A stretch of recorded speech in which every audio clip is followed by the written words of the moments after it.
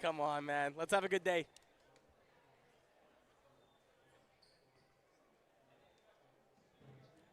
Check, check, check. Good check. Checking the levels on this mic. Checking the levels on this mic. We're going to be talking about parkour. It's going to be exciting. I'm going to move around. Oh, we're doing mic check. If you want to start yapping into a mic for them to Handing check, Dom check, his mic. check. Here, Test, Dom test, now. test. Dom, speak. It's on. Check, check, It's check, already test, on, is test it? the Already mic. on. Thank you so much, Let's my see if the brother. mic sounds Right, good. yeah. Man, I hate rap, but if the shoe So I'm fits, standing wear over it. here by I the- become by a the freak little of nature. perp, All the kids making staring. sure I can Who hear run all around, of bump them. around with I'm shit, eating like chips saying on the crossbow and microphone. dropping out like a miscarriage. I'm embarrassed and I'm ashamed to play a part. Hopefully in you can hear the making your crunching of the common sense chips spirit. coming But I through the ain't taking microphone full nice blame and 'cause most of you clearly. chumps running Nice, around I can here hear all never of had you at strict once. parents. All of You your can brain hear cells my rotten from crunching weed. You coming feeling through? like if you ain't got it, life's not as complete. You having Not sex really, with every no. motherfucking Okay. body you Yeah. see I with need a to pass of crunch harder darkness. next Satan to time. jump out of his You seat. do got to be like. Lorena's the greatest rapper of all time. Moderate me. I love hearing all of them at once Sound and good? them not All right. hearing what we're hearing. I'm so sorry. Dom. Greatest rapper, sorry. Like right here? That's good. Like, Whoa. like inside. Yeah, inside. Like inside. I'm going to have it Eat this the mic. close. I hope So you're that's saying here appropriate. is not good. Not here. good.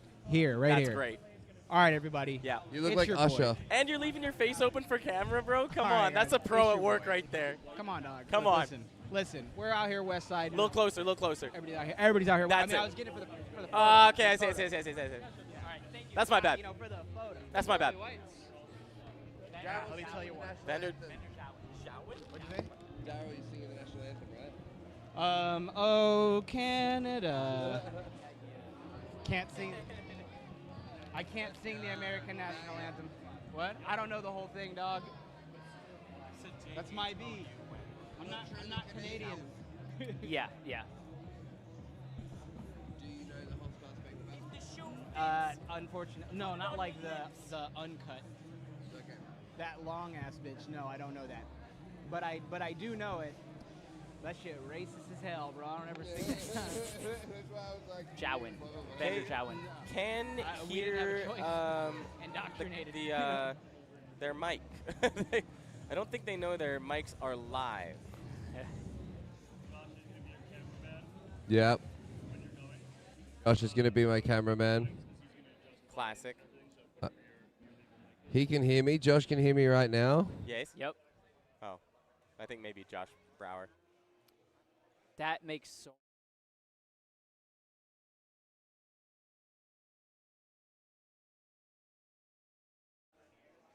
Hello? Oh, Hey, it's back. Kev. It's back. And we're back. Oh my god. Well, Josh said I tried it, which made it kind of difficult to talk, but I tried it. I got it. I usually practice talking with objects in my mouth. So, are their for mics going to be practice. hot the whole time? That's why I'm only doing Probably it not. for practice. Probably not, right? No, I think so. Maybe. Something to watch out for, I guess. But they probably know. They probably know. Tom Holland is on the course. We're going to see if he actually has spider powers in real life, and he's dead. He is now deceased. It's Mark Chas. That's Mark Chastanet. Oh my God. Nay? Right? I thought we just got confirmation it was Nay.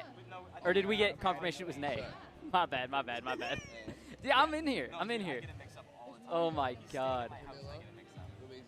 Yeah. Chastanet. Okay. Does the list? Oh yeah, I see what you're saying. All right. Hope the ladies are warmed up. Oh, I'm not. boy. Not even a little bit. Honest or Agnes? Actually, I am kind of warmed up. Oh, okay, yeah, I'm like literally sweating. Yes. So Verbally not warmed up, but physically in my prime.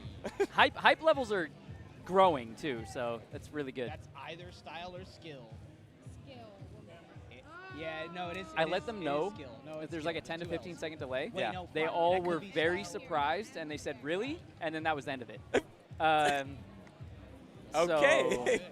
Maybe that'll be fixed for next day. Yeah. Although it's like only really matters today. Yeah. Let's like kind of get a gauge for it, Yeah. and like as much as we can follow what's being shown. Like, what are they looking at? Show it, commentate. Thank you, 5. Do we have a fix for the delay? Usually I can hear. Yeah, I do. Usually I can hear, but I can't hear.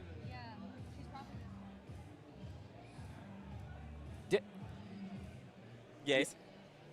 If we don't have a fix, if you could have the camera switches, like, make sure they follow the entire. They have them.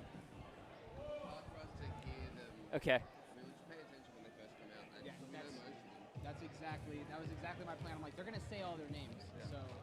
Like the ones you go no absorb then. We have to commentate live for the audio to sync. Yeah. It's just really hard to do in community. You know, honestly.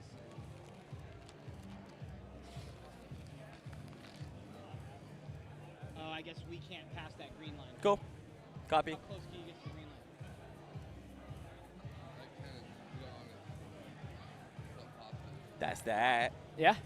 That is that. It would be so sick if, like, not even gonna worry about it. I feel you though. It is like year 4 in a row that this has been the biggest problem for this day. Yeah. That's okay. I think at this point, I feel like people kind of understand that it's like a chaotic thing. That's like the biggest problem. Yes. Like, that's the biggest. Like, imagine being like a sponsor who's just like, well, yeah. Well, it's just a really chaotic, like, kind of shitty show. You know what I'm saying? Fuck's sake. Uh, We'll sponsor every part but the skill. yeah.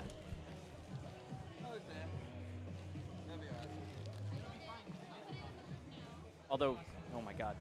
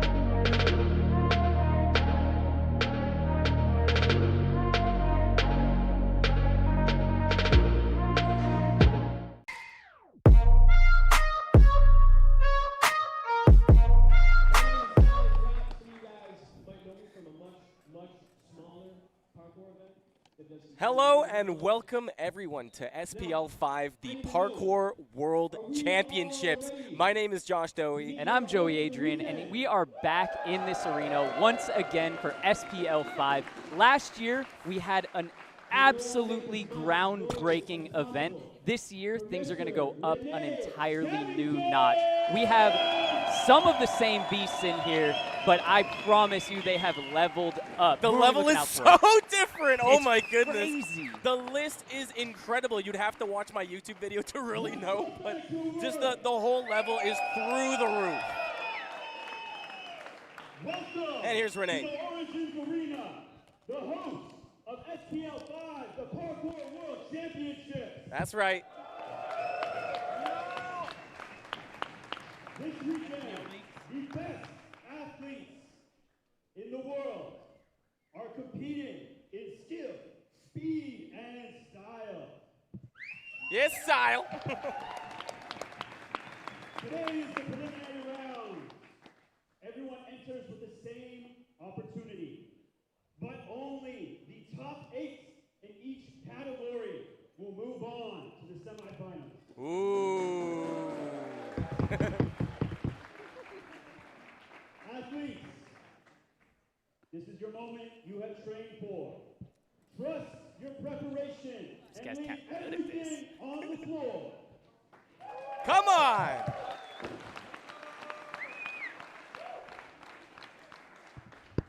Everyone here live in attendance, and those of you watching around the world, Shout out the chat. make some noise!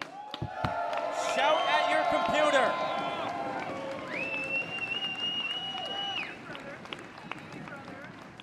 This is SPL5. Let's get started. Come on.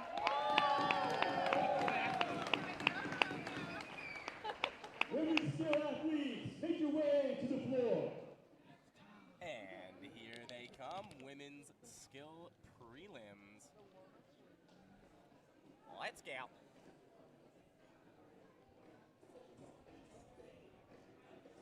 Making their way to the stage. Women's skill coming up first. There'll be no formal introduction for any of the athletes in this division because they're all competing at once. Is that true, Joey? Yes, they are all competing on the field at the same time. There is 6 different challenges that they're going to be working on.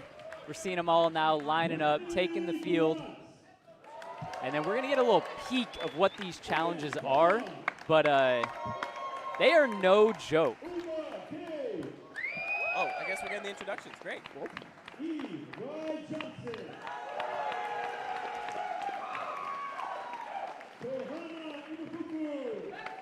All the way from Japan, Let's go.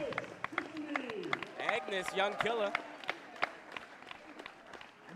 We got Miranda Tibling. The legend front flip manpower recently Massive. Did injure the shoulder a bit, though. from Brazil. Oh, yeah. Brazil representing this year. Also qualified from Brazil. And your SPL4 finalists, Camilla Stefaniou. Camilla, Yes. you gotta have Camilla Stefaniou up for podium again this year. She's looking so good this year. Louisa Chang. Always in the running I call every her single Weezy. year. Rachel God. Come on, God Squad. And former world champion, Megan. There's Megan McQueen. Yes. And you might have heard former world champion, and that's just because last year's champion is not present to defend her title. True. So this year, Megan McQueen coming back to try to take it again. All competitors will be competing at the same time. Oh my God. They have 6 skill challenges. As we were saying, they have 6 skill challenges. In just 20 minutes. 20 minutes on the course. If a tie occurs in any placement, it will be decided by number of attempts. And now let's take a look. So all athletes will be competing at once. 1 point. When it's Challenge 1. Athletes can use any lache technique to cat the highlighted wall. Not a lot of the time. A bunch of other athletes. following up with an immediate pendulum reset to lâcher precision to the highlighted ledge.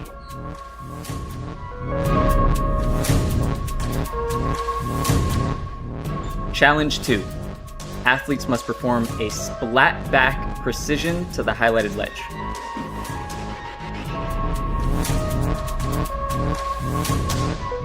Challenge 3. Athletes perform a 180 cat leap,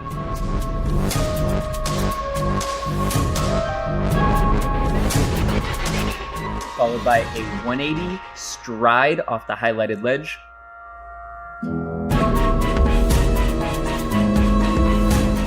Finally, cat leaping to the highlighted wall.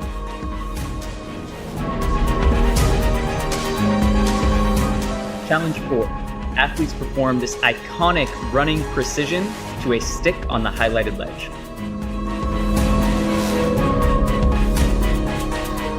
Challenge 5. Athletes perform a Kong precision to the highlighted bar.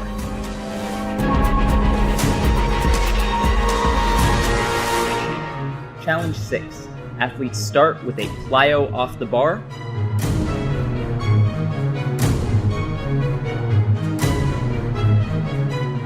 And end in a polecat to the highlighted bar.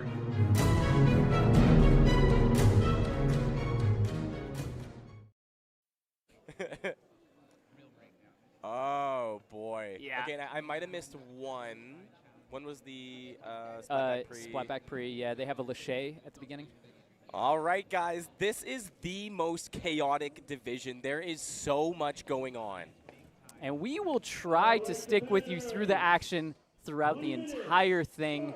20 minutes going on the clock. About to start. 3, 2, 1, and there. Here off. we go.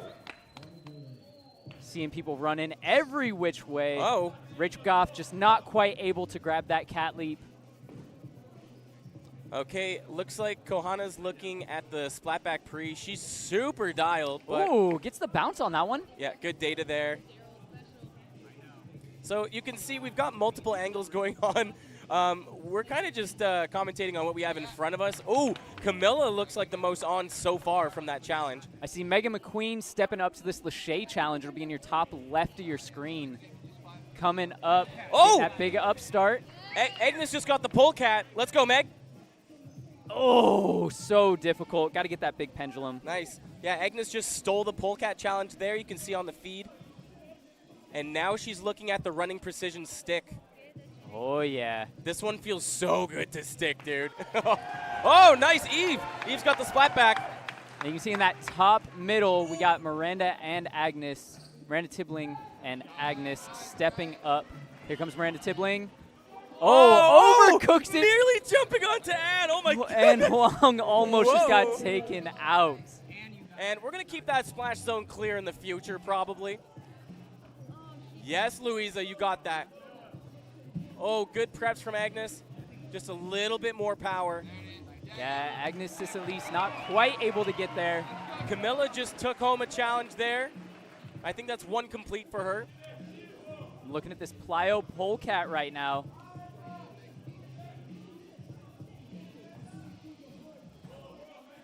Oh, just unable to get feet on the bar. Not liking the look of that prep, I'll be honest. The split leg prep is not promising. Oh, Miranda, so close. Good for Louisa. Louisa Chang moving up the ranks. We got Agnes Cisalise setting up for that big iconic running pre yet again. Here she goes.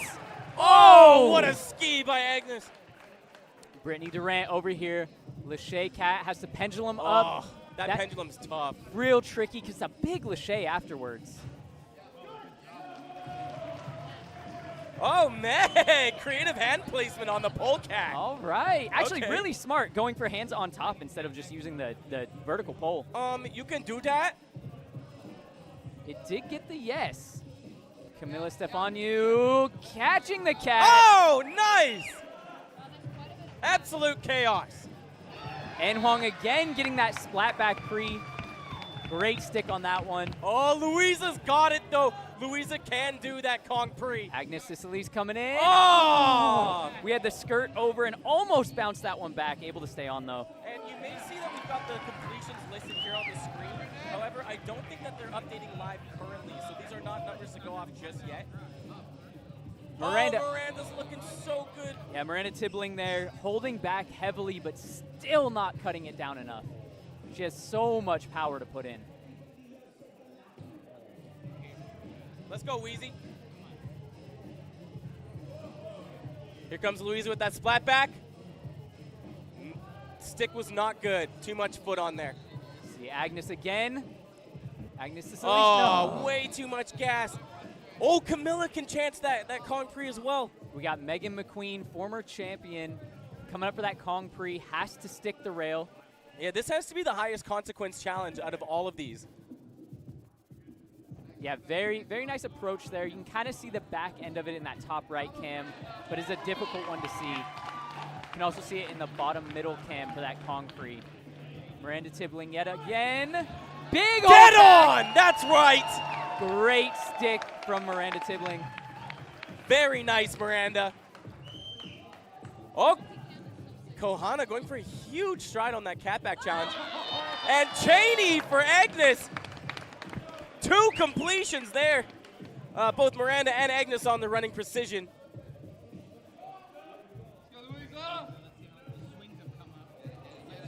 Oh, Louisa just a little bit too much pep in her step on that swing.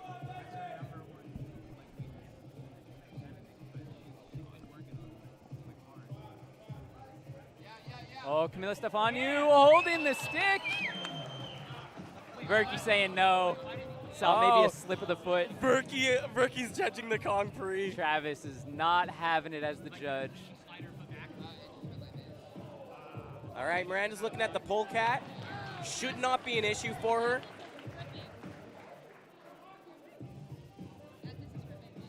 Miranda Tibbling is working with that injured shoulder, so Oh. she'll have to be careful going for any cats, especially a polecat. Oh. Very taking it? well done. Oh, it's good. Okay, All so right. the hand placement, we're taking that. That's great. That's Nicely super too. done by Tibbling. Right on. Yeah, crossbar is good. Oh, Camilla! That's right. That's right. Camilla's looking strong. Rachel Goff also getting the splatback pre at the same exact time. In that top middle, you could see it happen in real time, both of them hitting it at the exact same instant. Oh, okay. Megan's making it to that Kong Prix now. She was a little scared of that distance, but it looks like she's committing now. Oh, Louisa. Louisa Slicky Chang foot. does keep feet on it. Slipped off a little bit, but is able to hold the cat. All right. Now, have we seen Miranda go for any swings? Because I feel like that's where the shoulder's really going to come into play. I haven't seen her. We do have Rachel Goff over there setting up for the Lachey. Come on, Rachie. Eve is good! All Let's go, right. Eve! And here comes Rachel going for the Lachey challenge now. Catching it, has to pendulum up high. Good kick out. That's got to be on. That's good! All right. Camilla and Goff, Rachel. Camilla Stefanu both ticking those challenges off. Duo line.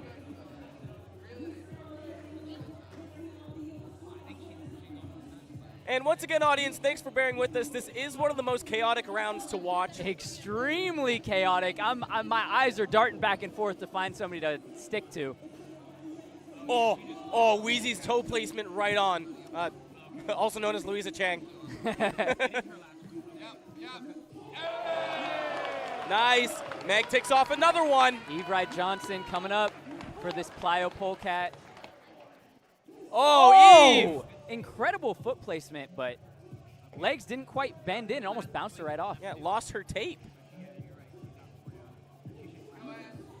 And Huang over here looking for that big cat. Oh, looks like maybe feet just slipped down. Meanwhile, Camilla Stefanu gets the Lachey pre. Okay, so now that the completions are on the screen here. I believe that puts Camilla into first with 4 completed. Wow, and Agnes is killing it as well. And Louisa, no less. Wow, it is looking tight. Yeah, Megan McQueen coming in for that swing. Hits a decent pendulum, but not quite enough on it. Very nice. I got Louisa Chang up here looking at that big running pre. One of my favorite to watch. Oh, Rachel's got that all day. Imafuku just undershooting the final cat leap. Yes, Camila is currently tied for first. Camila Stefanu and Rachel Goff. Wow. It is tight.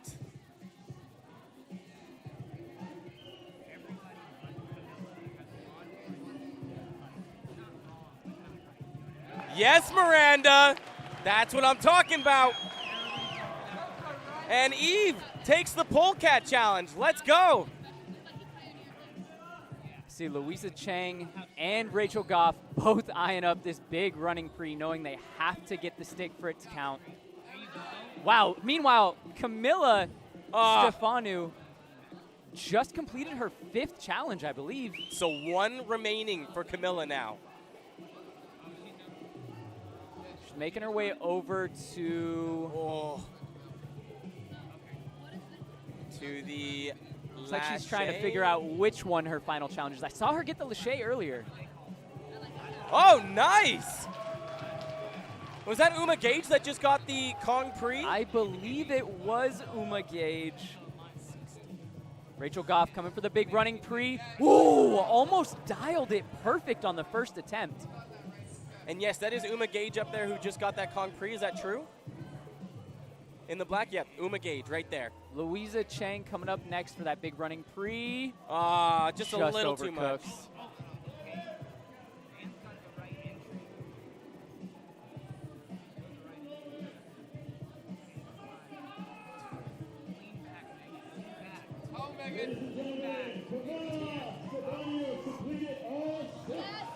Wow! Is that Camila Stefanu coming through, completing all 6 challenges as the first competitor to do so. That's a professional right there. Wow, Camila is looking like a seasoned killer this year. Like, I know she was looking dialed going into the competition, but she is performing. Yeah, we were talking about who we would put our money on for first, and there were a couple strong names in there, but every single person had Camila Stefanu in their list. Yeah. Let's go, Eve. Really tricky catback challenge over there. I've seen a lot of people struggle to get a good stride. Good pendulum for Megan McQueen. It's good! All right, Megan McQueen moving her way up.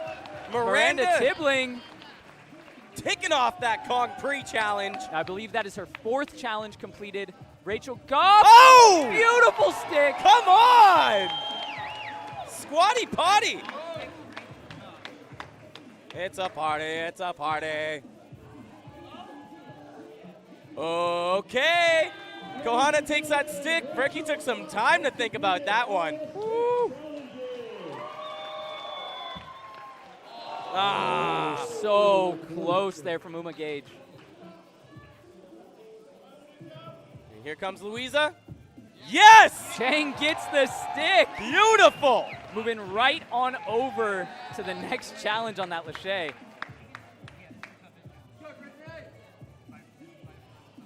Oh, big steps from Brittany. Oh. Bit of a slidey crane from Brittany Durant. Yeah, kind of an alternative crane technique. Honestly, ended up very safe.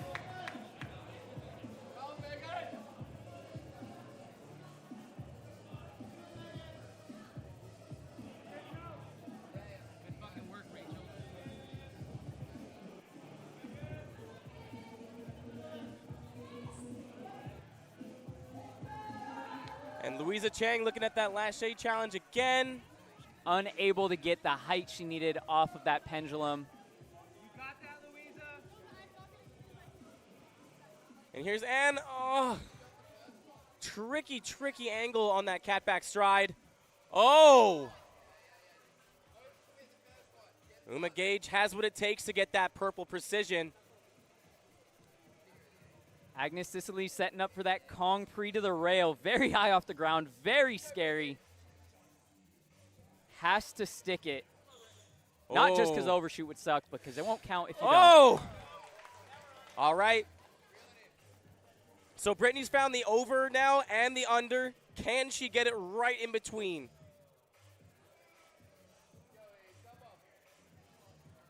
And here comes Eve Ride Johnson for the purple precision. Haven't seen her attempt this one yet. Let's go. Oh, yeah. Plyoing out. Tons of power. Gotta dial that back, which can be the hardest part. Knowing you can make it and having to pull that power back, not an easy thing to do. Yep, I think that's supposed to be a pui, not a plyo.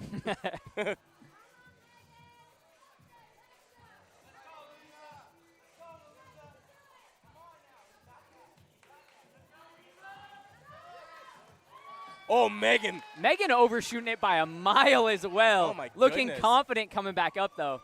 And that last attempt, it didn't look like she had the power to make it there, but overpowering it this Yeah, time. way overshooting on that one. Must have been mental.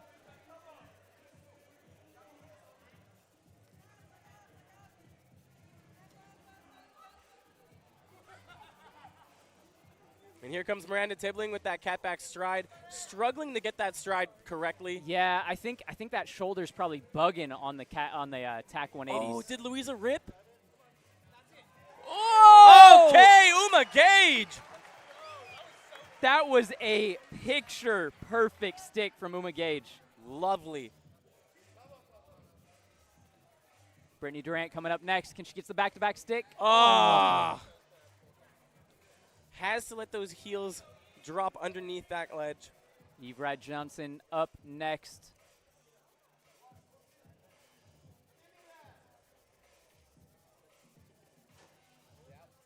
Oh! Woo-hoo-hoo, catches the crane. And that was Romina Roldan just slipping off of that polecat challenge. Here comes Agnes Cecily with that Kong Pri, splitting her feet across those bars. That is a deadly drop.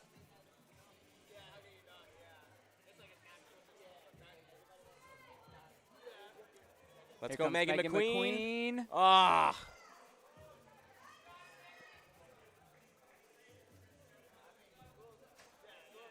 Oh, Kohana just sending those timers. Polecat, very scary. Yeah, Kohana, Imafuku, and Romina Roldan both been kind of battling with this plyo polecat. Can see Romina Roldan up now. Just getting that balance. The last one was great. Got everything on there, but wasn't able to stay on the bar. That must be it. Let's go. That's got to be it. And Brittany Durant, toesy stick. So far we have Camilla Stefaniou and Rachel Goff with 6 challenges complete.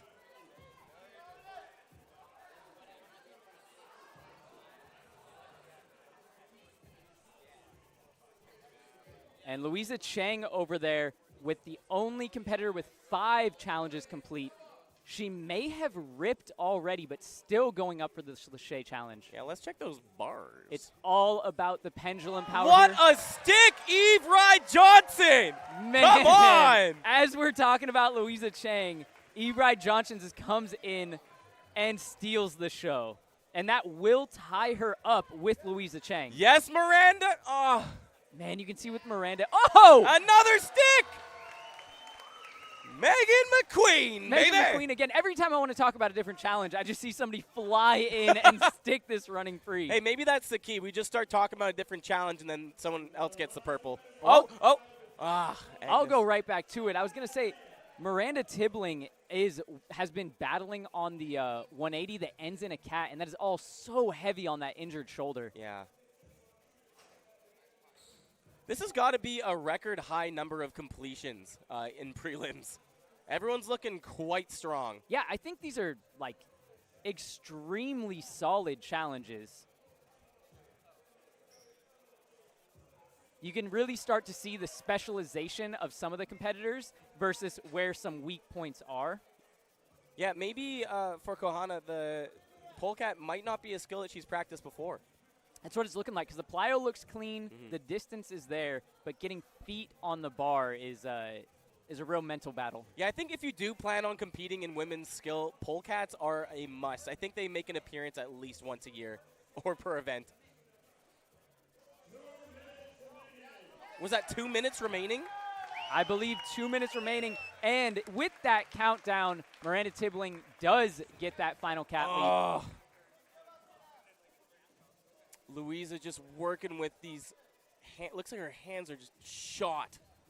Man, we have a real battle right now. We have 4 competitors, Ebride Johnson, Louisa Chang, Megan McQueen, and Uma Gage, all sitting on 5 challenges completed. And here's Ebride Johnson looking at that lache to pendulum. Really tough to, you got to get your feet on either side of that pillar and then not slip at the same time. Oh, Imafuku making it all the way to the pole cat. One leg just slipping out. Now, Romina Roldan and Emily Nadia also looking at the Kong Precision, kind of leaving the scariest challenge for last. Oh, and Huang slipping out on the pole cat, potentially catching knees.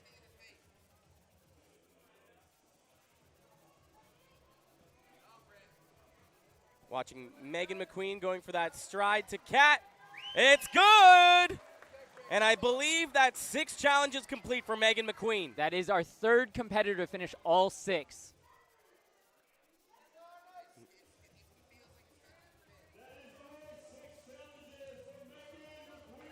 And Agnes Cecily now looking at the pendulum to lache. Emily and Nadia just sending it at the running free. Not quite getting the power to make it on top, though. This one, Louisa. Louisa Chang up on the laches, gets the pendulum. Come big on. kick out. She keeps kicking out with her legs far too much to the left, and I think that she needs an extra swing. Oh, chaos. Brad Johnson, not a big enough pendulum. Brittany Durant. Oh, The Brittany buzzer Durant with the buzzer beater. Come on. Wow. Last second catch on that pole cat from Brittany Durant. Wait, so does that bump Agnes Cecily out? It might do. Oh my goodness. Wow. We are going to tabulate all the scores, make sure everything is correct, make sure all final buzzer beaters are in.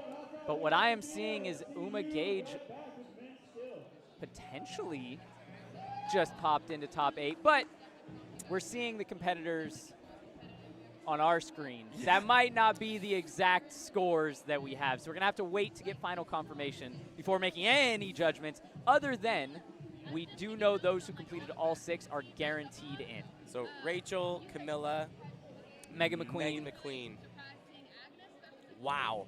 And the paramedics showed up, and they're looking concerned and slightly amused. Yes, exactly. So I'll ask you guys, like, biggest surprise. That was just a personal note. And for the record, they are without a job currently. Yeah, no injuries so far. A couple small bangs here and there, but things looked very, very safe and controlled. A very solid challenge for every one of our competitors so far. I think that was quite well put together here at the arena. It's such a mosh pit. The traffic control is so important. And also tough to craft these challenges in a way that they're not all crisscrossing and getting in each other's way. So big up to our setters.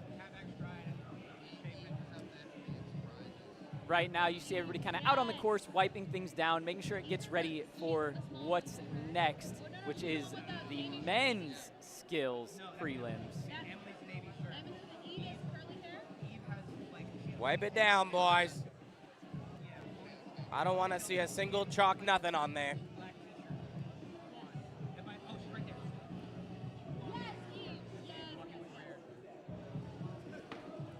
Man, that was 20 minutes.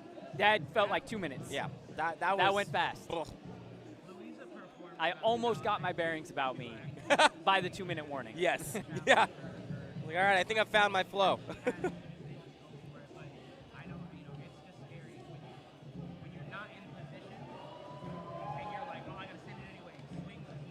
Those of you watching live on stream, how we doing? How we looking? Hey, what's up, chat? Can you hear us?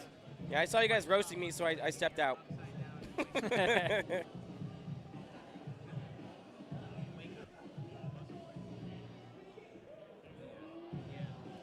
Wow. 537 of you in the chat today. Thank you so much, every single one of you, for showing up to support grassroots parkour.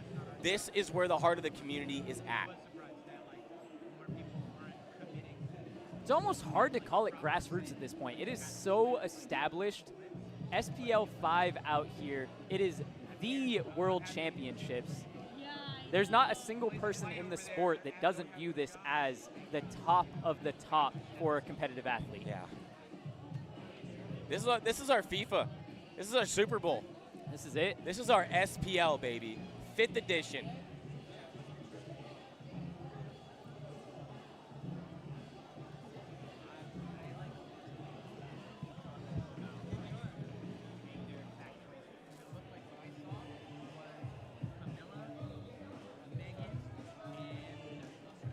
Oh, what's good, Grant?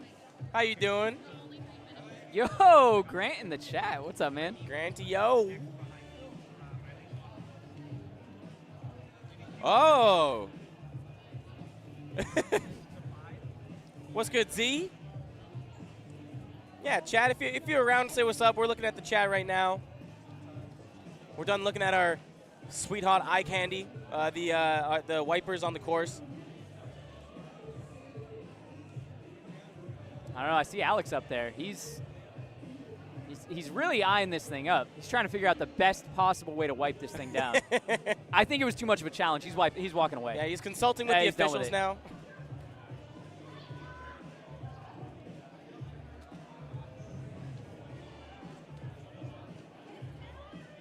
And guys, it is hot in here. And it's only gonna get hotter.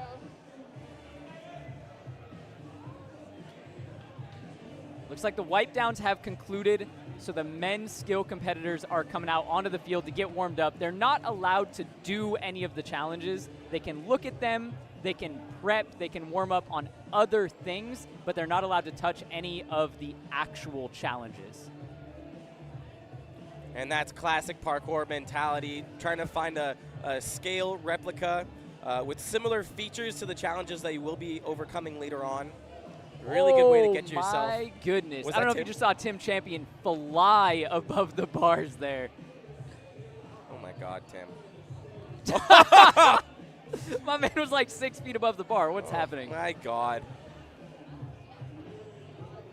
Yeah, Tim trolls me every year too. He tells me, he's like, yeah, I don't know if I'm going to compete this year. I'm like, you're a liar. Yeah, You're a liar. yeah. And then he shows up and competes and performs well. I was talking to him, and like apparently this year, you know, he does have some injuries that are nagging him, some things that are going on. But in the back of his head, he kind of always knew he was going to compete, barring an injury getting worse. Damn, I think my muscles got too big. that's my typical. We do got some replays coming in here. Oh. They're a little bit offset for us, so we might be commentating lagging behind a bit. A bit. Nice job, Angus.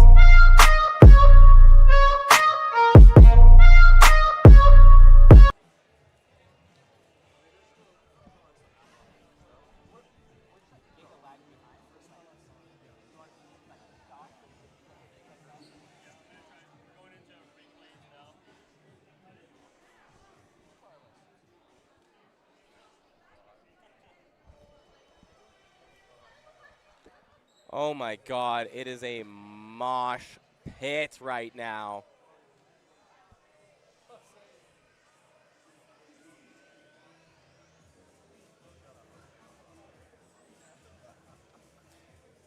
Now, funny thing for men's skill this year, I feel like the level has significantly increased for like the baseline strength for literally everybody. I could not agree more. There's obviously the heavy hitters that we know who are extremely powerful, but power is not much of a separator anymore. In years past, it may have been.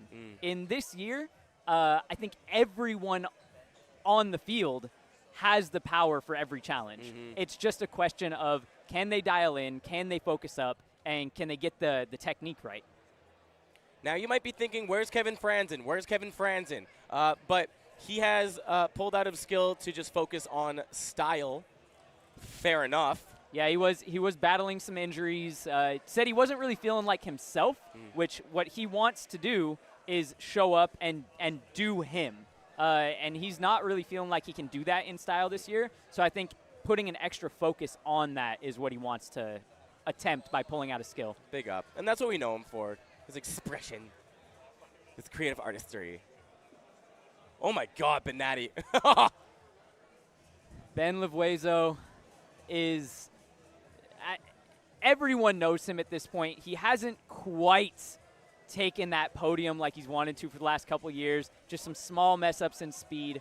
He is giving it a shot in skill this year as well.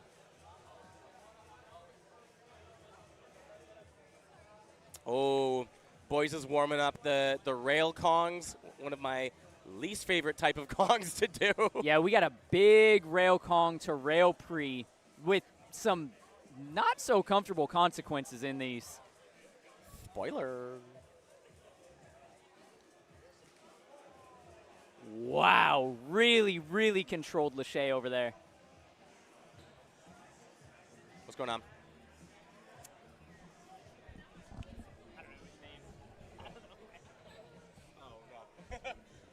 It's a no. Oh, that is Pedro Bessa? Pedro Bessa, okay. Yes. Number 7. And actually, a good little tool for us is a lot of the competitors have numbers on their pants, and that will help us know who's who. I think it helps the cameras, I guess, if they don't know who's who. That makes a lot of sense. Yeah. If I had eyes, it would help me too. Yes. Oh, wait. And that's one of the things. Like, there are so many, like, top-level skill competitors here that I have not been following very closely. Mm-hmm. They kind of just came out and are like, hey, by the way, I'm one of the best. And I'm starting to learn who everybody is now. Yeah. Well, I mean, when I was doing my research for the SPL pre-show, what I did notice was that men's skill has an incredibly bloated category of athletes who are hungry and viable to make it to finals this year. Well, this event is one that is like so true to the sport that we actually practice, which is find a really hard challenge, work it until you get it. Mm-hmm. And I think because it translates so well to the exact practice that we do when we go out and train, it's a perfect place for up-and-comers to just put their focus. Yeah, and then it only gets harder day over day. Yeah, then you end up with just a stacked event. Yeah, imagine having such a savage training session. You only get 5 attempts to get 3 challenges done. That's finals.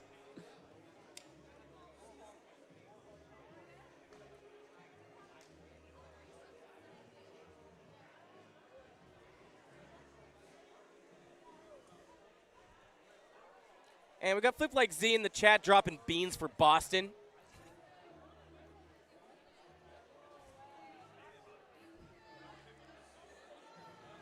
Yeah, no Ed Scott in skill. Ed is only competing in style this year. Ed is running a 10K right now. Yes. Yeah, he's actually running a 10K in his strike movement runners.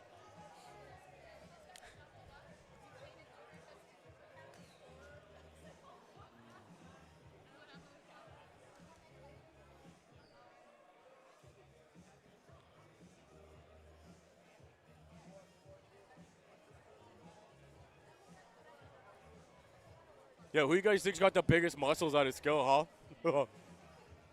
It's a great question. A lot of them right now. But the obvious answer is Tim.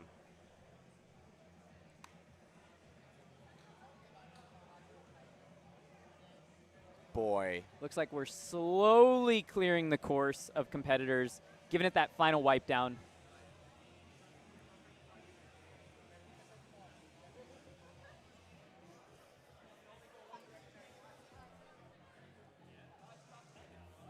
Yeah, there we go. Okay. Competitors have cleared the course now. Wipe downs are happening. That means soon we will be taking a peek at these challenges and introducing our athletes. Buckle in, everyone. This is going to be a show.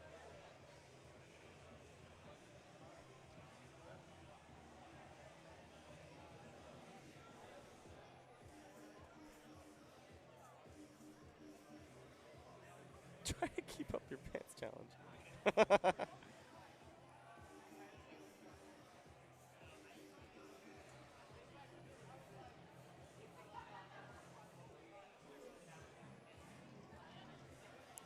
And just getting our final wipes in, standing by to bring in the big burly boys.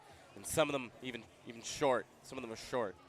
And just a reminder for those of us tuning in right now, we are getting into the men's skill prelims. And this is going to look like 6 challenges across the board. All athletes on the field at a time to attempt those 6 challenges.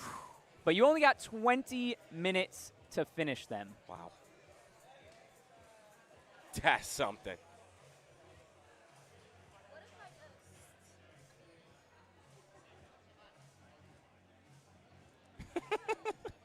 I am having a blast reading this chat.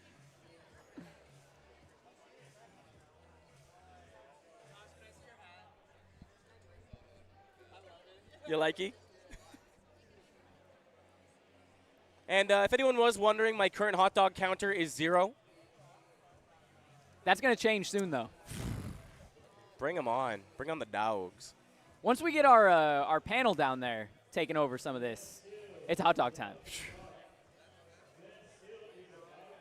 Just now hearing men's skill is about to start. Here we go. Here we go. Here we go now. Oh, good reminder for everyone. Drink a little bit of water.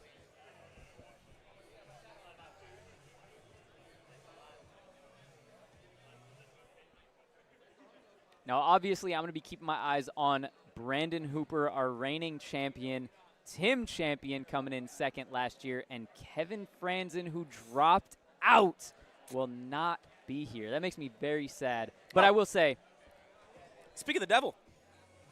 Oh, there he is. There he is. Best seat in the house. Also, Ed not running a 10K, actually sitting on top of the rock wall. And he will need a ladder to get down.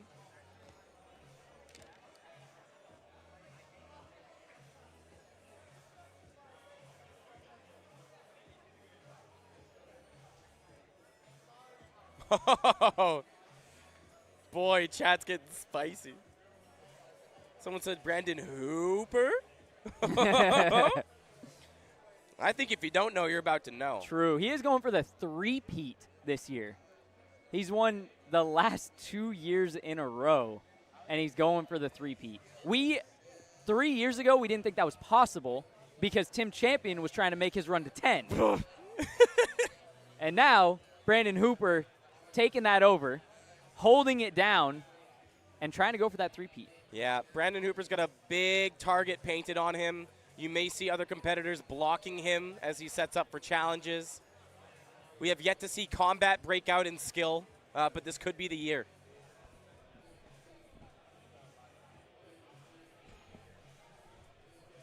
Josh, I know you did your rundown. Yep.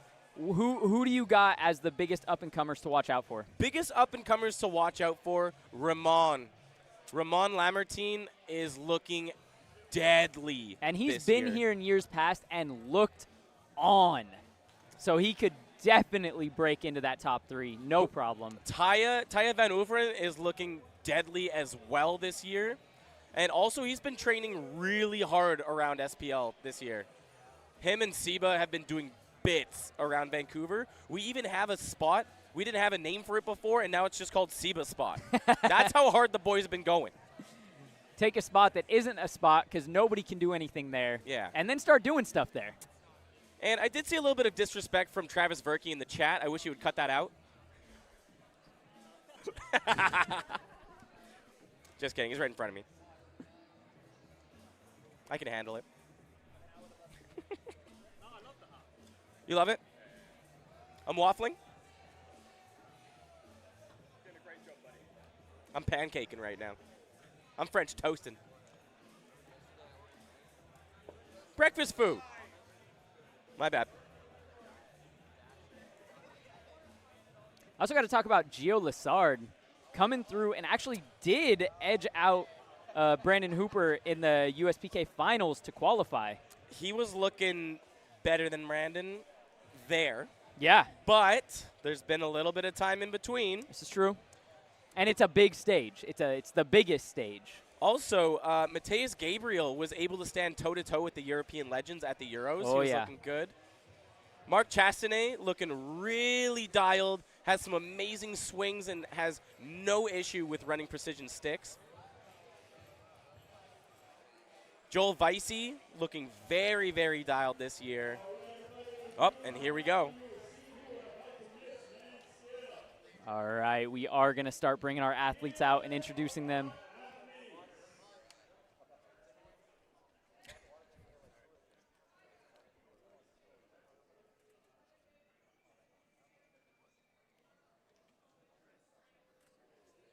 Big tension.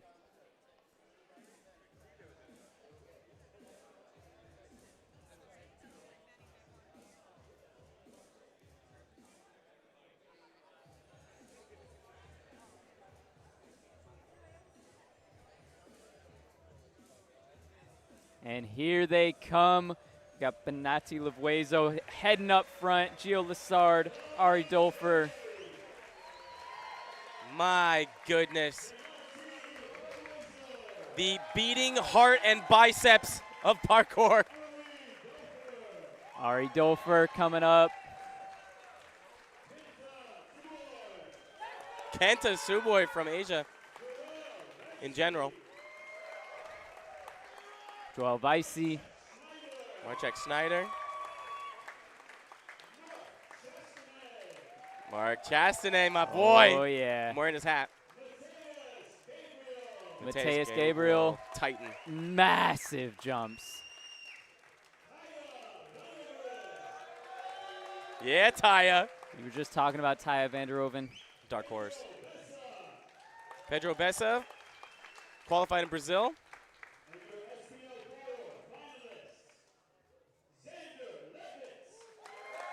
Let's go, Xander Levitt.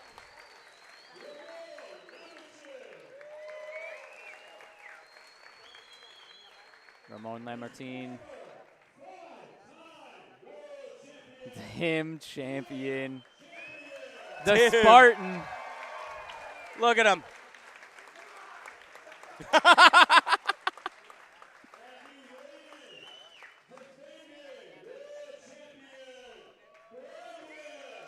Brandon Hooper, defending world champion, back-to-back, going for the three-peat.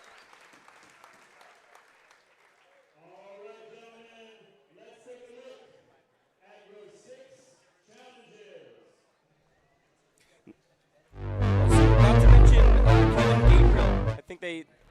Challenge 1. Athletes start on the first bar using any technique to perform a laché 90 to the highlighted bar.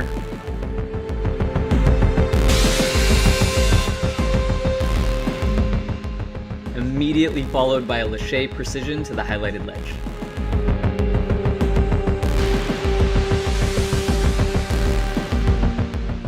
Challenge 2. Athletes start with any approach to attack back precision to the highlighted ledge. They then must plyo anywhere to this cat leap on the wall.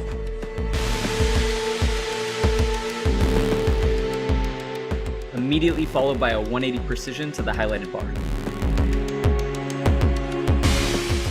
Challenge 3. Athletes start with a 180 up.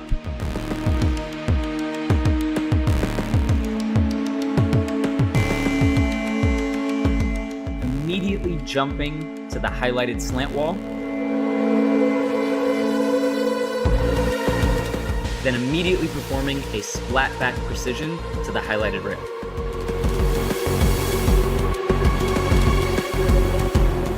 Challenge 4.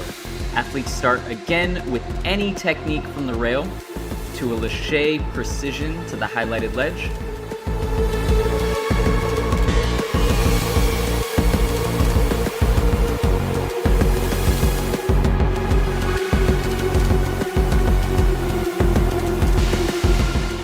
Immediately followed by a tack back precision to the highlighted wall.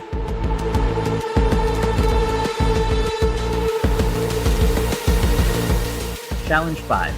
Athletes must perform a massive Kong precision to the highlighted rail.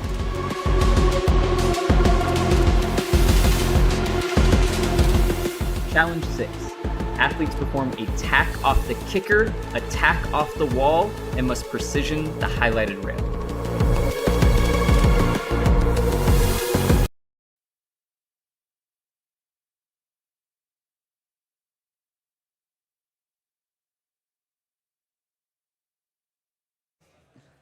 All right, those were our challenges. You can see they are massive, techie, scary.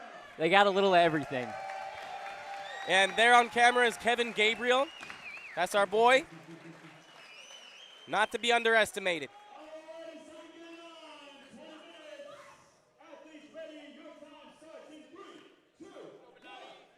Oh my goodness, here we go. Wow. Oh, Ben's making that look way too easy. I got my eyes everywhere right now. No one I saw flashed anything, but they had very solid attempts. Ramon's looking at that Kong precision. Oh, it's nasty too because it's slightly askew. We saw Kevin Gabriel up there going for the pit. Go Benatti. Oh. All right, Mark's looking good. That's one complete. Mark Chastonnet, first one on the board. Yeah, Mark. Here goes Xander. Big lâché. Oh, little just skirted ski. it. Almost too much power on that one. Ski.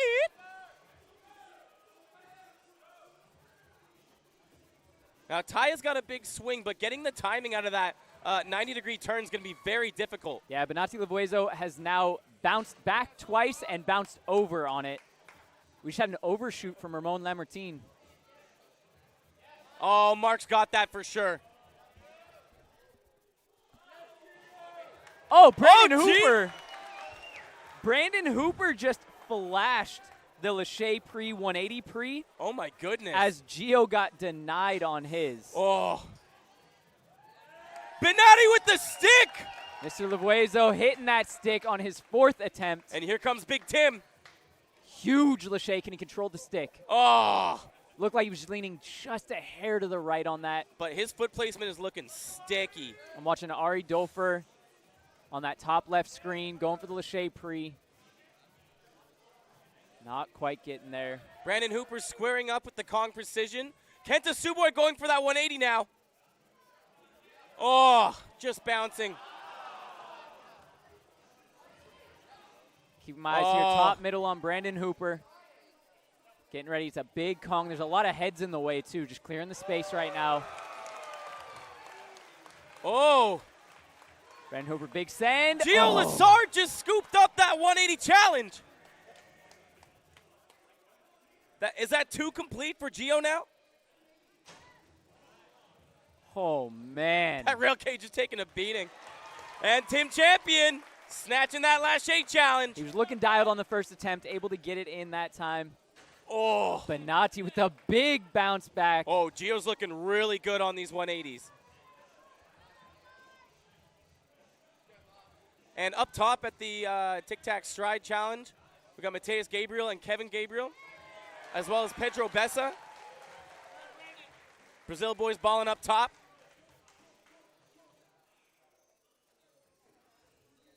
Oh. Oh, standing up tall on that bar, but not able to hold the stick. Yeah, Mateus Gabriel super close on that that stride tack pre. Oh, Ramon! Boy!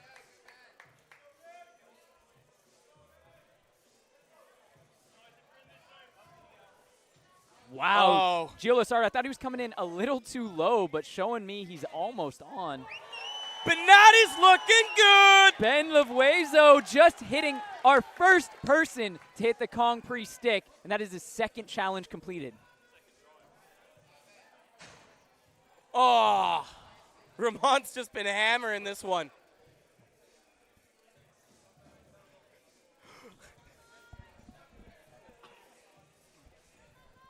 Oh, Mark!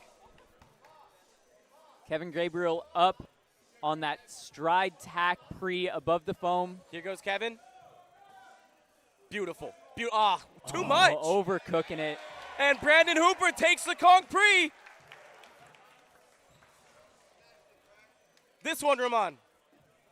Ramon Lamartine, I believe this is his fifth or sixth attempt. Just needs to dial in that stick, but he's taking a beating doing it. Joel Vicey looking at that lâché. Not quite enough going out of that 90-degree turn. We got Xander Levitt in the back. He's going for the big bounce back. 180 pre. Oh, looking good. Catches the cat. Can he get to the bar? Oh, he has the power. And you'll see a lot of people on that one. They have to Whoa. Sorry there. I just saw Ben in the corner of my eye losing control and then gaining it again. That was crazy. That was like Eminem. Lose it. But yeah, on that challenge in the top right. right. Mark. Oh, just lifting his foot on that stick. That challenge in the top right, we got Ari Dofer going for it right now. Really tricky, because if you turn left out of your cat 180s, you have to jump very far to the right to make it to that bar. Oh, Tim's looking really good on that. Gio Lassard finding it easy probably. Everywhere I look, somebody is sticking something. Here comes Taya on that lâché. Not quite enough out of that 90-degree. Brandon Hooper scooping up that 180 challenge. Brandon looking good. I believe that is his third completed and potentially our first to get 3. Benatti on his third right now. Benatti Laguezo not quite there. Oh, Tim. Next one for Tim for sure. Oh, Xander is looking strong this year. Gio Lassard on that lâché challenge. This one. Big 90. Oh, Mark.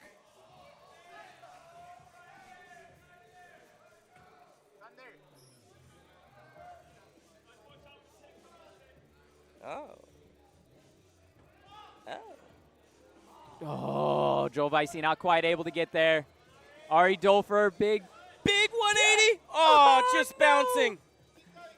Benatti's looking scrambly on that. But he takes it out.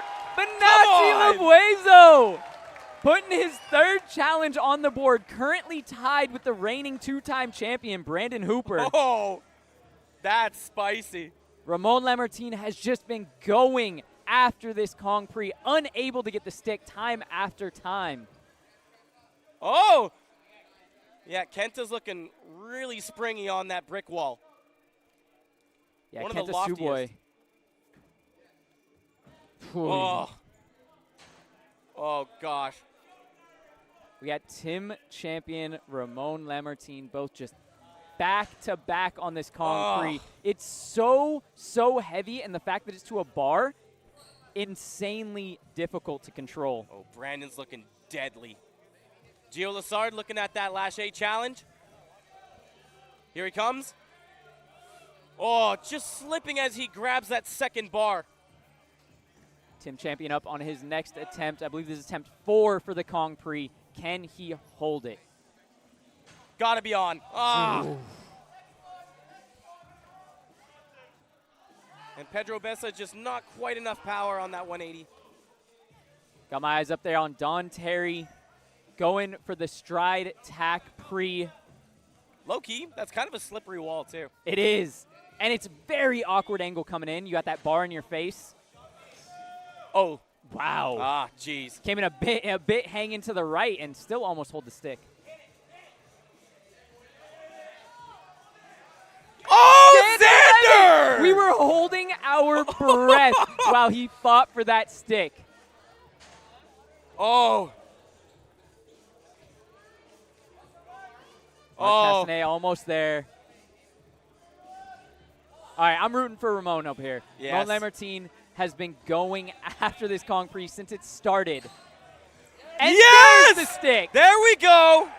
He's got to be feeling good. He's free. He's got to ride that energy and start ticking off some challenges to catch up. We have 2 people with 3 challenges complete and 2 people with 2 challenges complete at this moment. Ramon, did he just flash that challenge? Mr. Lamartine immediately. Second attempt. Thanks, Dom. Going into that next challenge. Gio Lassard. Oh, pretty on with the rail Kong. Marchek has just been hammering away at that tack stride pre, or stride tack rather.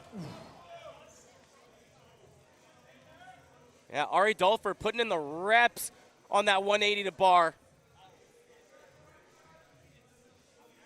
Oh, Xander Levitt looking at the rail Kong now. Let's go, Xander. Oh, Does get the distance, just undercooks it. Gio Lessard stepping in next. and Ramon now working at the big lâcher. Kenta. Wow! What a stick! Very nice, Kenta.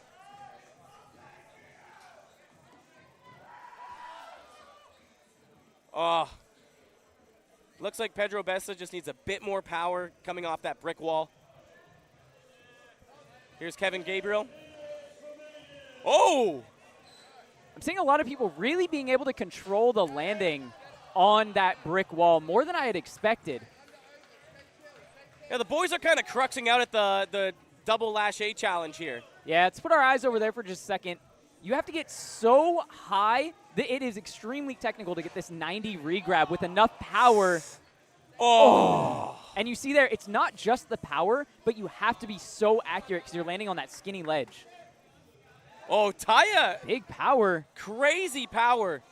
Looked like maybe his hips weren't quite high enough. He lost some power coming down. Yeah. Because his hips were a little bit low. And Taya is something of a swing master, too. Oh. Okay, Gio Lessard looking at the Rail Kong Prix. Our eyes are on Gio currently.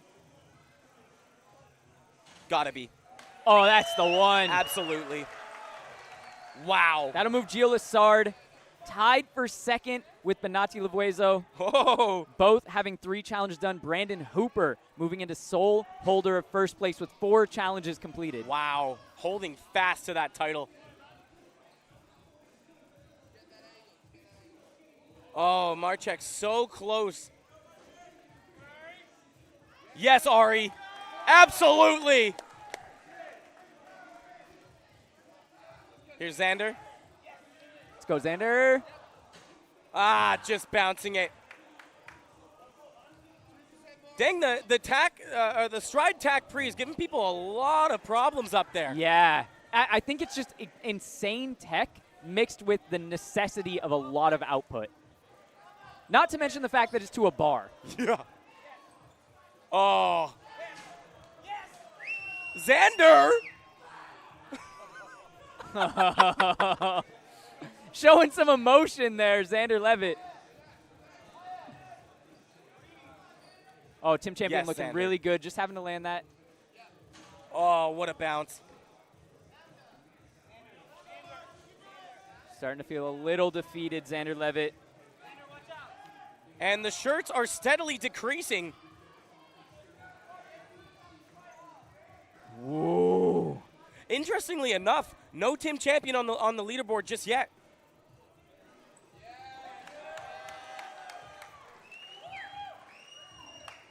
Yeah, definitely lagging behind right now. And also with this Kong that Xander's working on, you really have to hold it together with people kind of reaching for your toes at that catback challenge. Oh, yeah. Oh. Ramon Lamartine just holding the stick from the stride tack pre. Nearly landing on our judge, Danny Tyler. Brandon Hooper sending that lâcher. Absolutely! Yes, Brandon! Brandon still holding strong. Brandon Hooper in first place with 5 challenges completed.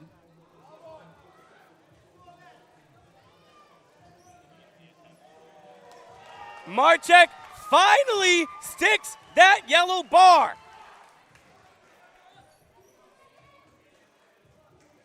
Big 180 for Kevin Gabriel, nearly sticking it. And you can see going for that final stick, we have so many rail precisions here. I believe we have 3 separate rail precisions, which are so difficult to dial in. Oh. Got my eyes on Tim Champion. Does get the stick. Wow! Oh, here's where Tim can come creeping in.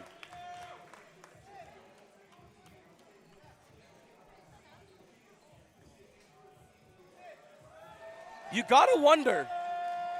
Oh, before you wonder. Benatti Levuezo.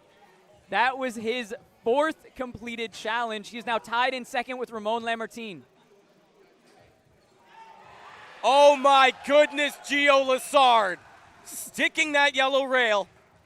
And I'm just hearing that Benatti Lavuezo was, I believe, our first one to flash that challenge to the yellow bar. Wow.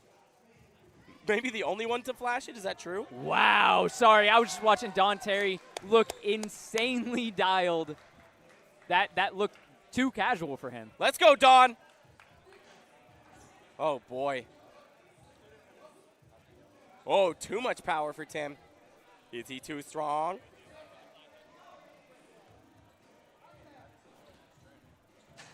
Oh. Xander Levitt back on that Kong Pre. Gio Lassard working on his final challenge here. Huge lâché, but the 180 looks easy for him. If he can just nail that lâché, it's in the bag. Brandon Hooper up there in the top. You can see him top left of your screen. Getting ready to go to that wall. This is his final challenge. Oh, Xander. Imagine the beating his feet are taking. All these reps on this rail Kong Pre.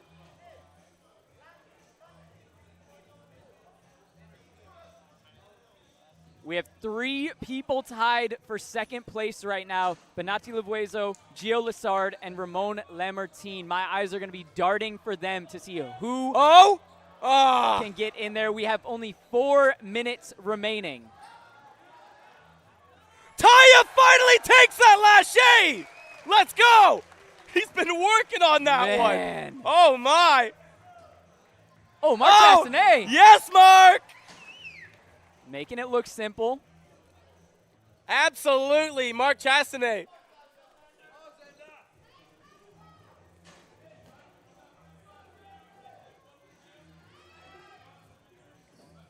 Oh, Don Terry just took a huge bounce down to the ground. Walking away, though. Wow! Kenta! That was the cleanest I've seen that challenge be done. Kenta, in general, looking like one of our cleanest competitors, maybe just narrowly behind Gio Lassard. Now, I am getting word that he attempted that 9 times, but that looked like he has been doing it his entire life. Yep. Okay, Ramon! Oh, my goodness. Brandon Hooper again, top left of your screen. Oh, yes, Ari! Brandon Hooper landing on the base of that camera tripod. Now, I'm over here searching for our 3 people in second place, but I can't find the challenges that they're working on. Meanwhile, Xander Levitt is on his 15th attempt on the Kong Precision. Oh, my God. It looks like he's walking away from it for now. Oh, and Joe Vicey, the Spice Man.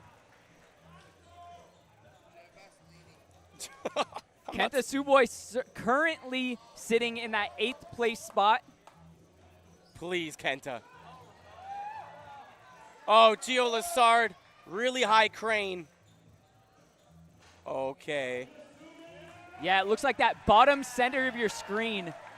Brandon Hooper gets his final challenge. There it is, our first competitor to complete all 6. Nobody else is even on 5. Do I hear and still?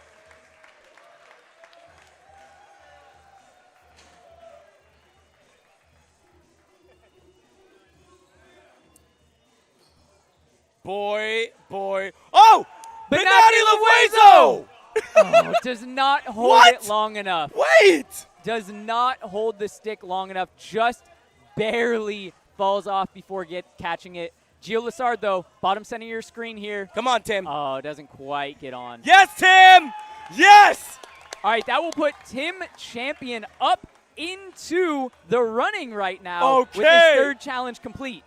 And I think Taya just got the stick to the yellow bar as well. Come on, Taya. Yeah, Tim Champion is now in our top 8. We have 1 minute remaining. Oh, God. Wow. Ramon Lamartine sitting squarely in second place. We have a 2-way tie for 3rd and a 3-way tie for 4th. The boys are glistening right now. This last minute is going to mean so much going into the next round. Gio Lessard. Oh, wow. Huge drop out of that bounce. Let's go, Kevin Gabriel. Big 180. Ah. Just loses it. I'm going to keep my eyes on this top right camera on your screen. Benati Levuezo coming in. He almost stuck it last time. Can he get it here? Not quite. Just a little bit more to the left and a tiny bit more power. You can see how tired everyone's getting. Some of that output is getting a little bit sloppier. Final buzzer beater challenge is coming out now. Dulfer in a coffin. Ooh, wow. Ramon. Oh, my goodness. No. Oh, Kenta with the buzzer beater. Kenta Suboi, that could be big.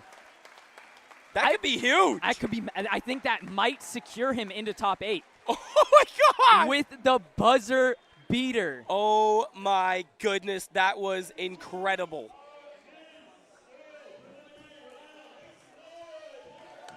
Incredible.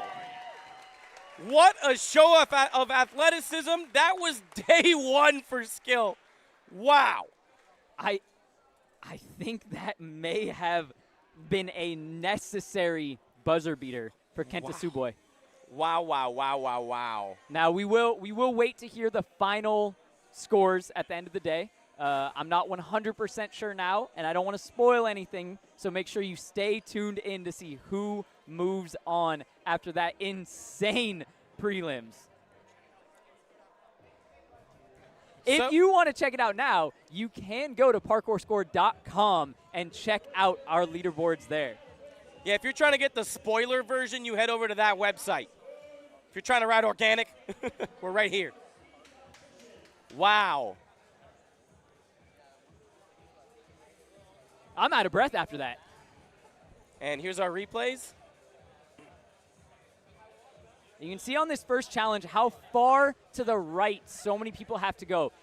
Gio turning to his right, so he doesn't have to go as far. And Brandon Hooper doing the big lâché swing. Yeah, let's see that lâché again. Man, the tricky thing about that lâché, too, is you have to keep upward momentum. You're not allowed to actually drop down like a cat leap. So everything has to continue up or it won't be counted.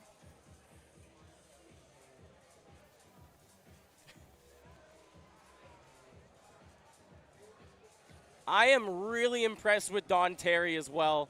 Big level ups in his performance. Ramon, I saw that coming. Now Kenta, a beast to watch out for. Oh, yeah. So clean and light. His foot placement on point. Every one that he completed was so dialed in. I literally couldn't believe it. And then I looked at the attempts and I realized he'd been trying it 8 or 9 times before. But when he gets dialed, he's locked in. But now that is going to be a little bit more difficult moving forward. Yeah, moving forward, you really do not have the same number of attempts. And that's what truly separates this round, where you kind of can work on them at your own pace. Where our next round, you have to get them done quickly. Yes. If you're wasting attempts, you're almost certainly not moving forward. Or at least not moving forward with a good score. Yeah.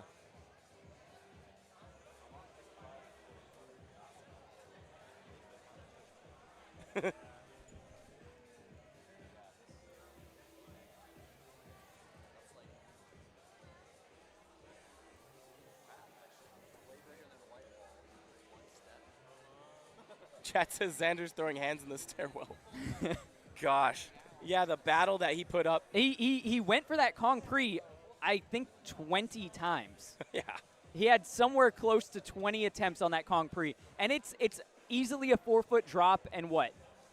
10 to 12 feet out with 2 steps of approach. Yeah, that's it's nasty. so droppy to that rail. Even attempting it that many times, you gotta be feeling it. And you know what?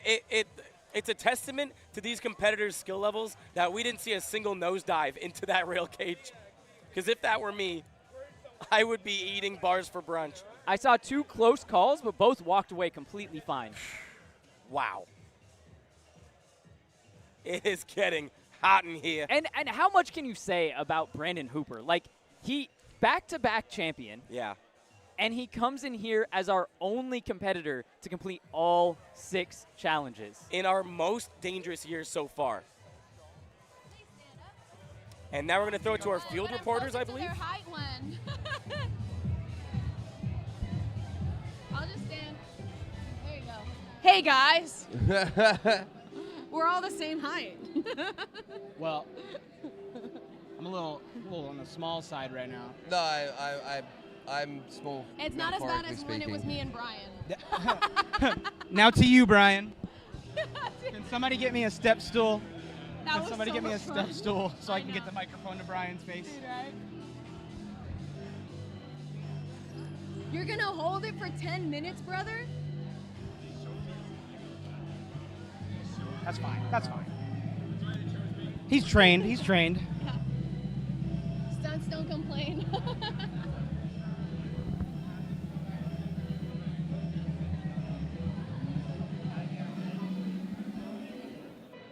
Ben was really, man. He was really good, huh? Yeah. Yeah, no, I think, like, That's the best I've seen him. Yeah, he's been developing over the last few years of competition. Each year getting better and better, but he was already close to that top group. Yeah. So now he's clearly in that top echelon of that. He's closing the gap between his athleticism and his actual, like, technical skills. Yeah. Closing the gap big time. The technical skills, as much as you can learn them quickly, the experience in these different circumstances is what, like, carries on. Yeah. Makes the biggest difference. I'm going to move this. Like standing, touching my butt the whole time.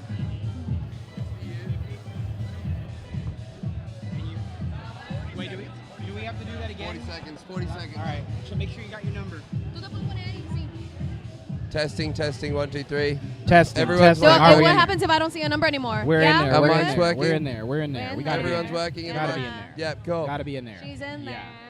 All the way in. Derpy Tiger. We love him. Yeah. Hey.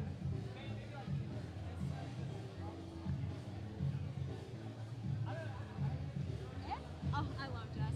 I love everybody. I'm such a fan.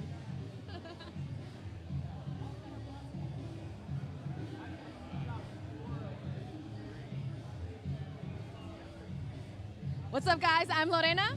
I am Dom Tomato. And I'm Daryl Stingley. And we're here to yap. Okay, guys. So that was the prelim rounds of men and women skill. Before we get into the details, the nitty-gritty, immediate reactions. The level bump. I feel like every year it gets better and better, but it's been like women's parkour has taken a giant leap forwards. Like, it feels like it's really not just the level that's being done, but the amount of practitioners that are now at that level. It's that's what stood out to me. Certainly. Back in the day when I used to compete, I remember when there'd be 4 women competing in skill and style. And now all the monsters are out. That was absolutely crazy to watch. Just seeing how so many people came up, you know, from previous years, and seeing some new faces that straight killed it. I mean, I'm blown away by the actual skill level. These are some hard challenges. Of skill. Yeah, no, it's funny because that's actually one of the first notes that I wrote. So this is definitely the most competitive women's skill round I've ever seen. Let's start with talking about with the women's skill, all right? So, and there was also an amazing combination of both veterans and newer faces, girls that we've never seen before. And some of these veterans have been competing for many years at this point. And sure enough, Camila Stefaniu and Rachel Guff, 2 of our veterans, took first and second place. Were you guys expecting that? How did the veterans do for you guys? I would say that Camilla pretty much performed how I expected. I expected Camilla to be the first person to all 6 challenges. She's been slaying all year. We had a lot of deep conversations last year about how she was performing and what she could do to get better. She took that year super serious. I saw it before she came in that she was going to come in to smash it, and I thought for facts she was going to come in here and be the first one to all 6, and she damn sure was. Yeah. Yeah, I mean, I think in skill, experience speaks volumes. Yeah. You know, that's one of the rare categories where you see a lot of competitors who are older than the other categories. You know, that's where having a mastery of techniques and an understanding of competition format, experience in SPL it does make all the difference, and we really saw that out there tonight, especially with, you know, Rachel having done this so many years before. She's been a fierce competitor for many, many seasons, and I think, you know, that today showed her control on the course. Everything was light, everything was dainty. She did say she tweaked her foot a little bit on the running pre-stick, but she was like, it was worth the ankle tweak to get a good stick. You know, and there's that mark of professionalism where she came in with a bit of a terrible ending. Before they'd thrown the X up, she'd already walked off like, oh, yep, I'm done with this. Yeah. Doing it again. I had huge respect for that. I was like, she is a pro. She said, that's not good enough for me. That's not good enough for the comp. Yeah. So now let's talk about some of the newer faces. What were some of our biggest surprises? I know for me, Agnes came out of nowhere. She's smaller than a lot of the other girls, and she was what? The second person to hit this giant running pre? Who else surprised you guys? Yeah. I mean, Miranda took a few attempts and hit it, and then straight away Agnes followed suit. Immaculate technique. It's crazy to see her capacity at that size, you know, like having full control and full awareness of where your body is and reining in the stick at that capacity is well done. Is like a rare skill at such a young age, and she is super young, right? Yeah. I mean, and being out there, like, I think she's got a shoulder injury, and she was still out there, like, pushing for what she could, being responsible in the ways that she could. I was proud to see that, really happy to see that, but, you know, going for the challenges that she definitely had in the bag. For me, like, my biggest surprise, like, who I was blown away by the most was Uma Gage. Hardest name in the whole competition roster. It is a sick name, Uma Gage. That's a superhero name, and she came out here like a superhero in real life. She was moving. Absolutely. You also said that Eve was a surprise for you as well. Yeah, I feel like I've only seen limited stuff from Eve personally, and like her capacity is so high, so strong, such a like good mentality from what I can see, really quick on the send, and like that to me makes a standout skill athlete. And she was saying she doesn't like the timed round as much as she likes these rounds here, so it's good to see her perform where she was more comfortable. The timed round is super stressful, but what I was surprised by about Eve in particular is I know Eve as a style athlete. I didn't know Eve was coming in to compete in skill. So when I found out she was here to compete in skill, I was like, okay, let's see how she does. And I saw a little bit of hesitancy and a little bit of like, you know, almost a little bit of fish out of water in certain challenges, but the quick adaptations where she came in and she really cinched certain challenges that I wasn't certain she was going to get. That blew me away. Yeah. Before we move on to men's really quick, I just want to say this is also the biggest variety of challenge I've seen, especially in women's skill, especially the diagonal Kong Pri at height to a rail, and one of your specialties, the rebound, the plyo to a splat back. Ah, word. Did those, and those, of course, gave the athletes some of the most trouble of all the challenges. Did you expect that? Yeah, I expected the splat back off the wall here to be one that they would all be down to go for, but not all be technically ready for. They like a lot of them, I think, learned it on the fly. Yeah, it's not something people tend to train. Yeah, exactly. I was pretty blown away with how many of them were able to adapt and get it done, though. Absolutely. I think the other thing I wanted to mention really is like we have some experienced athletes out there who have still competed coming back from injury. You've got Miranda and Megan McQueen, who Megan, despite an ankle injury, was still a force to be reckoned with. I'm pretty sure she's through to the next round, and her technique was immaculate. And again, she's just got competition experience that some of the other athletes don't. I thought her performance was particularly standout, hence coming back from injury. I think you can tell as well in how they approach the stress. Seeing Megan competing now compared to how she looked a few years ago, just temperament-wise. So let's move on to the men's. Daryl, you actually got to test some of the challenges for the men's. Yeah. Do you have any favorite challenges, and were there any that you expected would pose the biggest problem that turned out to, in fact, pose the biggest problem? Yes, exactly. The Lachey 90 Lachey pre and the Lachey pre 180 pre back.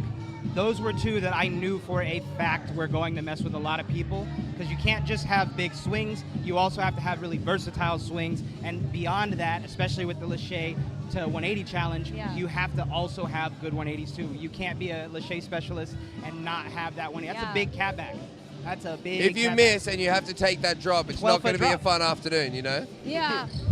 And you are the send master. You are the king of the send. And skills is about the send, but the send with the tech. Was the performance from the athletes what you expected? Brandon Hooper was the only one to complete all of our challenges. Last year's champion. Was it what you were expecting? Yeah, I actually think the emotions ran a lot higher during this competition than I expected. That was like the standout quality. A lot of the guys were really like visually getting frustrated or like annoyed at themselves for not doing challenges, when all these challenges are super hard. Even the ability to go for it should be internally rewarding and gratifying, but when you put it in the competition stakes and all these other athletes are busting challenges next to you, you know, you hear that Team Champion's done another challenge, you're like, oh damn it, I wish I'd done another challenge. Like, it does seem to mess with you, but we saw some really early wins with guys who had, you know, comfortable with certain challenges. Mark did the Lachey 90 regrab first try, first 10 seconds into the round, comes over and he's like, well, that's the only one I'm comfortable with, now I'm screwed. So it's like, yeah, it's interesting to see how intense it really got in just the first round. Yeah, and I don't know if that's what triggered it, but seeing as you guys are both incredible, excellent, seasoned, skilled athletes, I noticed you guys could not help but start coaching anyone who wandered too close to our table. So I have to ask, based on what you saw today, like what you were just referring to, what is some of the most important pieces of advice you would have for our skilled competitors moving into tomorrow's competition? I would say that what most of these skilled competitors need to be doing is they need to be focusing on keeping their nerves down and being in the moment. Don't focus on the make, don't focus on what might happen if you don't make it, just focus on trying your absolute best to do the damn thing. Close it out, Dom. I don't have near the skill or technique of any of these athletes, so don't take advice from me. All right. Thank you guys so much. Now it's time for... Back to the studio! Speed! Let's go. Nice and fast. Woo! To the stewed. And we are about to roll into women's prelims for speed. You can see our athletes lining up right there. Actually, this looks like our skill It's athletes giving here. skill. I'm a little confused. I think we'll be announcing who is moving on. Oh, I okay. believe. Yes, we are announcing our top 8 skill competitors. The top 8. Here we go. Brittany Durant coming in 8th place, moving on to tomorrow. Miranda Tibbling, not held back by that shoulder whatsoever. Yeah, I saw her really battling with some of those challenges. Oma Gage out of nowhere. Going crazy on the course. Yes, Eve! Eve Ride Johnson again. Our panelists were kind of shouting both of those athletes out. We used to be housemates. Louisa Chang coming up next. No surprise there, making it in the top 8. Megan McQueen in 3rd. Moving on, no one surprised there. In 3rd place, a little surprised, but did have a bit of an injury. Rachel Goff. Looking so skilled this year. Absolutely. Camilla Stefanu. Exuding a GOAT-like quality. Everyone that's been following Camilla Stefanu for a long time knows that she was ready to move on in 1st place. There's your top 8. More like top great.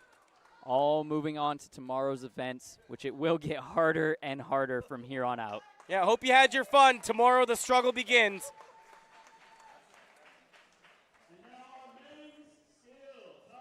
Men's skill top 8. Here we go. Kenta Suboi with the buzzer beater. If he had not done that on the buzzer, he would not be moving on to top 8 right now. Incredible. Mark Chastity moving to semis. Mark was looking solid all the way through. Got hung up with some of the harder challenges. I'm wearing his hat. Tim Champion does move forward. Champo in semis. I was worried for a second. I didn't know if he was making it. Don Terry going to semis. Love to see that. Don Terry was looking so elegant out there. Yeah. Gio Lassard. Danger. Danger. Watch out for him. Coming in 3rd place, Benati Loaizo. Wow. Man, competing in skill and speed this year. I'm so excited to see where he goes.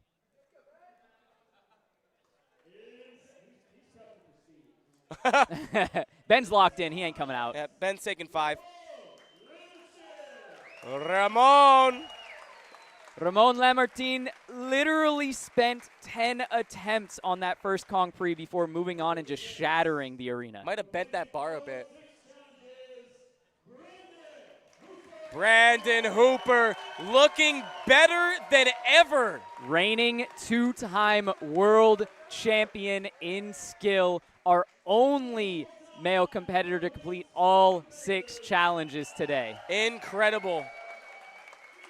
And again, Benatti Lavuezo prepping for speed. He's locked in. There's our top 8. Moving on to tomorrow's skill semifinals.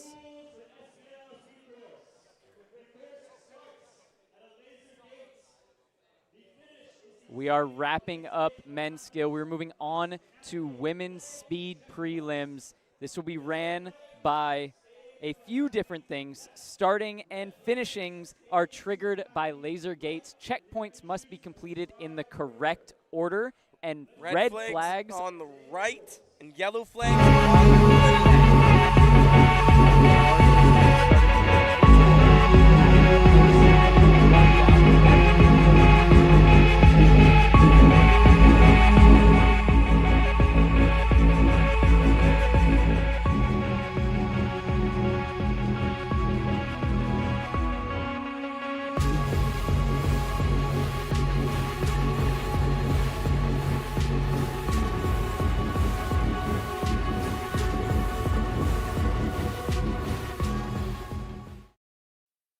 And then finally, this last either techie challenge if you take the high route or slower, more lumbering way of climbing up and down like we saw there. Now, this is something I really like to see, especially in prelims, is a big tech separator where there's a large choice to make at the very end. Do you take the low route and try to ascend, or do you have the technique and the mental fortitude to make it through the high line portion? Absolutely, and I think we're going to see a couple big separations. I think we're going to see a big separation on who can ascend and get through that first double gate the fastest, who can manage this chimney turnaround. You can see it kind of the bottom left of your screen right now. Got to get around this chimney very quickly, and it is not easy. I even saw some people choosing to jump into the airbag and then jump out. I don't even know if it's still on, but I was seeing a little bit of that in practice, which is a crazy take. If I was in charge, I'd be adding a second per footstep inside that airbag. And also, fun fact about this course, this is the only course that they were able to practice one day beforehand just yesterday. The future courses, they will only be finding out on the day. Yep. So they'll only have 1 hour as opposed to 2 hours separated among 2 different days. Yeah, I'm really liking the design of this course here. I think there are tons of options for high ground, low ground, threading, power, precision. And especially in speed, you will see a lot of people, a lot of cross-contamination from World Chase Tag, people who are used to interacting with bars and also weaving through them. And that's really going to come into play, especially in this middle portion of the course with the silver bar. That's honestly something that really excites me about this course. If you are good at threading and weaving your body between those tight bar spaces, you can do it significantly faster. It's inarguable. If you're good at threading, it's faster to go through than to go over. And we're going to really see who's practiced that and who hasn't. Yeah, and don't frickin' argue with them about it, okay? You can't. Now, I also think we're going to have a bit of a strength check on this first ascent. Oh. If you're not strong in your ascents, you're going to lose a ton of time going up this first section. Yeah, and I will say, I was watching Audrey Johnson in practice, our defending champion in women's speed, and she was looking incredibly quick, very confident. And this is not the only division that she's competing in today. So it's kind of like some kind of a skill checkup, and also like almost a warm-up for her style later on today. Yep, and I believe she is going for the three-peat this year, right? Yeah, maybe. Definitely took last year. I believe took the year before that as well. And I think this will be the third first place finish. I could be incorrect on that. I might be thinking of style. Yeah, I don't know. When you're that good, it's hard to know. Yeah, I did the research, but then I didn't. Up first, Emily Brea. I believe one of our youngest competitors. That's where this initial strength check is really going to come into play. Yeah, Emily Brea, very young. I believe first major competition, and it's here at the World Championships. Yes. And qualified at the USPK Nationals.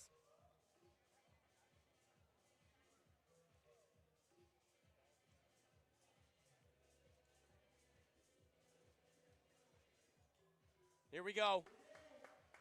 Oh, rapid on that first wall pop. Utilizing those bars. Top, dropping down, big drop pre. Nice. Techie. Nice tack swing. Dropping down.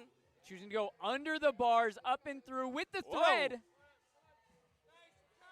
Drop cats over, coming into this finish. Does she take the high weaving. ground? She does. Here we go. Slow controlled. Using that sliver on the wall and through the laser gate. Nicely done. You can see a few missteps, a few stumbles here and there. Not the surest footed, but a very solid start time. And to listen, see what can be done. When I was that age, I would not be doing strides like that. I would be doing reverses on soft boxes inside my tiny gym. I do think taking that high ground, though, even slowing down to get your foot placement right, is absolutely the correct play. Going the low route, you're just going to lose so much time. Emily gets time of 25.938, I believe is what I heard. Agnes Sicily coming up next. 908. Okay, Agnes Cecily competing in her second event today. Showing up big time in skill. Starting up with that ascent. Strong on that wall pop. Climbing up and over. Much more confident in that drop pre. Yes, she loves a drop. Oh, underbar. Nice. Interesting approach. Let's Taking go, that Agnes. extra step. Popping over that bar. Oh, looks nice. good. Let's go, Agnes. Final step. Confident step. Yes! Nice work. Very good. Now that was much more confident coming in, and you could see on that final section, able to just barely get the foot on that ledge sticking out. Yeah, going for that no hesitation, like there is a chance your foot's going to slip off because that little sliver is going to cover roughly a quarter of your foot, maybe a fifth. Math is really hard. Yeah, Agnes Sicily right on the edge of it too, like very far out, only managing to get the crane. But the big highlight for me was coming down off of that the high purple. She was able to confidently speed up on the descent and not actually do this lofty or pause jump. Yeah, I'm going to use my no stranger card for this. She is no stranger to doing large drops off of high things. First name basis even. 24.530. Not a crazy difference. A decent improvement when it comes to speed, a whole 1.4 second difference. Now we have Jess Chan coming up next, finalist from last year. Yeah, she is very familiar with competing in finals. Very fast, competes in World Chase Tag. Yeah, and a mainstay here at SPL World Championships. Let's see how she does on these wall pops. Here we go. We're having to take one extra step there. Nice using that middle bar. Super confident across that gap. Just a little bit of a slip, but it doesn't slow her down. Yes, Jess. Does choose to go the high route over the square. Nice, keeping it in control. Great thread from that chase tag background. Weaving, weaving. And here's that high line. Craning. Drop City. Oh, decides to go with the safer drop. Didn't take it all the way to the ground, but took it to the ledge just to the side. Not sure if you're going to be able to see it on camera there. Yeah, you just are. Oh, diving through the laser gate. Similar to last year, eh?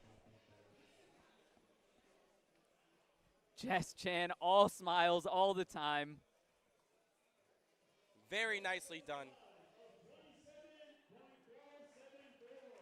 27.474 will put Jess Chan into 3rd place currently.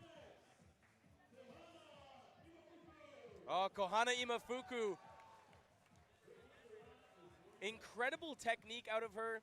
Competed in skill earlier today, qualified at the Asian qualifiers, and she's only 15. See what she can do here in speed.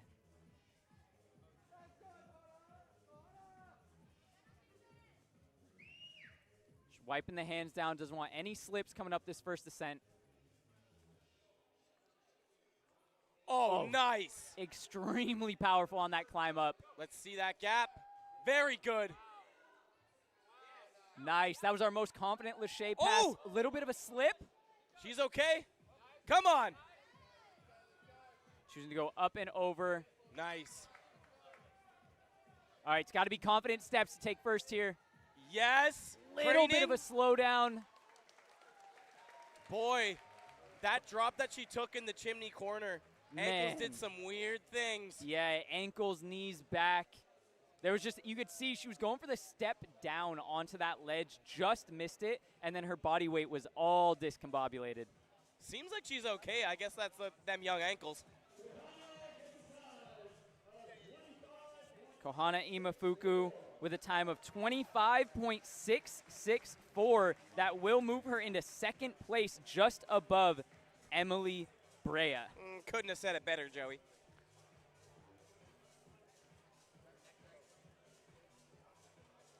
Yeah, pretty good considering the drop that she took in the chimney corner. Next up, Brittany Durant taking the course. Let's go, Britt. Brittany competing year after year.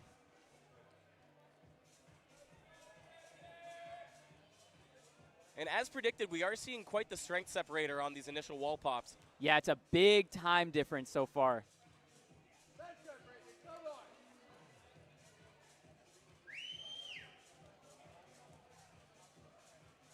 All right, here she goes. Let's go. Coming up that first descent, has to be quick. Using the bar. Yeah, good use of that bar. Good push to the drop. Priya, how does she go around the chimney? Clean. Very clean. A little bit floaty and a bit of a pause there. But using that lâché. Interesting. Opting for a lâché. Traditionally a slower movement. Ooh. Here we go. A lot's going to come down to the finish. Oh, just struggling to get on top. Can she make it up here? Nice. Really high on that crane, though. Yeah, you could see going in to getting Brittany Durant's foot onto that small ledge, there was just a little miscalculation that caused all of the momentum to pause. And those small mistakes are really what cost a lot of time. Yeah, little bit of stop and start going on there. That's going to set her back. I'm going to have to guess. Honestly, everything was quite smooth. I think that would probably be 3rd place, if I had to guess. Yeah. Ooh, 30.363. Okay, the crane up sunk way more time than I thought it did. Yeah. Dang, yeah, it was a great choice getting up onto that high wall, but just struggled a little bit, took the risk, but unfortunately was stung in return. Yeah, attempted to kind of cut the course a little bit, but not there. And here we go. Allison Lind has been training specifically for SPL, qualified at the USPK National Qualifiers. Here now on the day, what can Allison Lind do? Oh, great that wall climb pop up. was awesome. Yes, Threading weaving through. Very confident steps, little stumble, but it does not slow her down. Nice, Allison. Let's go. Great underbar through. Perfect choice of move so far. Oh, looking good. Yes. All right, all in the finish. Just has to be clean. Little fish pass over that wall. Good steps. Oh, goes for the straight arm cat instead of the crane. I think that was a good choice based on the trajectory. Yeah, I mean, game time decision there, but I think it really paid off for her. She was able to keep her weight forward. Something I liked about that finish is the steps across the bar slowed down, but they didn't stutter. Yeah. And a slow, smooth movement is always going to be a bit faster than a quick, stuttery motion. As they say, smooth is fast. And fast is something. And fast is fast. Right. I believe I heard 26.016. Yeah. Believe that will be good for 3rd place right now for Allison Lind. Oh, no, 4th. My bad, I can't read. Dang, Agnes is holding on to that 1st place position. And here we go, Julia Mara. Qualified in Brazil. Oh, yeah. Oh, just slipping a little bit on that ascent. Yeah, you could hear the shoe slip. Up top now. Nice. Everyone's taking that drop well. I think that was the fastest coming around the bar so far. Making her way up and over. Legs are looking a little bit heavier. Oh, dropping to the ground. Oh. Heavy drop. First person to not go for the cat. Oh, smooth. Smooth. Oh, a little bit of a stop there. Yeah, you said it though. So smooth start, but going to that final ledge. And we're talking, that's what, 2 inches? 1.5 inches, really? More or less. Yeah. Not an easy step to take. And I think she's our tallest competitor we've seen so far. A little bit of a height disadvantage on the rail portion. 27.318. Not quite enough to move into that top 3. Decent 5-second spread that we have here, though. Maybe 6. Natalie Rabant, who qualified at the European qualifiers. Big up, Hal 5.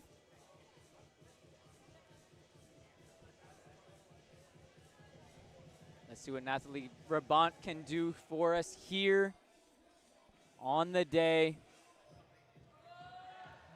Oh, a little bit of a slower muscle up there. She's going to have to catch up here.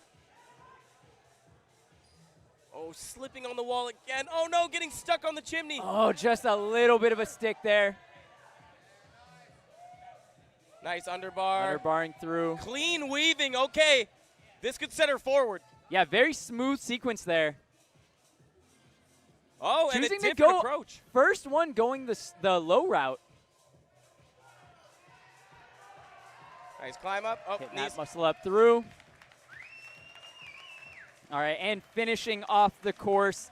I think that will be likely our slowest time. A bit of a hang-up, a big hang-up coming over the chimney. Yeah. And at that point, it's better just finish off smooth than to try to rush through to make up time that probably won't be made up after that foot slip. And interesting that she chose to do the ascension option at the very end, considering how the first part went. But all good, all good. Striding on rails at height, pretty scary. Very, very scary. And I always respect going the low route.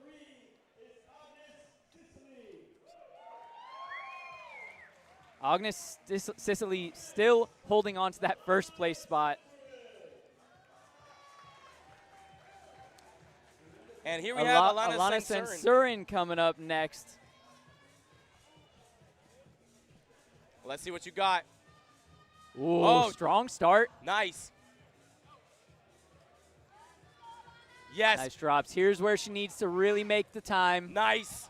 Oh! I like not choosing to go for that extra step, just taking it to the ground. Confident with those rails. Hitting good cat leap off to that final section. How's this going to go? Oh, interesting! Oh! No way! Let's go! What a choice! All right, you love to see that. It's not the fastest thing you can do, but it's creative, and it's faster than taking the low route because you get that upward momentum from the swing to immediately mount to the top of the wall. Yeah, using her advantages to her advantage. yeah, that was, wow, that seemed to work out for her. Yeah, we'll have to see what the final time is, but Alana Sensurin really showing up. Wow, 28. 28.383.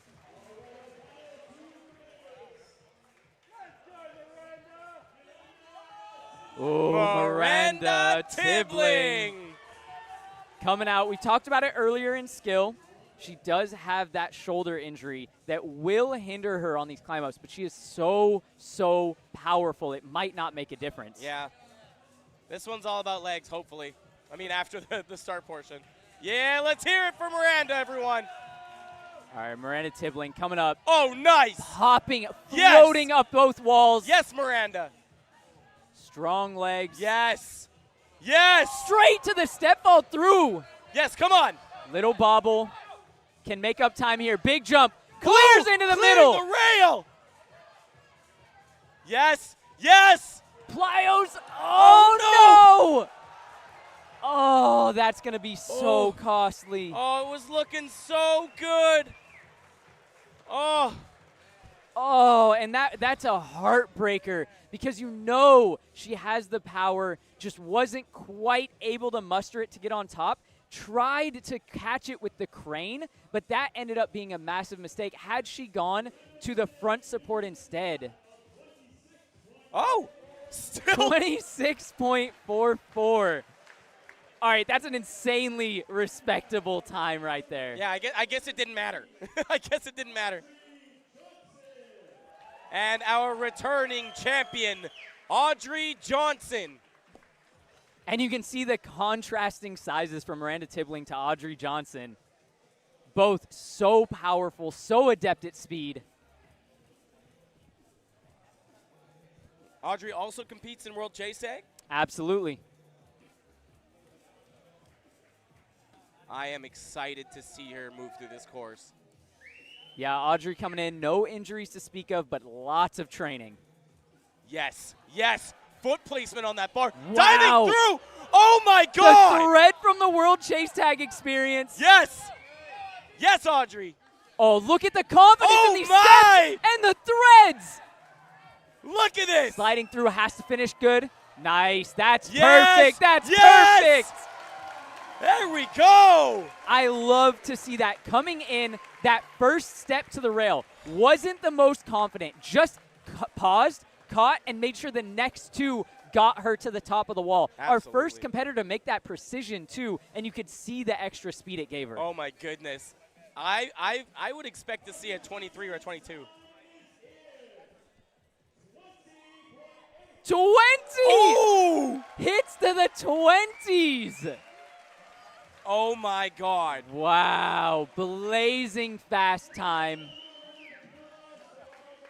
Wow. That was almost 4 full seconds ahead of the previous first place time. Wow. And that's an insane number when it comes to these speed competitions. That's the champ at work right there. Yeah, that was incredible. You could just see it, the confidence on every single step, even cutting down steps on that first ascent. Adding in those threads, oh, that was picture perfect. That was nice. And here are our standings. Audrey Johnson, 20.8. Wow. Bro, and Kohana out of nowhere, and also Agnes making some huge gains. Yeah, and you can see the points that they're moving through there. They do get points based on placement. So each placement is 1 less point that you get. And that's going to be very meaningful moving into tomorrow's courses. And fun fact for Agnes, her name is pronounced Agnes, but our mouths don't really do that in English. So, Agnes. She is incredible. Yeah. The way that she went into that drop. Yeah, tons of confidence there. And that's the big thing that I look for in speed. How confident is each step? How much are you second-guessing your steps? Oh, she nailed it. She nailed it. My goodness. And then what a drop to finish with dead legs after a 20-second blazing speed run.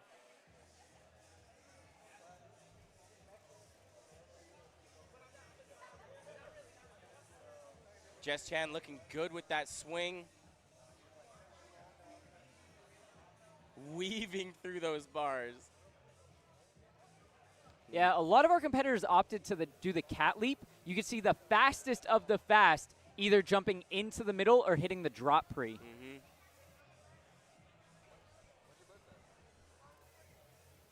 And that's got to be our quickest event. Yeah. True to name, you know. Oh, just that bit of a bail from Imafuku.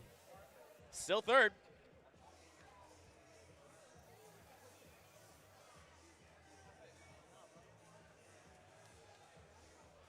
Low-key smooth. Yeah, honestly.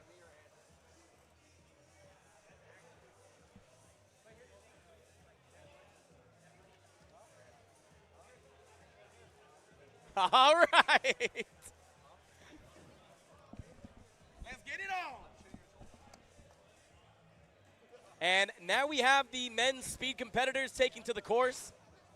Tanguy is looking excited for it. Boy, this is an incredible showing of the fastest parkour athletes in the world. It truly is. Something that really excites me is the men and women's course stays exactly the same. There are 0 changes. Whoa. So, competitors to watch out for on this list. There are many. So we have Kirill Court-Mahler, who qualified at the European qualifiers. Yeah, and Kirill, he's been killing the speed game. This is his first time here at the SPL World Championships, so I'm really excited to see how he can show up on a much techier course than some of the other courses he's familiar with. Yeah, Zach Figali, who qualified at the Asian qualifiers, formerly Dom Tomato's biggest fan, these days a future world champion. And then we always gotta talk about the reigning champ real quick. Oh. Seba Vanderspiker is an absolute speed demon. I'm going to talk about Seba and Tanguy Shingen kind of in the same breath because they were neck and neck last year. A little bit of controversy.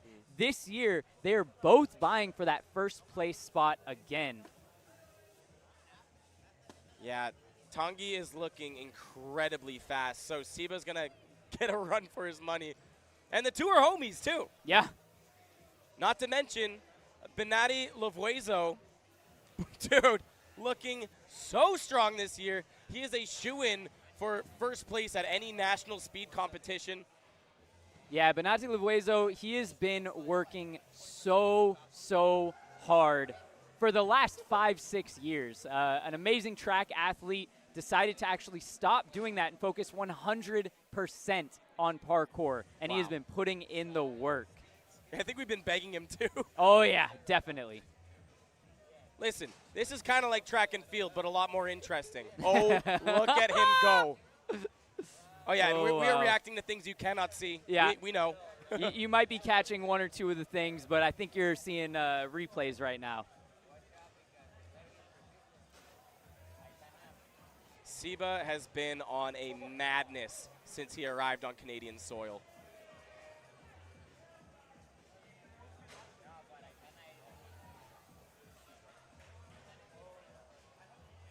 And yeah, last year, for those asking, Seba did win. There was a bit of a mix-up on the announcements, and it was initially announced that Tanguy Shingen had won after they went back-to-back, one beating the other, then the other beating the next on the final speed courses. So there was a bit of a controversy there, and by the controversy, what I mean is just a big mistake in announcing who the winner was right there at the end. But it was Seba all the way.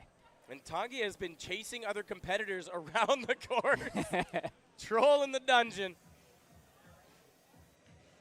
Now we also got Joe Unruh coming in. He is the most adept on this course with his threading skills, going in between those bars. We saw Audrey Johnson just skyrocket her time by doing those two crucial threads as well as she did. That's something that Joe Unruh is also looking to do. Now, interestingly enough, in men's speed, we are seeing a lot of big jumps down to that center planter. Now, I think that weaving through the bars does not set you up to cross that gap with a lot of strength, but if you can descend quickly, you can utilize that to accelerate up to the highland portion. Yeah, and it'll be very curious to see because, here's our speed course now with Freerunning again. You can see the first ascent up to those double flags, and then you got to get that big drop down and work your way around that chimney. I think that chimney here will be a separator because it's so easy to float, and you never want to float when you're going on a speed course. You always want to be accelerating. Accelerating and gliding across the top, keeping that center of gravity as low as possible. And I'm expecting to see much more of like very hundredths of a second differences between these competitors, and one ounce of float is going to add a few hundredths of a second. And collectively, this has to be the highest level of technique in the competitors that we have ever seen in men's speed. We are in for a treat.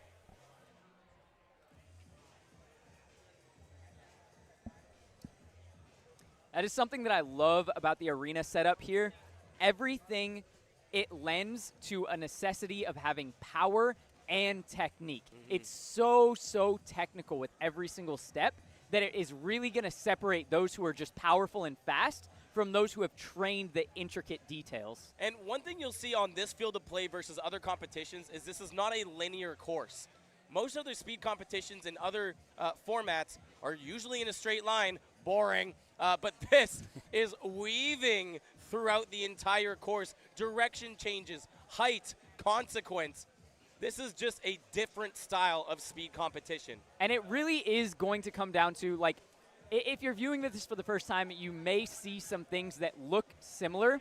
We're going to do our best to point out the minute differences that make a huge difference. Something that we just saw from the women's event is we saw a lot of people going up to 2 feet on that first descent, where Audrey Johnson did it on 1 foot and chose to pivot. That alone saved probably about 1/10 of a second, which at the highest level, that can mean everything. Yeah. If there was anyone that could match her speed. Yeah, she was looking pretty dominant, man.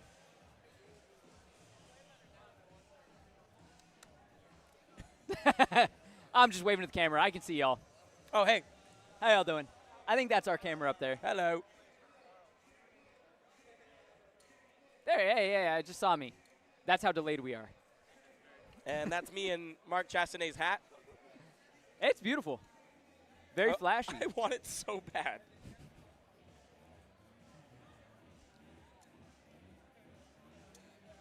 Yes, we would have seen Orlando from Team Fat in this competition. Unfortunately, he did suffer an Achilles tear and is still nursing himself back to health.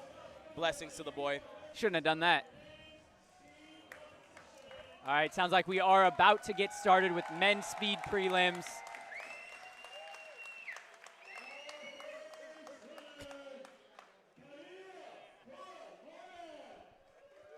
Kirill Court-Mahler.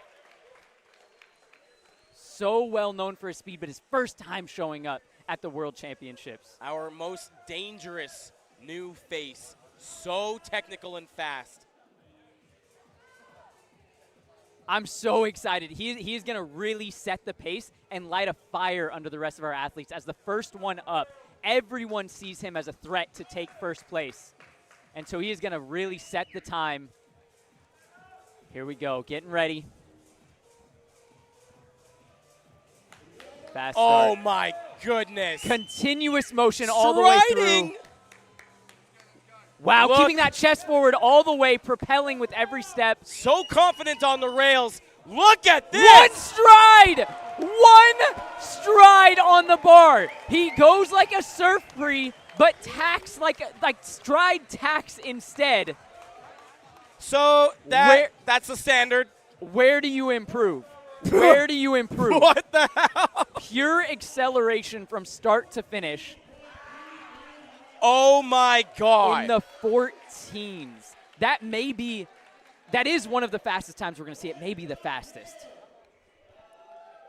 Kwang Dong-young coming up next, qualifying through the Asia qualifiers. Wow. Yeah, Hwang Dong-young, let's go. Hwang Dong-young, one of our shortest competitors on the course. We're going to see how that affects him or how that lends to his favor. Bring on the dong.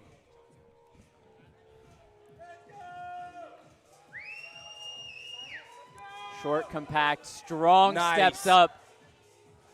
Good propulsion down. Here's the crux for him. Yes. Yes. Goes for the big yes. breeze. Bit floaty on that drop pre into the center. Oh, good plyotech. Wow. All right, does get hung up just a bit going into that crane. That 1 foot up, 1 foot down, pauses his momentum there. Yeah, the plyos across the rail cage from the chimney corner, he was struggling with the most in practice, but was able to execute when the time came. Yeah, I think he's going to be very happy with that time. Nothing egregiously wrong with it, just one slip up, one major slip up, catching that crane instead of the pre. Hong Yong Dung, 17 seconds. Is going to be a separation of almost 3 seconds, but still a great time. Bringing the dung. Now we have Miko Eha, who qualified at the European qualifiers. Tall, leggy, scrambly. Oh yeah, very tall.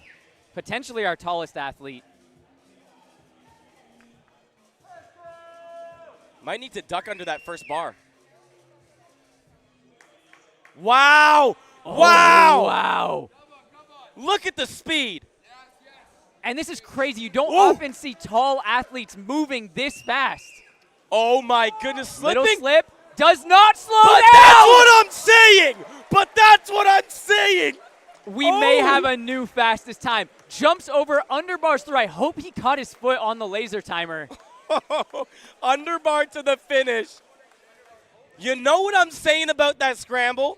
Miko Eha, that was scary fast. Miko Eha with a time of 14.900. Maybe 500. I might have heard that. Yeah, 5. 500. I heard that wrong. Incredible. All right. Zach Fagali from Australia.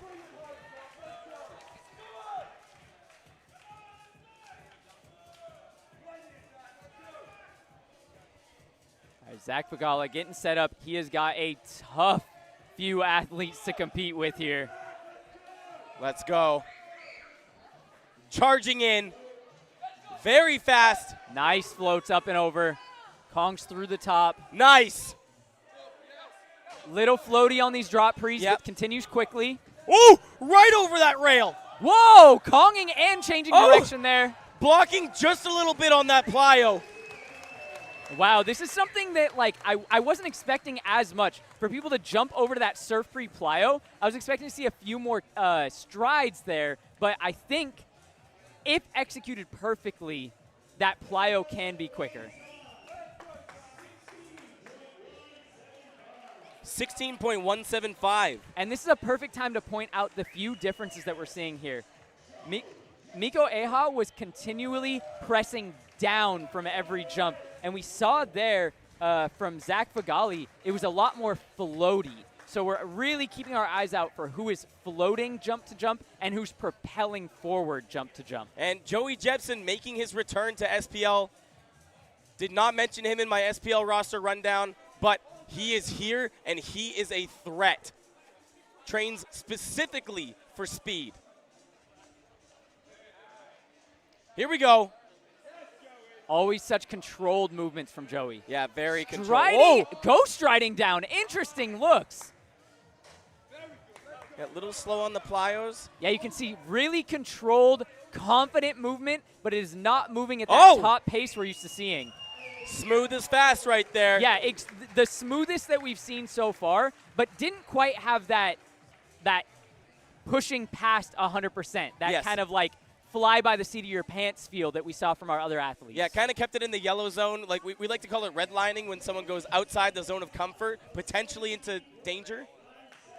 Joey Jepson with a time of 17.897, I believe.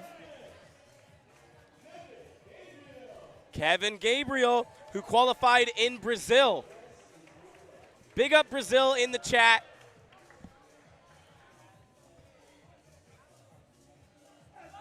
Yeah, Kevin Gabriel, a pure powerhouse here. Second event today.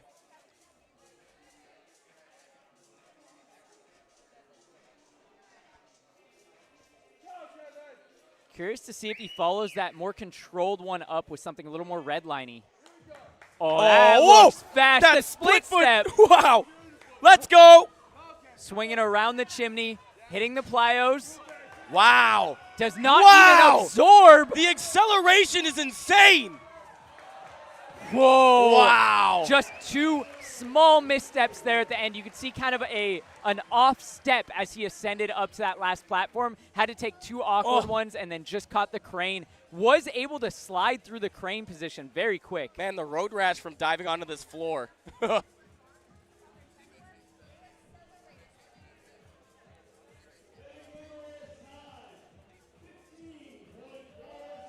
All right, Kevin Gabriel with a time of 15.405.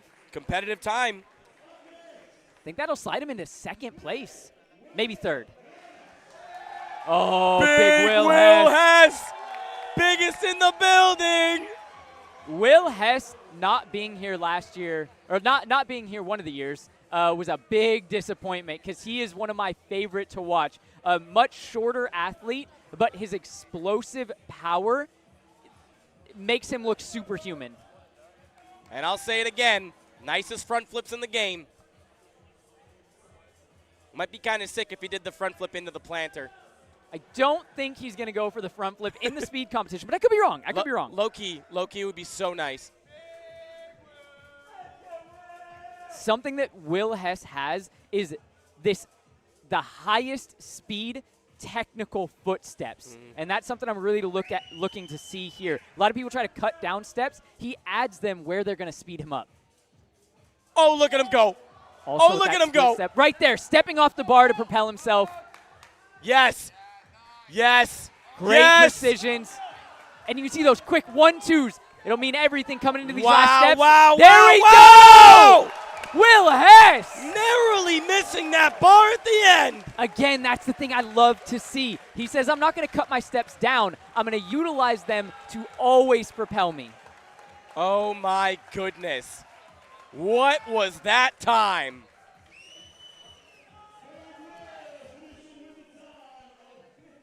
Will Hess with the time 15.69. Now, I'm short, so I can say this. It's really sad to see the short competitors looking like they're moving so fast, but then getting a slow time. Oh, boy. Benati Levuezo, my favorite. I will not be biased.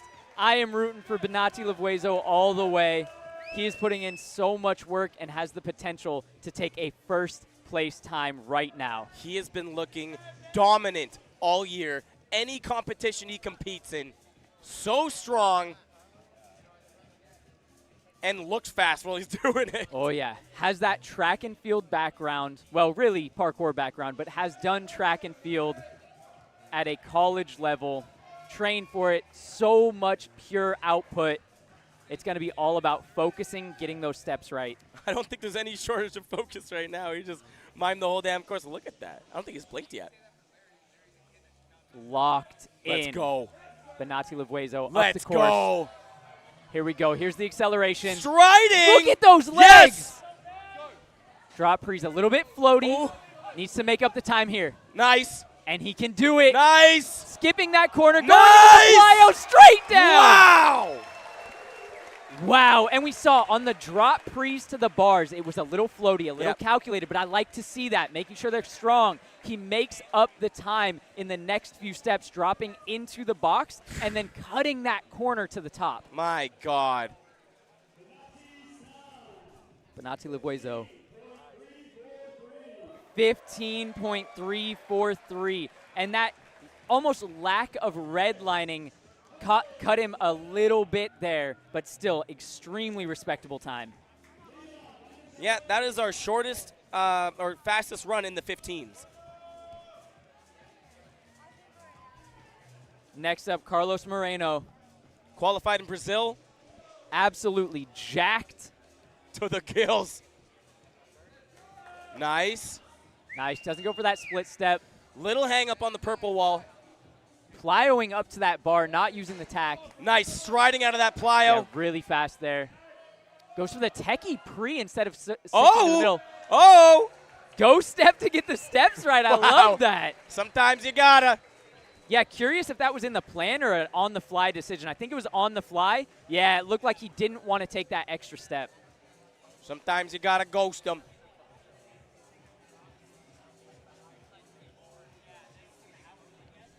Wow, these times are close. Yeah, waiting for that time there from Carlos Moreno.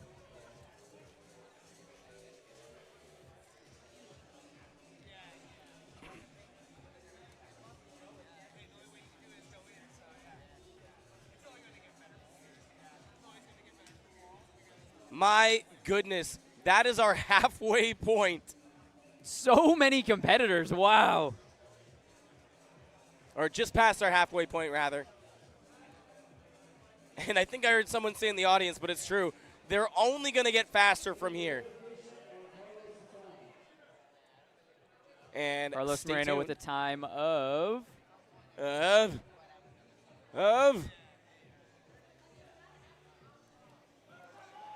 Brazil, send him your energy. I'm looking down the roster right now, and it's scary. We have not seen it all yet, I can tell you that. And Max Ward in the chat, we do have backup timers. For show. It's the World Championships.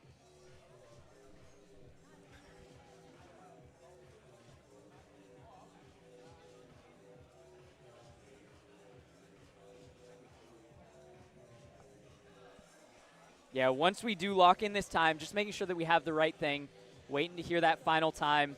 After that, we will have Joel Weissy, Leon van der Jouwen, Koen ten Hegler, Joseph Unruh, Brandon Hooper, Tongi Shingen, and Sibe van der Spijker. Which is like, what are we talking about? Like, we are what are we approaching talking about? Rushmore of speed competitors. Shout out to Joseph James Henderson as well. Those last 3 or 4, I mean, literally our final 6 competitors are potentials for taking that first place spot. We already saw Kirill Kortmuller. He is still holding on strong to that first place time. I believe our only athlete in the 14s.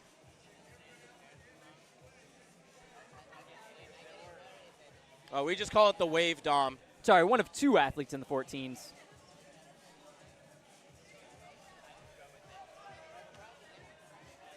I'm actually not sure. Josh, do you know if Kirill Kortmuller or Miko Aya is... I think Kirill was faster, but I didn't see his time displayed on the screen. So I don't know. I heard Miko Aya's score incorrect at first, and so now I'm second-guessing it. Yeah. 16.81 for Carlos Moreno. And Leon van der Jouwen to the field.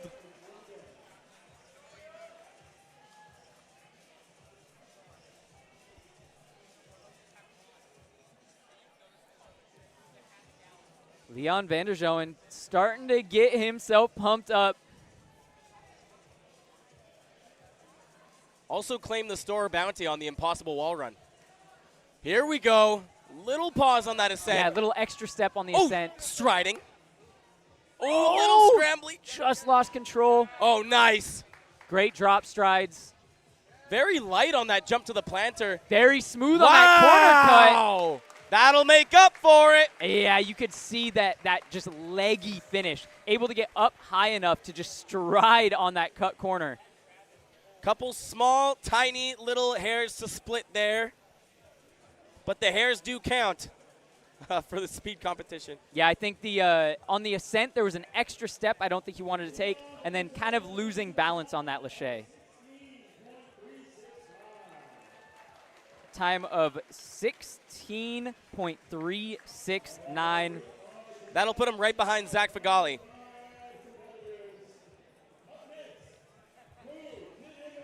I guess Joel Weissy has dropped out of speed. It seems that way. Koen ten Hegler coming up next. Was a finalist last year. And is a World Chase Tag World Champion. World.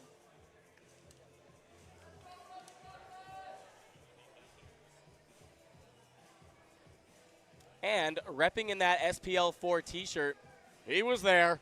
He was a finalist.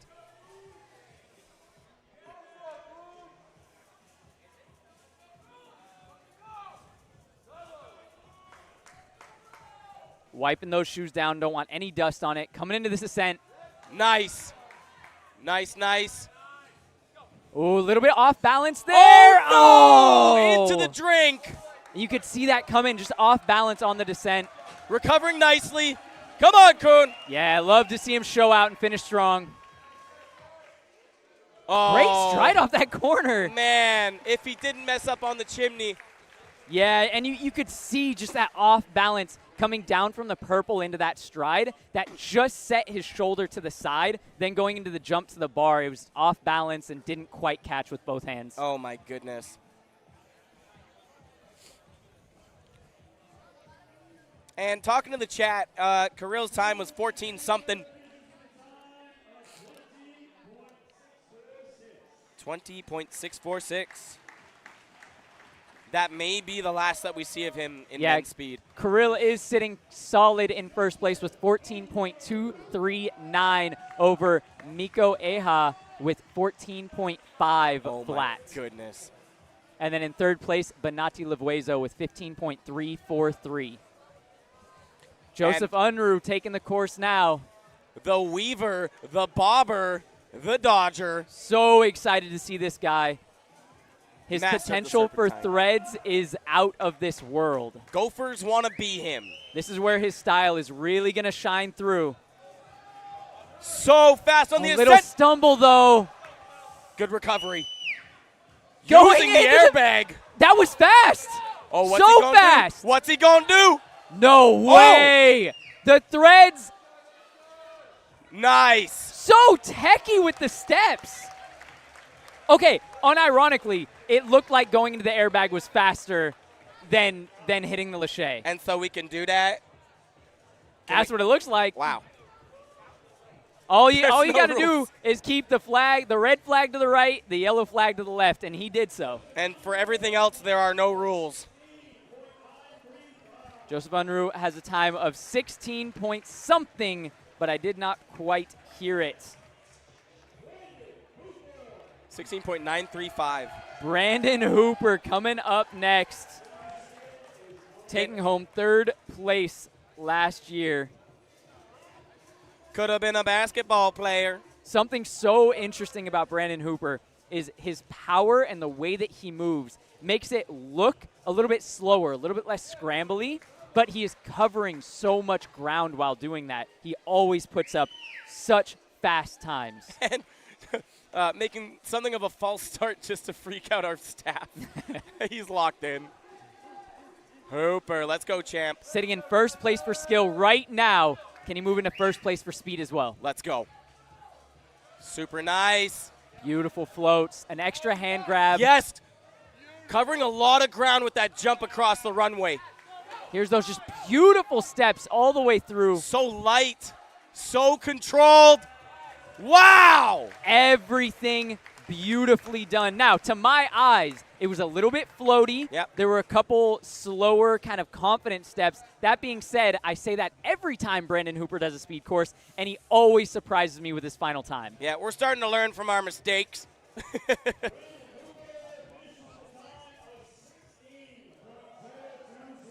16.020. That is about what I had expected. I believe that's a competitive time. Next, we have Tanguy Schengen, a former world champion, coming in here at SPL5. He is coming back for the title. He's looking so fast this year. Second place from last year, wanting to show that he is the best now. He's saying, Seba, that was my spot. Yes, Tanguy. And he's off Yes. through the gate. So Floating quick. up. Good steps down. Yes. Weaving around the chimney. Yes. Got to propel fast. There was a hair of a slowdown there. Oh, And a little misstep. stop. Oh, striding Wow. the finish. The stride to the top. That's good. There was just two small missteps coming down from the big drop from the brick to the planter. It looked like he wanted to just keep going straight forward. His shoulder was leaning to the right, had to take one extra step in the center. That didn't look like by design. See, now that's why you're the analysis guy. I did not pick up on that. Very strong time of 15 points. Point. 374. What? The time to beat right now is 14.239 from our first runner, Kirill Kortmuller, and now our final runner coming in as a champion from last year, a world champion at SPL, Siba Vanderspiker. Trains like a world champion, has already left his mark on Vancouver numerous times. So technical, so strong. I've been asking him, when you competing in skill? Now I'm looking to see every step as propulsion. All right, coming up. Can he float to the top? Yes. Yes, looks good. Stride. Yes. Oh, yes. yeah. Oh, yes. Oh, man. Konging over. Oh, man. Look at the plyos. Are you kidding me? No way. Wow. Siba Vanderspiker. That may be our first place time. Dude, that plyo to the green mint wall. Holy crap. Now, I think that may have looked like our fastest finish. I don't think it was our fastest time across the bar section.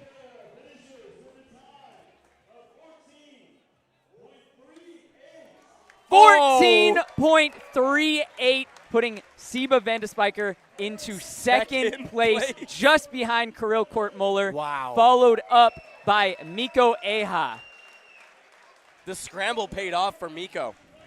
Yeah, Mikko really put in the work for that scramble. Red line start to finish. That was incredible. Man, you got to wonder what kind of time that Kuhn would have gotten if he did not fall into that airbag. Oh, you got to wonder. But that's how it goes, right? Especially in speed when everybody's trying to redline as fast as we can. And look at that. Even Brandon Hooper just barely squeaking into our top 8. Will Hess above Brandon Hooper. I, believe it or not, hot take, not surprised at all. Not surprised at all. I guess. And here's our highlights. Oh, Kirill. Oh, my. Look at that. Okay, Kirill. So much steez on it, too. Like, hitting the little corner thief there. Like, come on. You got to be kidding me. And Huang Dong. Huang Dong Young. And you could see there was like nothing at all wrong with this run from Wang Hong Dong. Sorry. It just was a little too floaty, a little too like not propelling. And here's Mikko Eha. Yeah, and this, on the other hand, you can see every single thing. Full scramble, full pressure. Striding out of that chimney lâché. Oh, my God. What are we talking about? And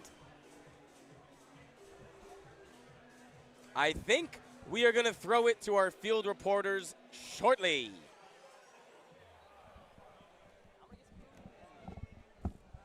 Joey, can you get me a pizza, dog? Yeah. My guy.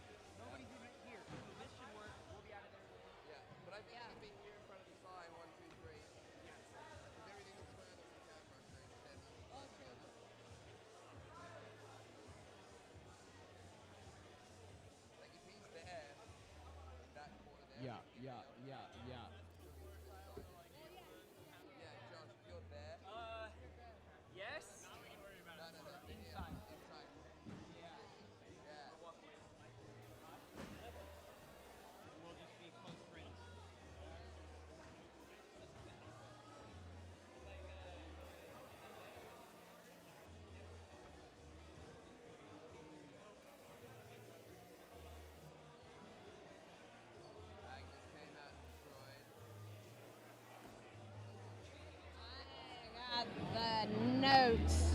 Look, I was so excited with Audrey. It's just all caps.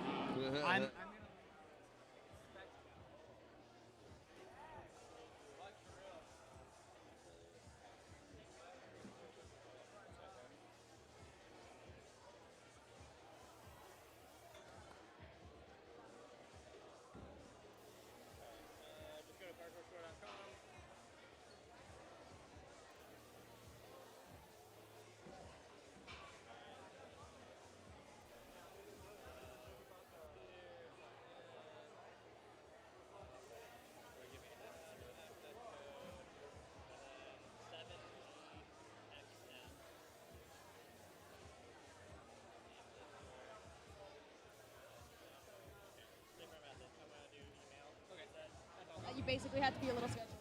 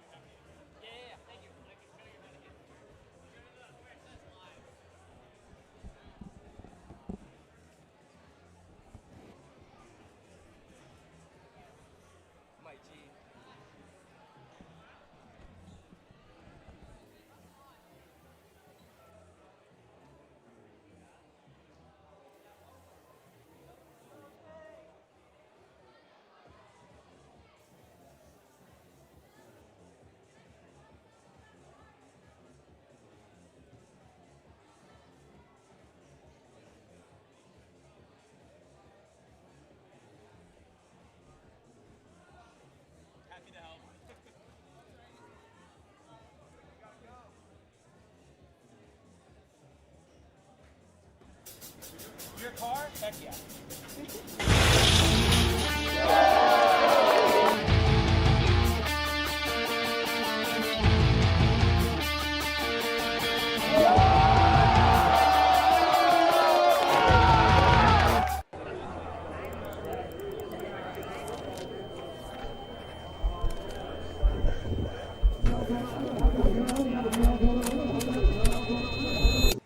Parkour competitions should not feel like this. No more hunting down scorecards, no more messy printouts, and no more answering the same questions all day long. Stop doing it that way. All right, parkourscore.com, easier setup, immediate live results, and confidence in the scores and rankings for faster event flow. Better tools for organizers and judges, clear information for athletes, and a competition that spectators can actually follow along with. Trusted by SPL. The Parkour World Championships. Parkour competitions can and should be better. Let's set a new standard. We're selecting a limited number of founding partners for 2027. Book a discovery call at parkourscore.com by September 1st to inquire about becoming a founding member.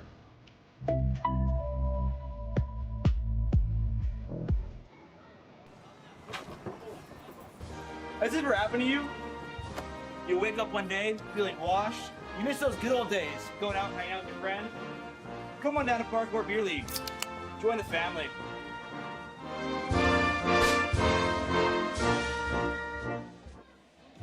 Let's talk about those speed prelims, guys. Okay, I just want to start out by saying that that was a tough course. Each of the athletes really had to make individualized choices to approach this, these runs. Not a single athlete had the same run, and in my humble opinion, that's what makes this a parkour speed course as opposed to just an obstacle course. Yeah, the variation of how you can run the course is a big part of what could either make you stand out or make you be the one that's on top. So having that opportunity with these types of courses is the real deal. This is like #1 speed competition in parkour. Man, SPL, they just design the best speed courses in the world with actual contingencies and different strategies that can pay off in the long run. I don't think we see that much variety in any other speed competition where The athletes get to flex their individuality to make the fastest time. They have to flex their individuality. You can't just be the tallest. You can't just have the biggest strides. Like, this course is so technical. You basically almost had to be a little sketchy to actually be as fast as possible on it. There was a lot of ups and downs, a lot of rails. So let's get into some of the most standout performances, starting with the woman, starting with Agnes, who had just completed skill. Absolutely nuts. She is one of the athletes that ate up this high rail corner that was giving a lot of people trouble. What blew my mind about Agnes was that she wasn't fatigued at all. It didn't even look like she was fatigued at all from skill. And she came out eyes on the prize just to go fast. And that's what I like to see. Yep. Yeah, I mean, look, she is young. She has got so much talent, and she's got such an incredible career ahead of her if she keeps up this momentum. I was blown away by just her dexterity at that speed. And, you know, that crux moment where they've got the back rail section there to choose to go up, down, over the top of. I feel like the better your impact absorption, the more you can really take advantage in that moment, and she really did, which to set a fast time that early in the field, very, very impressive. Elite sender. Yeah. Elite sender. Yes. It translates. Speaking of different choices, afterwards we saw some familiar faces, which we love to see. Jess and Brittany and Alana made some more fun parkour choices. You know, Alana, for example, was the first one to lâcher cat this column. But parkour choices aren't necessarily the fastest speed choices. Not always. Definitely with the swing, you lose a lot of time on the setup of the swing. I think that if Alana had been able to get exactly where she wanted to, I think she wanted hands on top, chest over top, that would have actually been a super fast opportunity for her. You know? Absolutely. I mean, I would never, ever use a lâcher in a speed round, but that's because I suck at lâchers. So it's not really relevant as a general strategy going forward. We don't hold that against you. No, you know, I can do really bad climb-ups as well, so. Yeah, no, speaking of familiar faces, Miranda, Ooh! also fresh off the skill competition, injured shoulder because no big deal. She just front flipped the manpower gap, first woman to do it. And even with a bounce back in her run, she had one of the fastest times. Is bounce back the right term? I feel like she laid on the block for like a good solid second. Just had like a little nap halfway through and still managed to pull in such a fast time. That crane shot her foot out, but she had already done everything she needed to do on the course. I mean, she showed her proficiency and her experience as a real speed competitor. And as a skill athlete, because she was hitting jumps that none of the other women were hitting. She's one of the few athletes that can make the bigger parkour choices that aren't costing her time relative to the other women. She's goated. She's goated. Miranda is like a force to be reckoned with in any competition she steps into. Injury or not. Absolutely. And last but not least for the women, guys, Audrey's run was so gas. I think all of us have a favorite part. For example, my favorite part of Audrey's run was the thread. What about you? For me, it was Audrey showing her proficiency as a pro climber. I mean, how she shot up this first ascent, it was the fastest one that I saw. It was the most proper one that I saw, and it paid off. I think her solidarity throughout the run, showing proficiency in all techniques and the way she can handle the impact and force that she's throwing down, maneuvering it into the next move plyometrically like it's not super loaded, which the course was. Yeah, and speaking of a well-designed course that doesn't just play to the tallest person with the biggest stride length, talk about Audrey and Agnes having the top performances for the women. Okay, we got to talk about the men. Woo! Yo, okay, we got to hurry it up because we got too excited about the women. I'm sorry. Yo, the men were so fast. Kirill and Miko went so fast. There wasn't just no room for error. There was no room for pauses. There wasn't room to not accelerate with every step you took. Oh my gosh. There was like a small margin between the top 6 athletes today. Very, very tight. Like 4 or 5 people sitting in that 15-second mark. Okay, yeah. And guys, talk about the last run of the please. Oh my God. Fastest man alive. Yeah, so Absolutely crazy. Exactly what you expect from Seabay. More to come right now. Let's get it. yes, it's time for the style. We got to wrap it up. We got too excited, talked about too many things. Love you guys.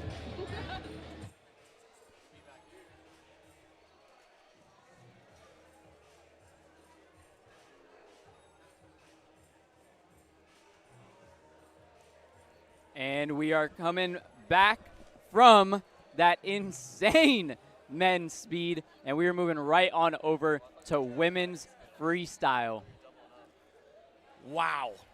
Now down to our longest event of the night, our most creatively challenging, difficult, anxiety-inducing, making a line for the World Championships. And this is honestly my favorite round. I love watching lines get put together, and I think it really shows how not just good you are in the sense of like pure athletic skill, but how smart you are. Yes. How you can plan a solid line, and that's what I love about this round. Yeah, it's not just about having good moves. It's about where you put them and how you do them. Yep. And now they have been advised that around 10 seconds is what we're looking for these lines. So they should be short, compact, and very explosive. Well, that's what I'm hoping for. And standing by for women's style, baby.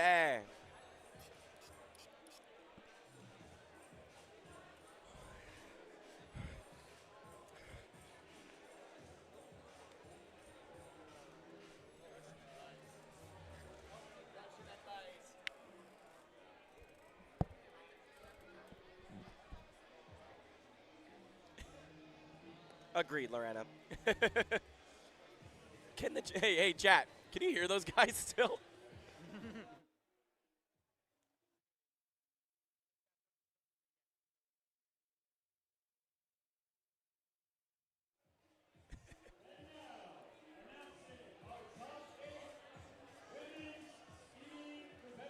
All right, top 8 for women's speed. Jess Chan's moving on. Bing. Let's go, Jess. Julia Mara. See you at semis.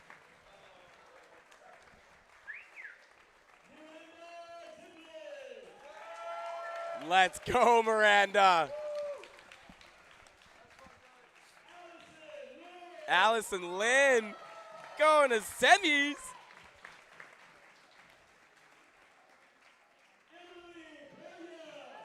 Emily Brea.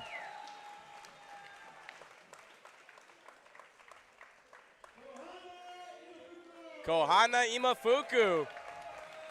With room for improvement, too.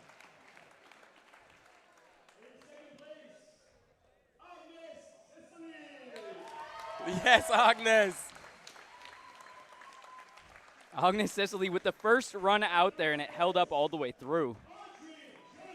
Audrey. Similar to what we just watched. First run, put down a crazy high time, and then the final run with Audrey Johnson knocking it out of the water. And there are your women's semi-finalists. See you tomorrow, girls.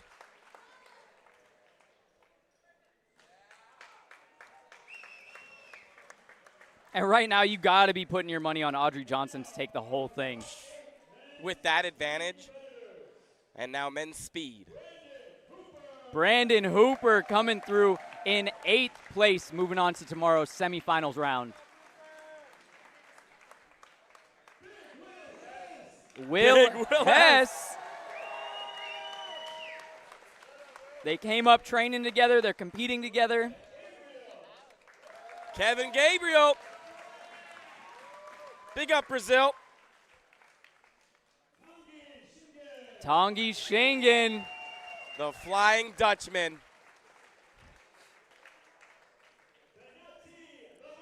Benati Levuezo.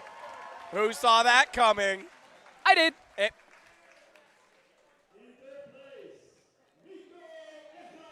Nico Ea. In 3rd place, in spite of what looked like maybe the fastest one. Looked. Seba in 2nd place. Oh. Spicy.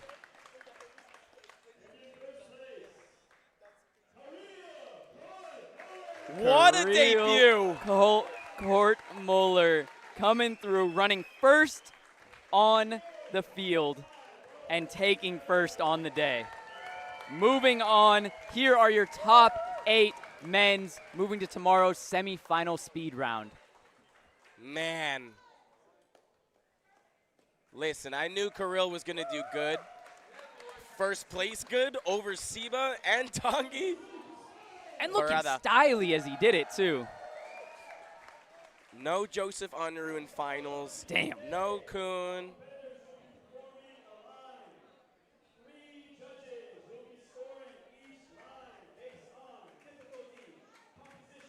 We are moving over to women's style.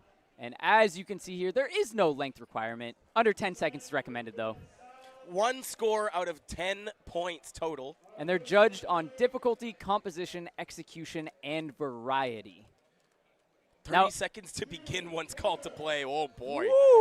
Got to get out there and get going quick. Top 8 move on. Now, an interesting thing is judges will be scoring, all 3 of our judges will be scoring difficulty, composition, execution, and variety instead of a more overall type score. And 1 chance for a freestyle line, that's a lot of pressure. That's all you get. Sometimes I need up to 20 tries to get mine done. 20 tries to get move 1 done. Sometimes. And they've had about a total of 2 hours to practice these lines. June Porter, our first competitor on the course. June Porter qualified at the USPK Nationals.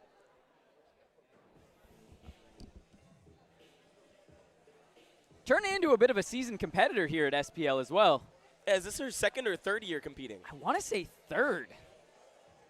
Someone check the maths. Egon. 2nd. It's confirmed. There It's we go. the 2nd. Thank you. I've seen her everywhere, though, so it feels like more. Yes, a hidden beast, but has been making gains. Getting into position now.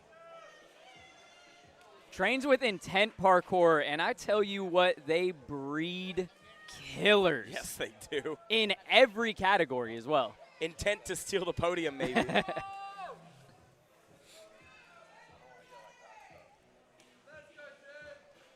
June Porter up on the course. 1 attempt, 10 to 15 second line. What has she got in store for us? Oh, cork. Okay. Kind of styly with it, too. Doesn't give a big arm swing. A-twist down to the box. Tricky spot to do that. Little corner lazy in, swinging over. Oh! The swing gainer to finish. Maybe 1 or 2 more. Oh, inward side, just a little low. Just not quite enough room to get around on that tack inward side. Honestly, tricky. Swing around the pole, catching just that 2-inch platform with her foot, going into the swing gainer. And one thing I really like was that lazy vault with the little turnaround that she did, set her up perfectly for that A-twist. With that bar next to you on your landing, scary to send an A-twist right there. Yeah, a couple low landings that will hurt the overall score, especially execution. But honestly, course usage, super high. The variety, really, really high. Not just spamming the same tricks, which I love to see. And the course usage was great. Yes, and course usage, super ambiguous term, but it's kind of how does the environment customize your movement? How do you use the environment around you to execute this line versus you just do moves that you could do anywhere, right? Yeah, how would you describe that, Jay? No, that's beautiful. And a perfect example there is with June Porter, when she swung around the pole onto that little 2-inch platform, you can't do that in a different spot. Mm-hmm. And that really is what we're looking for as far as course usage goes. Like, here is a cool thing that I found that can't be done anywhere else. That's course usage. As Jason Paul told me, what can you do here that you cannot do anywhere else? Now, there are like 20 other things that go into course usage, and as they pop up, we'll talk about them. One of them being starting at the top, not staying in one area, but actually traveling through as she went. And I don't know if you guys have been informed, but for our judges, we have Travis Verkaic, Verky, the GOAT, judging. We have Christopher Twistifer Hollingsworth, master of the twists, and Staple has been for years. Yes, a staple of SPL. And then we have Sydney Olsen returning, the GOAT, the legend, the only person you would want up there in that judging seat. Yes, very qualified judges panel, all of them judging all of the categories. 6.23. Yeah, respectable score from June Porter, especially as the first athlete on the field. Alana Sensorin heading to the course, really confident with her bar moves. Yeah, we just saw Alana Sensorin on the speed course. Now we see her again in the freestyle. And that's her cue. Oh, split. Oh. Oh! Onto the platform, too. Kips up, hits the swing turn. Trapdoor! So okay. much power. Every move Oh! so crisp. Okay. Wow, Alana Sensorin really showing up. Nice, sneaking in a wall flip at the end. That was a banger right there. So, and variety right there, like what I would call creativity, was crazy. Those were some moves that are clearly her own, especially that first start with the split backflip. Yeah. Shout out to Sasha Sheva. Yeah, the originator of that one. Yeah, and that platform that she did that split backflip onto, not very conducive to doing a split backflip. No, very tight space, very hard trick. It's also really hard to get a camera angle on it, but there's a little square platform there. Going directly into that bar kip 180 to the Lachey trapdoor. Now, the one knock that I can give this is there was only one move that wasn't a backflip. There were variations of backflips, Yeah. but they were all backflip motions. So a variety of backflips, but a lack of flip variety. You got it. Interesting. Now here, to the course, we have Hazuki Kishigami getting into position before we hear Alana Sensorin's score. Hazuki Kishigami, a champion of Kings of the Concrete, and one of the lowest Sukaharas I have ever seen in competition. Alana Sensorin with a score of 7.10. Very strong. I think the variety may have hurt her a little bit, but that's a great score. And Hazuki qualified at the Asian qualifiers. Kishigami starting over here on the bars. Very high level difficulty tricks out of her. Very excited to see what she has in store.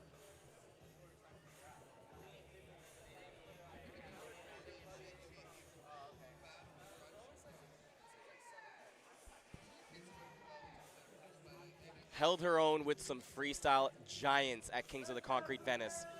Here she goes. Needs to beat 7.10 to take that first place spot. Kip. Big double flyaway! Bit of a stumble out of it. Continuing on with some speed. Oh! Nice. Love the Kong up trap door. Oh! Toshu roll. Yeah, interesting use there. You don't see that often. Goes into the full hang cast. Wow. Okay, the highest level by a mile. Now, we're going to see where execution factors in for their final score, because that dub flyaway, ruh-roh. Yeah, insanely high difficulty, but as you said, did take a bit of a stumble there. Recovered great, didn't make another kind of mishap throughout the rest of the run. Mm-hmm. And so this is kind of going to give us a baseline of what our judges are thinking when it comes to big stumbles like that. And just to split hairs, that Toshu dive roll did put her foot down. Still a great choice, but it's going to take away a significant amount of difficulty with that skill, where it's traditionally done straight to the hands, no feet. Absolutely right. Absolutely right. I have a big purple block cutting off my vision of that one. I saw that. Such a scary move, though, going for those Toshu dive rolls. Low-key thought I had him on lock, and then there was a spot to do it, and I was just terrified. I was like, wait a minute, what's going on? Oh, no. And I did the exact same thing. I just kept putting my toes down. Yeah. Well, it's a terrifying trick. You're going face first into the ground. Yep. Oh, it was such good control on that double flyaway, just a bit overcooked. And Didn't I quite think get that's eyes going to down. be our highest level of difficulty for tricks so far. Yeah. Potentially highest difficulty of the maybe not. We got some bangers coming up. Yeah. but is going to be up there with the highest difficulty. Yeah, we got a night ahead of us. Just waiting on Hazuki Kishigami's score. And you like to see this. The judges really deliberating, making sure that they are locked in and setting a clear precedent for what a stumble like that will cause. Yeah, and it's a really unenviable job judging freestyle. It's such a subjective thing. They have, the guidelines to judge these things, but, it can come down to judges' taste as well. Absolutely. Not to mention, because the scores have been shown, I don't think they can go back and modify. Nope. They're live. They're locked in. Listen, you move them now, it looks bad. Yeah, like you got to stand on business. Hazuki Kishigami with a score of 7.18. That will put her in first place currently by 0.08 over Issa June Smits. Qualified at the Euro qualifiers, has so much swag, really good double twists, frequent competitor, and deadly in speed as well.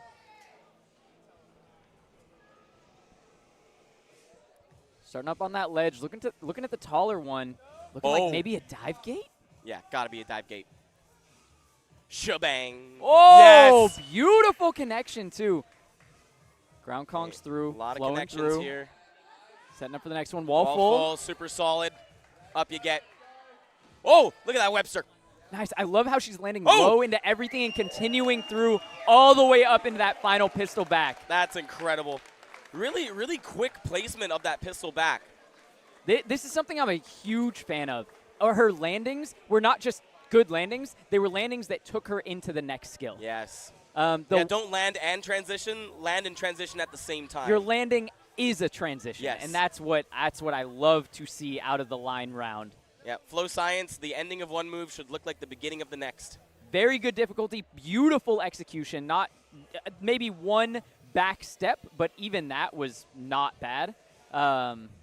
Great flow. And a beautiful comeback story for Issa Smits. A little bit of lore. A few years back, she actually tib-fibbed on a pimp flip at Project Underground. Yeah, one of the worst crashes I've ever seen. Tib-fibbed is not something I ever want to hear in a sentence with my name. Yeah. Well, she's come back now. She's looking better than ever.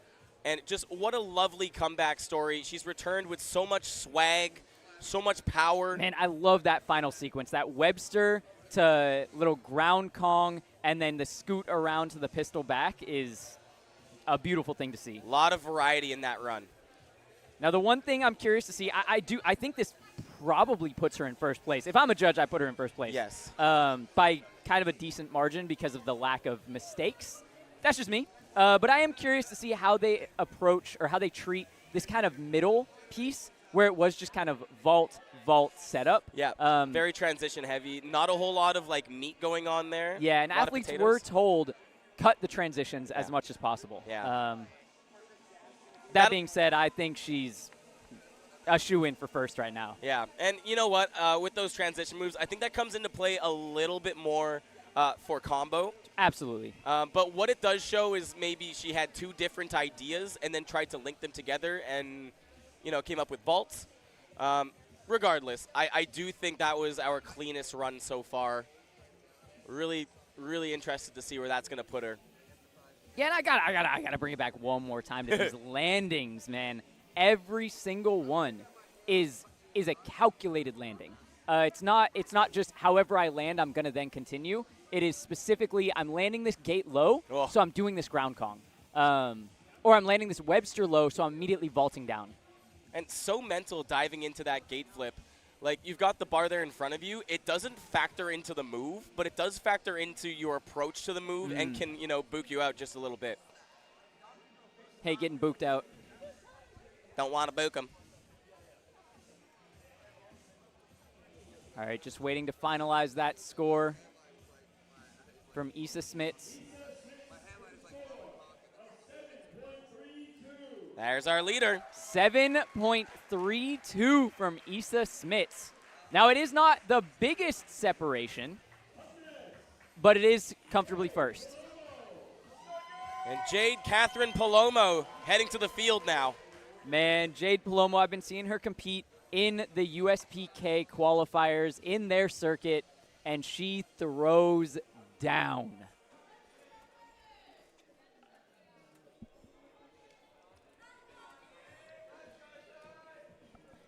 Here we let's go.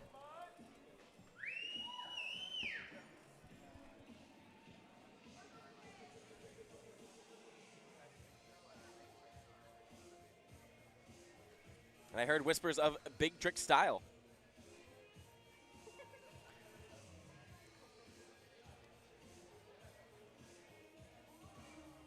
Locked in.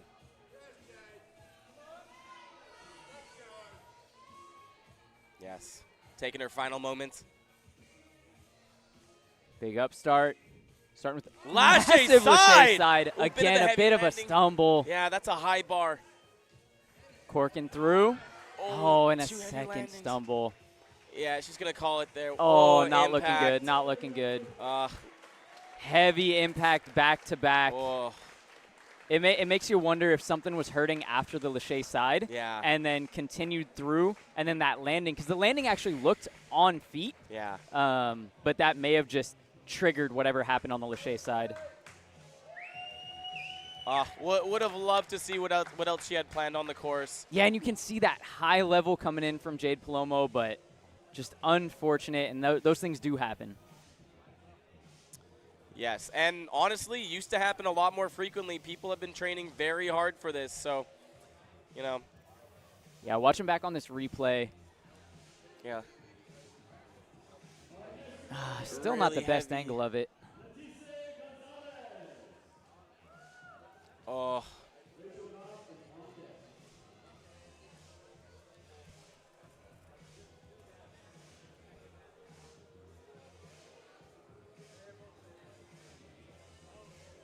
Next up, we got Letice Gonzalez from Brazil. Qualifying from Brazil.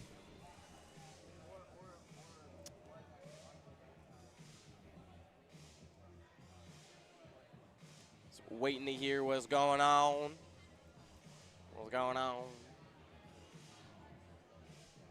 Yeah, I'd be curious to get an update on Jade Palomo if and when we have one.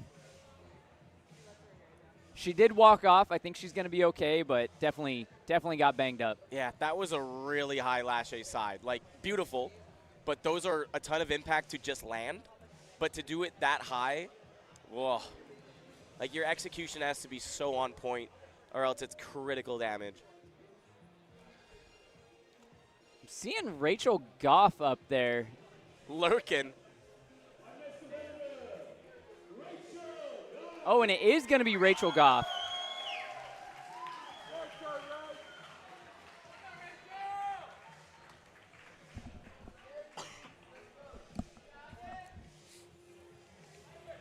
Rachel starting off at the highest portion of the course out of all of our competitors so far. Really useful for freestyle. Being able to use gravity to your advantage can really make your line pop.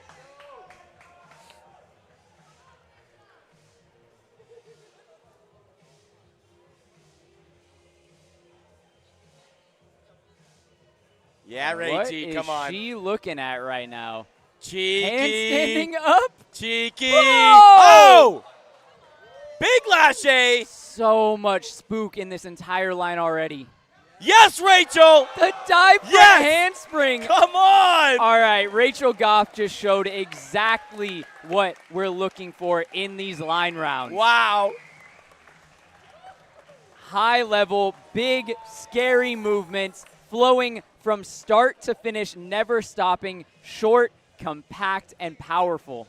And completely customized to the course. Wow. Yeah, you're not doing that first move anywhere else. No. Honestly, that whole line, the course usage, impeccable. Dash preeing down too, wow. And that dive handspring, Whee! so hard. Like the angle that your head has to go at. Look at that. Look at that walkover. That's like half blind when you start falling too. Oh. Yeah, that dive chest spring, would you call that? Yep.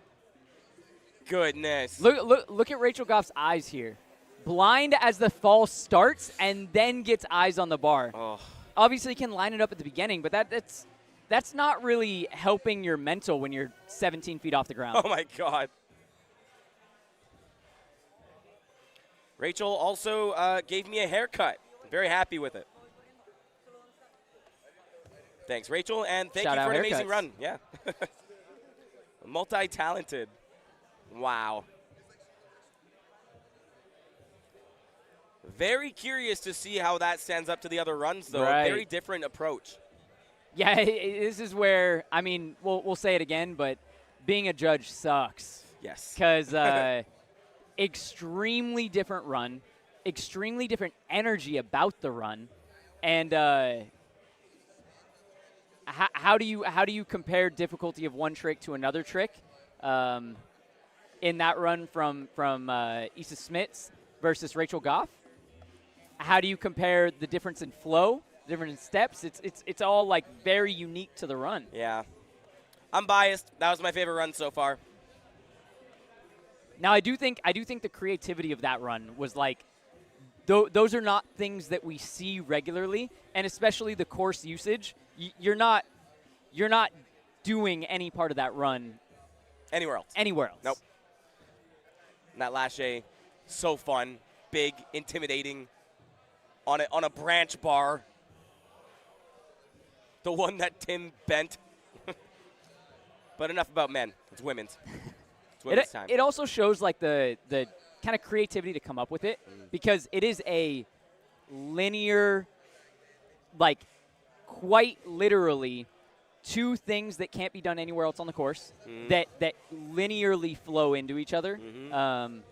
That to me, I think, is an underrated piece of creativity, and something that I hope to see comps that do creativity start to take into account more.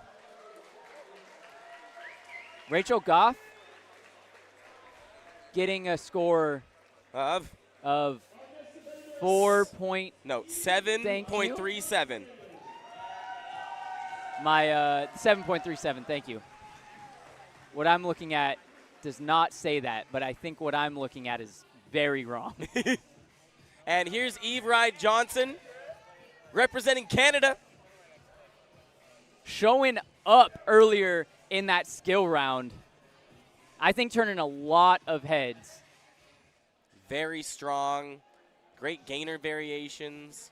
And as I heard, more known as a style competitor than skill, and she did amazing in skill earlier.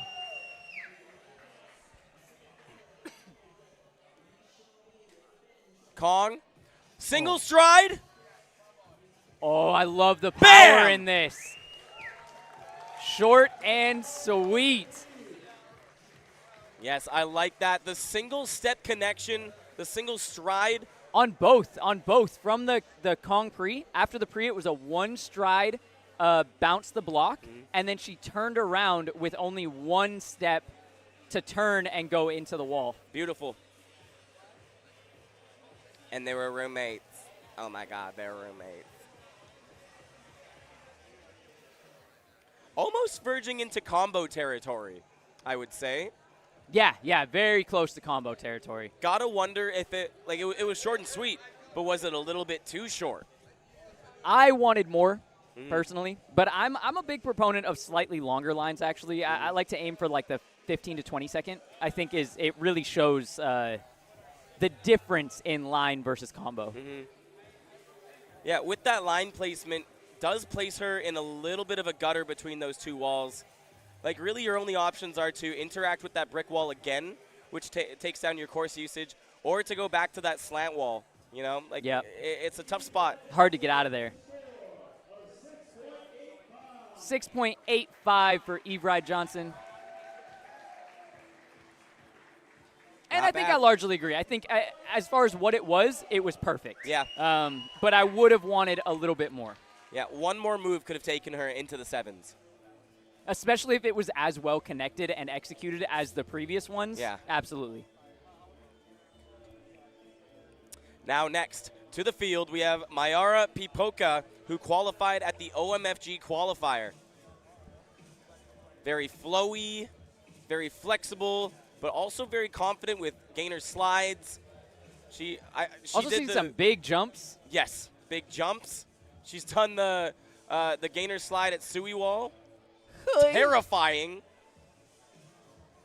Getting a little wipe down right now, making sure nothing's slippery. Yes, Mayara, let's go.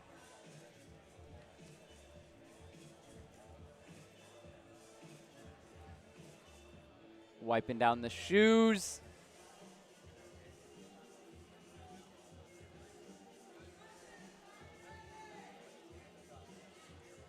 Thumbs up from judges. All right, Mayara Pipoca. Starting on the gray pillar, as you can see. Little visualization dance. Getting the stomps in, shoe wipes.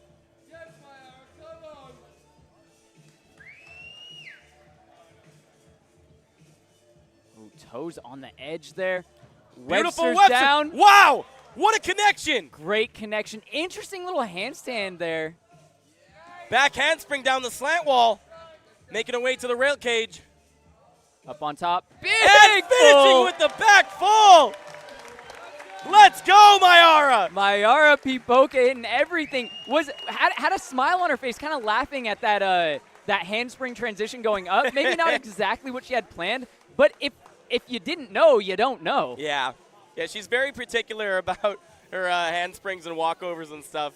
I've trained with her a few times, and she's very, very self-critical, but seems to be very happy with this run, which is really nice to see. Yeah, I like the kind of theme all the way through, right? The kind of round off down into the handspring up transition, into the back handspring down off of a wall, all very different moves and different applications.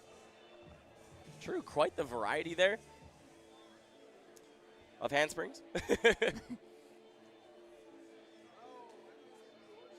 Yeah, it's interesting because I would not say that this is the same as what we saw from Alana Sensurin.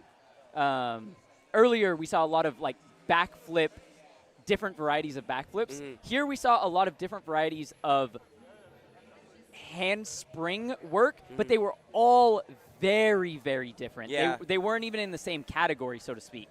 Some were on bars, some were coming down, some were forward, some were backward. Yeah, just a little step into that kind of round off over the IMAX wall. And one last thing that,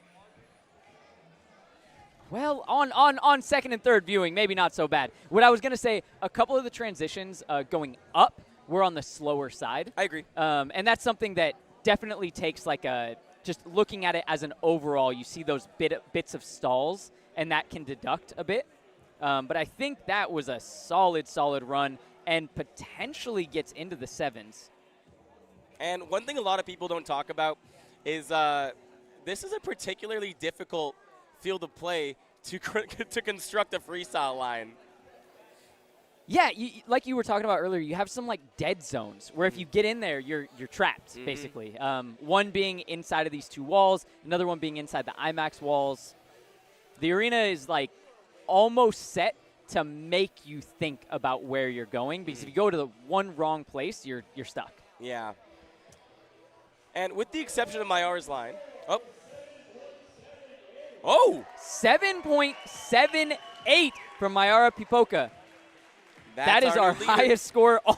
Creeping up on the 8s with that one. Come on.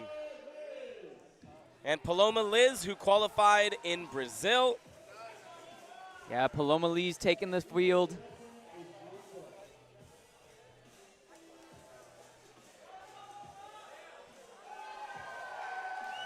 Big cheers from the crowd. Lots of supporters. Big up, Brazil.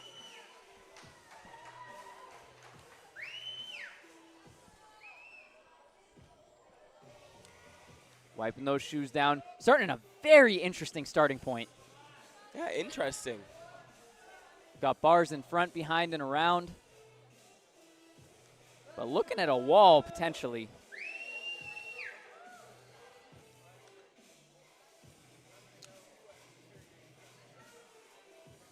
Yes, She's on her feet. The jump trapdoor into a tiny little space between walls there. Connecting with that flyaway.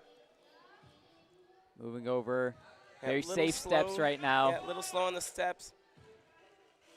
Coming to the ledge. And gate, landing a little low. Yeah, a she's little done. off.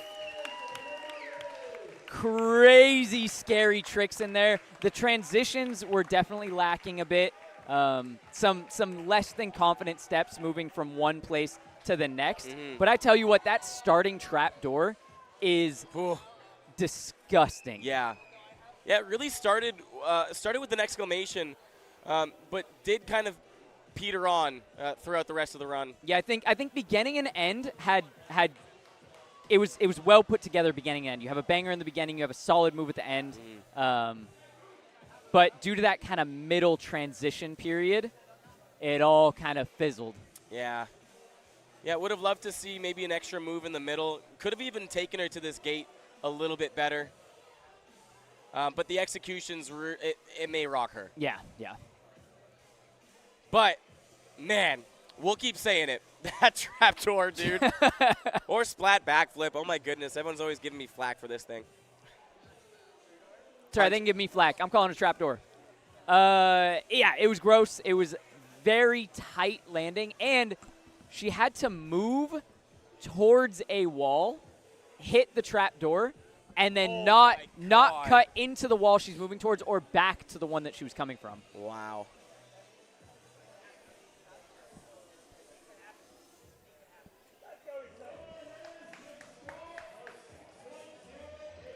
.08 for Paloma Lees.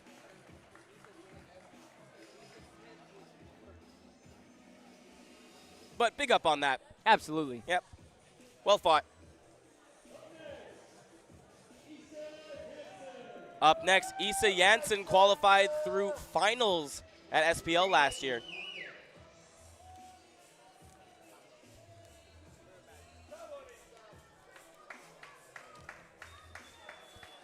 Starting off in the middle of the course, up high.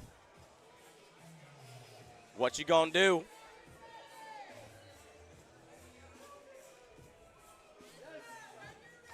So, was is the plan? This is a very interesting starting point. It is. It is.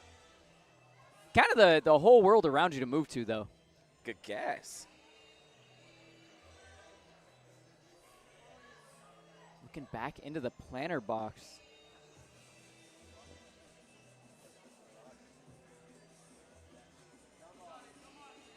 Okay, I like this better. There we go. Okay. Okay. Starting Yes. off, backflip to Oh! Cat. Oh! Into the angel drop. Moving through, side pre's down to the ledge. Working Dive roll! Dropping down. Can she finish with a bang? Up to the bar. Back full full! off. Let's go! Such a nice Yes. duck landing as well. Wow! Now that's where I like to see lines. Moving all the way through the course, keeping it a little bit lengthier, having a very strong combo start and a very strong stick finish. Yeah, punctuation points all the way through. Just goes to show why she was a finalist last year. Now, maybe not my favorite line, start to finish, everything all the way through, but that puts me, for me, that is easily top 3, maybe top 2. Yeah. I'm gonna put it. I'm gonna give it a 7.2. 7.2 something. Let's see here. Put your money on it. I'm 7.5s, I think.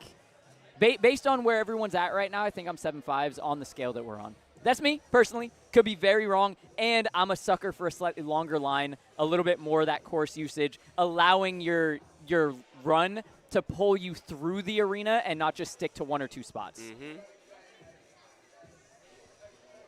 Oh, that backflip to Cat. Perfect execution. Couldn't have been done better. Could not have been done better. My goodness. No bobble, just all one down motion into one up motion. Showing that variety too, dive rolling across, like getting a little bit of that parkour in there, a little bit of flips in there, some precision ending on the rail. Yeah, a little bit of trad, some might say. Ooh, I love it. I love it. I love it. Yeah, Good placement on that A-twist to set her up for the rest of her line there. Now I got to complain about some stuff. Yep. Some of the transitions a little bit lacking inspiration, so to speak. Some just like standard Kong ups, Kong throughs. Would have liked to see some variety there, especially on that ascent going up to the dive roll. Yeah, like she focused more on the punctuation points, but didn't quite have the framework to link them. Yeah. I think a bit more creativity added in there would have gone crazy. Oh! 8.57 from Isa Jensen. All right, I'm happy. I like that. Yeah, listen, we were splitting hairs, okay? It was a great run.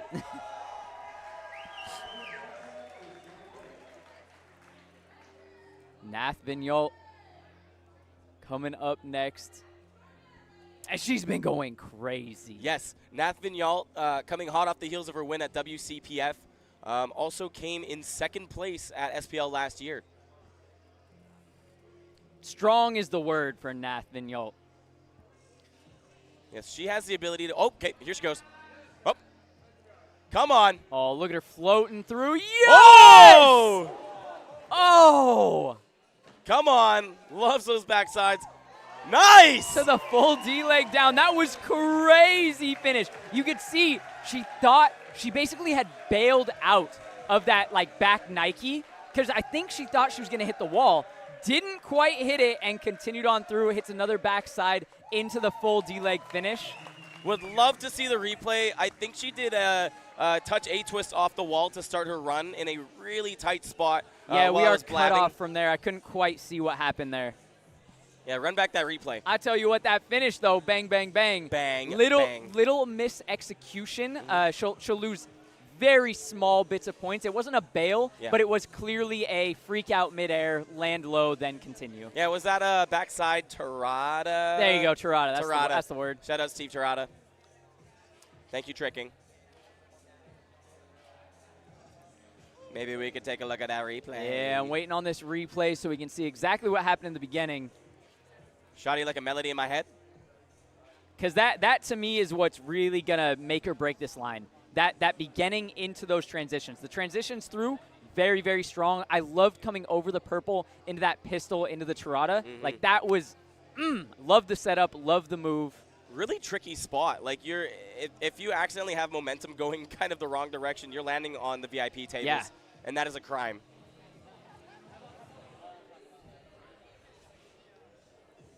Audrey Johnson said, all right, I'm not waiting for this. Put me on the course. Let me go. Respect to that.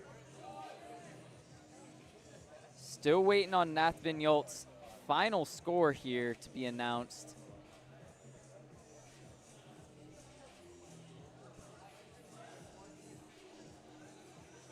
So does go.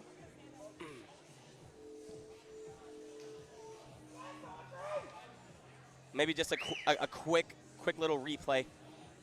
Just a quick little replay would be crazy.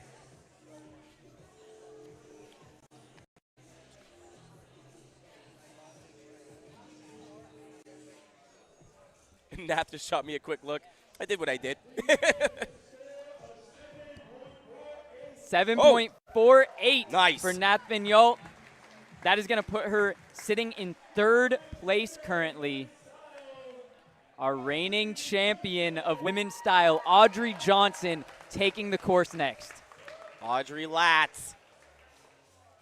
Chase tag goat. Master of the sketchy gainer. I said And the regular gainer. And the regular gainer.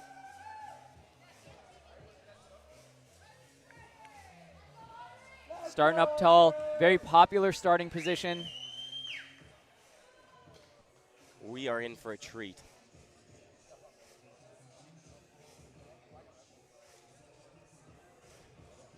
Oh, yeah, that looks familiar. Here we go.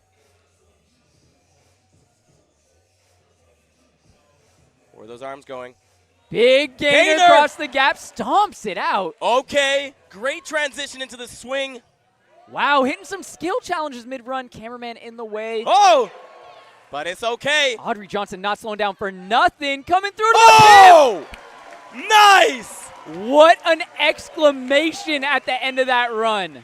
Holy! You could see our cameraman almost got in the way. Audrey Johnson, seasoned competitor, she said, I'm going. If you're in my way, I'm landing on you. Yeah, masterful dodges by our cameraman, Henry. You know what? It is so hard to not be in the way. I get it. Especially when you're walking around with the camera like that. All right, I got to gush. A longer line, I love it. Starting off with a big bang. Yep. A little too much of a stick on that landing, but we're picking hairs at this point. We're splitting hairs. Yep. Goes through into the parkour transitions to cover so much space and gain power. Hits the little rubber, I like to call it rubber band, goes up, comes immediately back down, Yep. and then goes in for the exclamation point finish. It's so beautifully put together. Love it. Beautiful gate in that tight space. And I know in practice she was kind of looking at maybe lashing up onto the gray wall and side flip down. It was looking a little too risky, but I think that the option that she chose to go with was most advantageous to the entire line. She was really thinking about it in the line context. Completely agree, and I love what it does to the composition of the line. Starts off with that big move, right? And then goes into this, like, puts this boost of speed, this acceleration into the line that continues into that next combo where she came up and hit the backflip regrab down and did it so quickly that even though it reversed her momentum, it continued the speed of the line. And it excites. I love it. I love it. I love it. And I love it. in a division where, you know, it can look like competitors have a little bit of concrete galoshes going on, it's really refreshing to see some speed and power in those connecting movements. For me, that's first place. For me, that's first place. Yep. Gotta be. Gotta be. Like that, there's nothing you don't want to see in a line right there. Yeah. Audrey Johnson is obviously a seasoned competitor, back-to-back world champion, going for the three-peat, potentially more if my memory is messing up. But, like, every single year not only shows up and throws down like this, but does it, like, in a way that says, I am ahead of the field.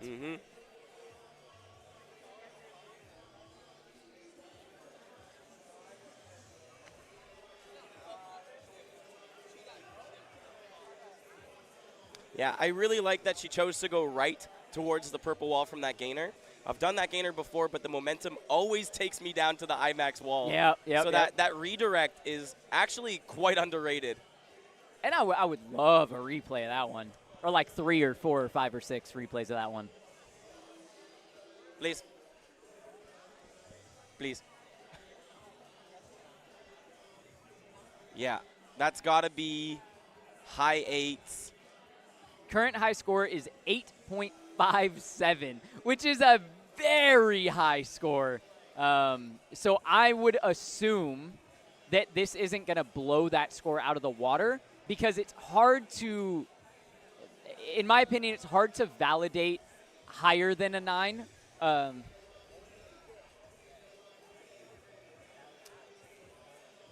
right, stream, we might be dropped for a short brief second. We will be right back if that does happen. Until then, don't panic.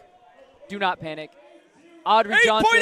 8.80! And that is exactly what I was about to say. I think it will be very high 8s. I don't think it quite justifies for those 9s, but that's spot on. Yes.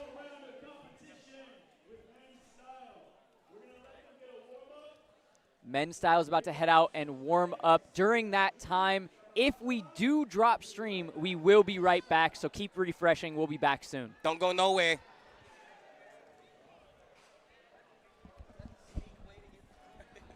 Does it bother you guys if I'm here? No. It makes it better.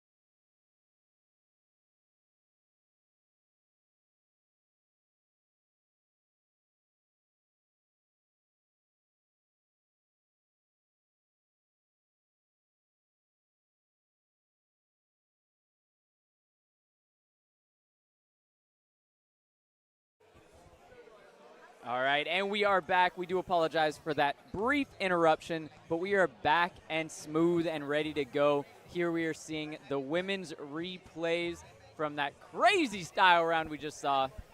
Starting off with June Porter.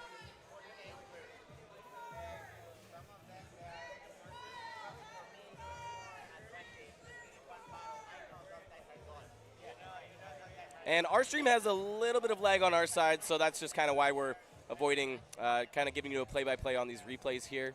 Yeah, we're about 10 to 15 seconds lag behind.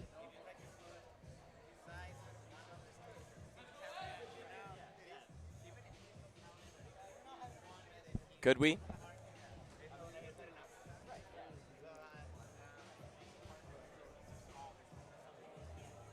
Gotcha. Oh boy, I cannot watch this practice go down. I've already watched too much.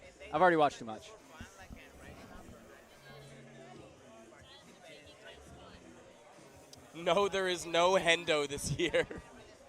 Bring him back, though. Yeah, bring back Hendo. Strong minds.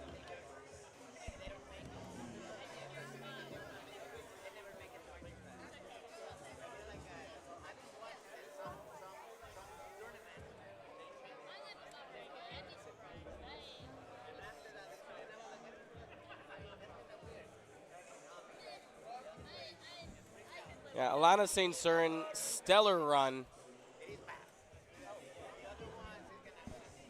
There was a good angle of that split back pre. And big Italian brain rot shouts out for Oliver Xu. Tung tung shahur. You heard? Yeah, that's what I'm saying.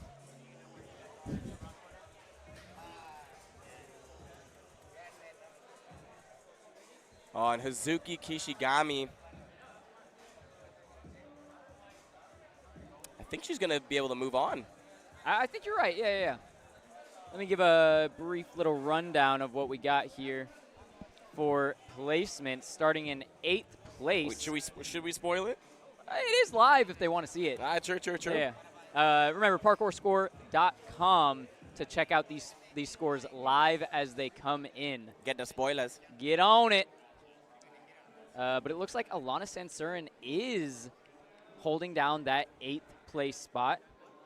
Hazuki Kishigami is 7th. Issa Smits with 7.32. And Rachel Goff with 7.37. Oh, well, okay. Putting a pause on that because we're going right into men's style. But you should know from what you just watched who is above that point.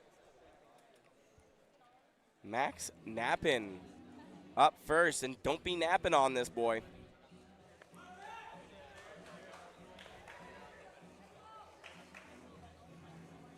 Making it through the EU qualifiers. Coming out here to SPL5, the World Championships. Here in the prelims round for men's style. Oh, getting chalked up.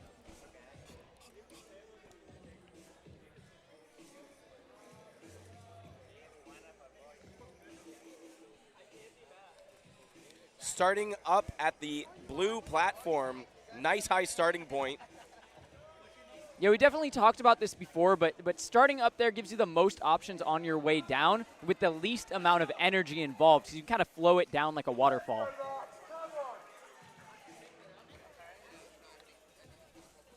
Max Nappin just eyeing it out, doing the dance. Shaking it out. Making sure his brain and body are connected, knows exactly what's about to happen. Go into that flow state. Max Nappin, what's happening? Oh! Rise twist to start it off. And a scoop dub up. Ground Kong's down, going for the big pre-across. Plyo's over. Keeps them plyos going. Bit of filler there. Oh, side splat! Wow, great combo off the wall. So light on that cork landing. Got to finish big, got to finish strong. What do we got? Raptor! All right, that's what you like to see. Wow, that's a line. Yeah, start to finish, taking up every piece of the course, a little bit of back and forth as well, not just end to end, but making all the way down to the end, all the way back in a new section of the arena. Man, that kind of turn mount or scoot up double full too. Like, we be seeing that lately, but years past, scoot up full maybe. Absolutely. Scoot up dub, look at that. And hitting, wow. hitting the rise twist right into it, gaining that momentum from the back to go into this plyo line. Yeah, bit of filler in between here. Oh, I love that side splat to the wall into that little turnaround to cork. Beautiful work. Foot placement, perfect. Oh, yeah, stomping it straight up and down. Watching his feet hit the wall, too. Yes, so hard to link that rise twist. Now, the one dock here is like these hops. The running pre is one thing, but then the smaller plyos moving through are what I would call a bit of filler. Bit of filler. Pretty much everybody that's competing at this arena can do that, which is what I would consider as filler. It could have been something else. Look at this connection. Oh, my goodness, man. But, yeah, outside of that, lots of power, lots of flow. Kind of reminds me of a bit of like Ed Scott movement. True. Yes, let's see that trapdoor. Big swing.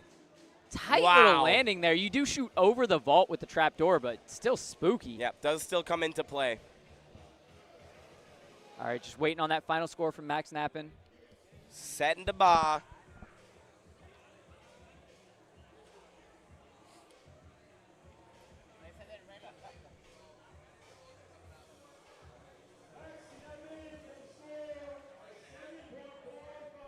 .45.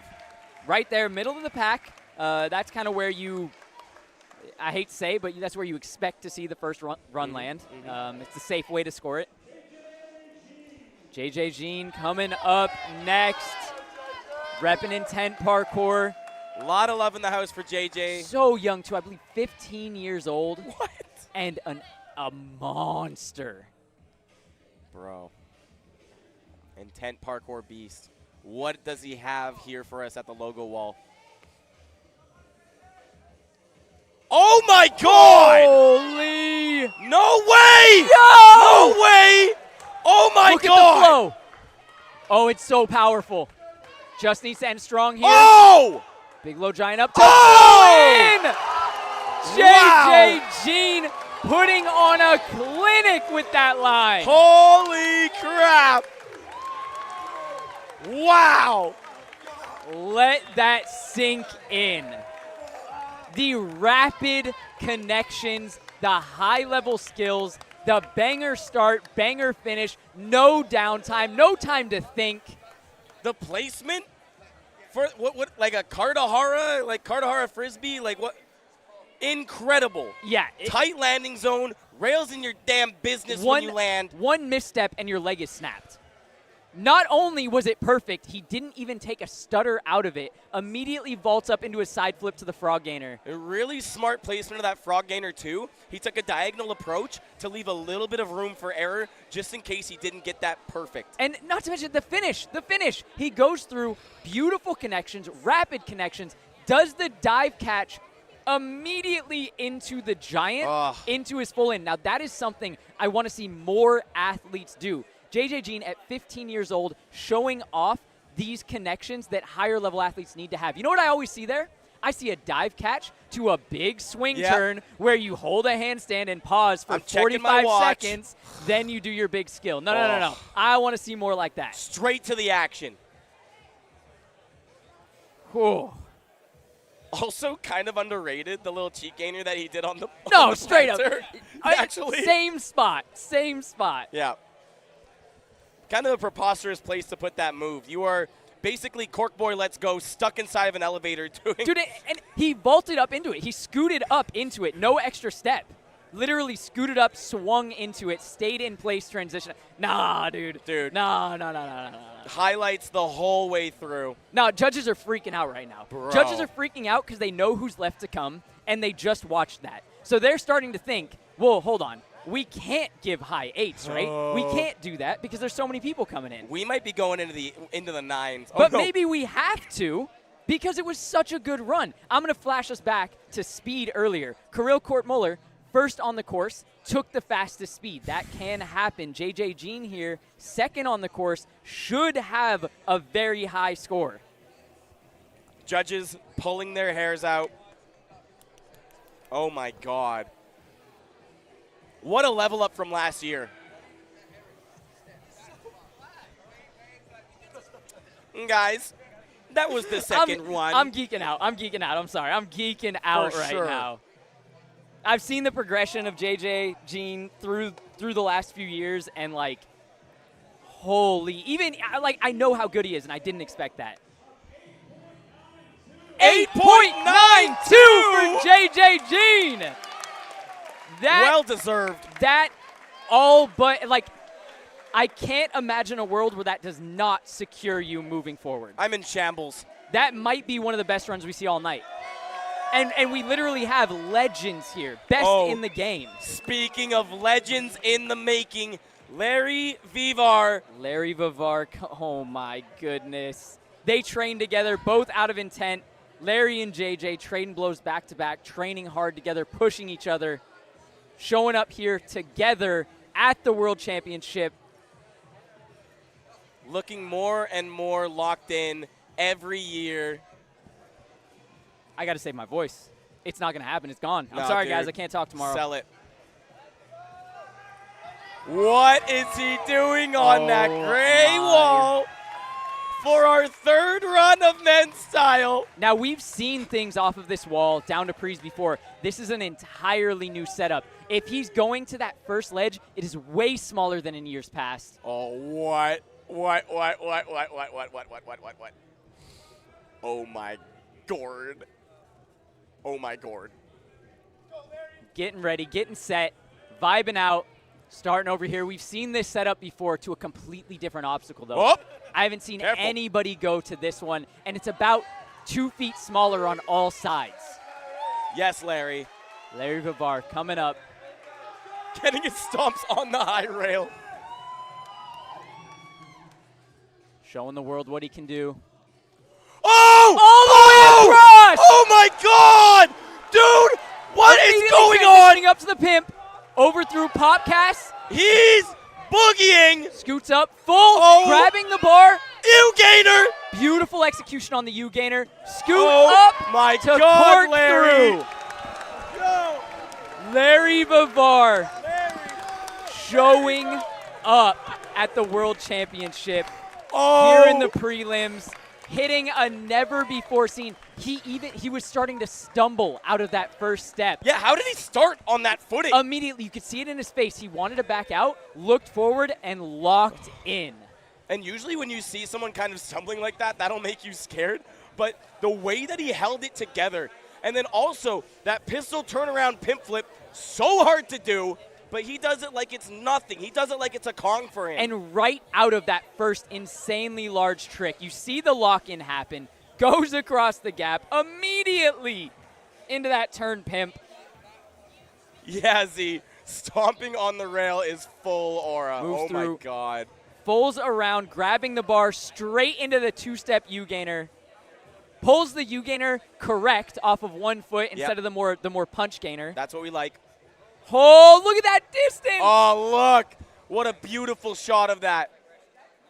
Now, move for move from Larry Vivar and JJ Jean. I think Larry has the harder, highest level. Yes.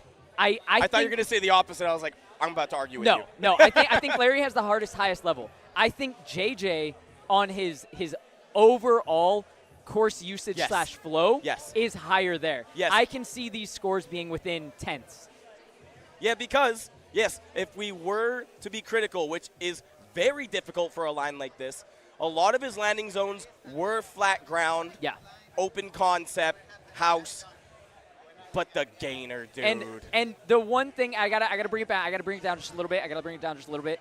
The one thing that as a whole that I will take away from this line is it was very clear to me there were at least 2 places he did not mean to do what he did. Yes. And it was clear that was the case, which is going to bring down execution. So the back full over the bar, Yep. missed his hand slightly. Yep. and then the gainer full to roll. Is that true? Yeah. Bluetooth. 8.15 for Larry Vivar. Extremely respectable. I could see, personally, I'm going to give my personal take, I could see that being a little bit higher, but that is still a very good score. Yeah, honestly, I might have given that an 8.93, but dinged pretty heavily for execution on what might have been just filler moves for him. But that's what happens when you've got moves that are so scary. It takes up a lot of mental real estate, and then it can take focus away from other transitions. Next on the course, we got Toper Martinez, also known as Christopher Martinez, but he goes by Toper. Toper qualified in Brazil. A bit of a legend over there from what I hear. Very well known, has a lot of accolades. And a very seasoned competitor. Here we go. Toper. First time here at SPL. First time here at the World Championships.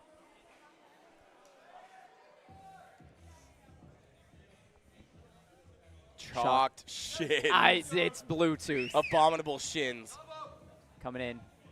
Double side stomps it out. Oh, Kong up gainer, super clean. Yeah, beautiful tight space there. So fast. Working through the bars. Oh, bit of a filler transition into up. that. Full in. Oh, sloppy landing. Bit of a heavy landing. A bit frazzled. Whoa! Just got to Podcast reset in the rail cage. Good. That's the reset he needs. Webster. Oh! Catches to cat! To full. Wow. Toper, that you love to see that. You could see right after the heavy landing on that full in, there was a little bit of scramble. Yes. You saw a missed grab on the bar. As soon as he made it to the top with that scoop full, I believe it was, you could see the mental reset, so he could finish so strong. Yeah, breathe and repeat. That right there shows a seasoned competitor versus somebody who's new on a stage like this, somebody who can actually regain composure after a bit of a heavy landing like that. And if you got a problem with some of these scores, you could send an email to Travis Verkey.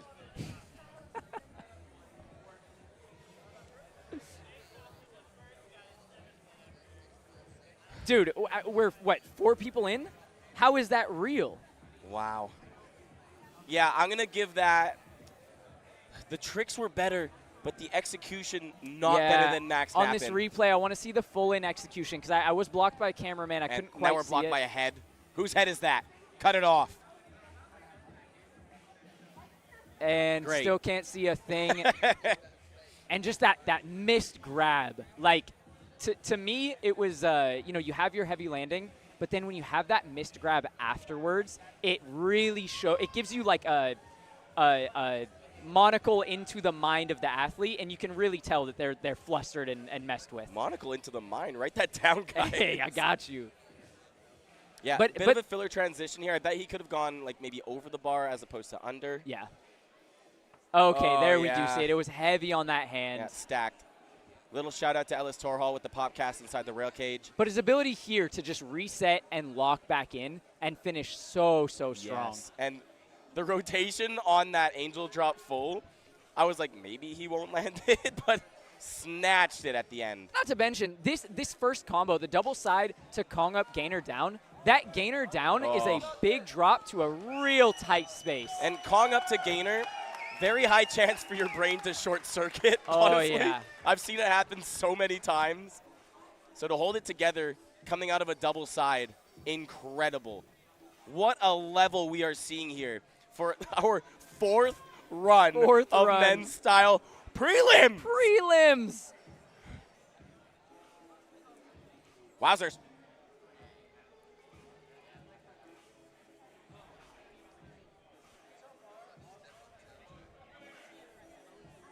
Yeah, I'm going to give that a 7.3 just because of the execution. Yeah, it's hard to know. We do have score coming in, so I don't have to put my neck on the line. Whoa, Toper Martinez with a score of 8.08, still breaking into the 8s. I'm scratching my head a little bit because I think Larry had a much stronger run.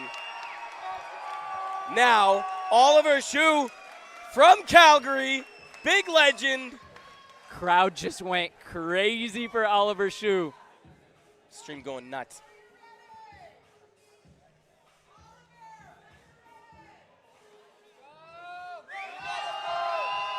Yes, Oliver.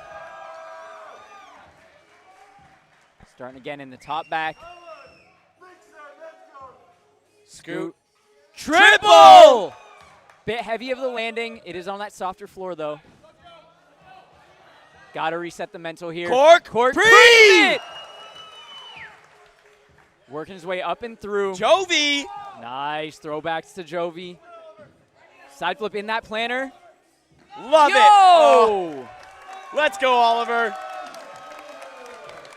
That is a perfect example of something where you remove the few missteps and bounce backs, and I think you add a full point to what your score gets. Yeah. And wow, like to collect yourself after stumbling out of that first gainer and then still nail the cork pre. Oh man, as your very next move, your stand up and go next move. Oliver has been rapidly increasing in skill. As you may have seen from following him online, he is picking up tricks like the average person picks up sticks. Yeah, that's walks wild. It, picks them up, boom, another and trick, another trick. The hardest skills that he did the best. It was actually on the easier ones where the stumbles happened. Yeah. And a lot of times that can happen from nerves, the adrenaline hits. You end up giving something a little more power than it needs. Yeah, first time on the world stage, that's a lot of anxiety. Yep. Yeah, and the adrenaline will kick hard from that. Able to control it into that cork pre, though. Impressive work. Yes, that cork pre was nasty work.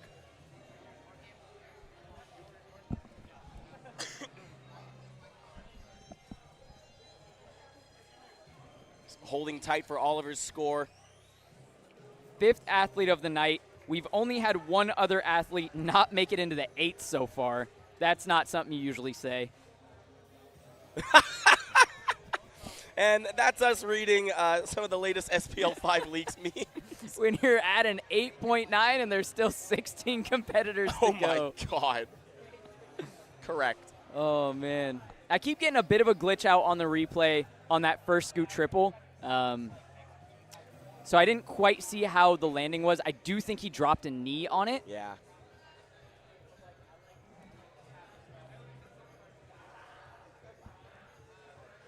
The thing I was worried about the most for Oliver, definitely course usage, but I think he did very well for that because he is known for his tricks, especially onto flat surfaces, but he was able to put together a great line using this space. Yeah, I think conceptually the line composition was very, very good. And even seeing the idea of where that gainer should take you connecting into the cork pre, I think was spot on. Came down to that execution, though. 7.35 for Oliver Shu. Wait, did I guess that? I think you might have, yeah. And now. Oh, man. Parker Zabel. The chosen one. The leader of the new school. This guy has been doing some of the gnarliest things over the past year or two. I'm so excited to see him perform. Only seen him in one or two other big competitions. Now here at the World Championships, setting up for something big. Double side. Double side! Clearing the bar. Little stumble. Oh, my! Side flip splat back. Gate pre! Rolling out of it! Yes! Kongs up. What? Rolling across the bar. Double scoot dub precision to finish off the line. Oh my God. Parker Zabel, this is diabolical. How are you finishing with that? Oh my goodness. What do you do? What? All right, recap. Bro. First off, double side over the gap, over the bar. Wow. Little stumble.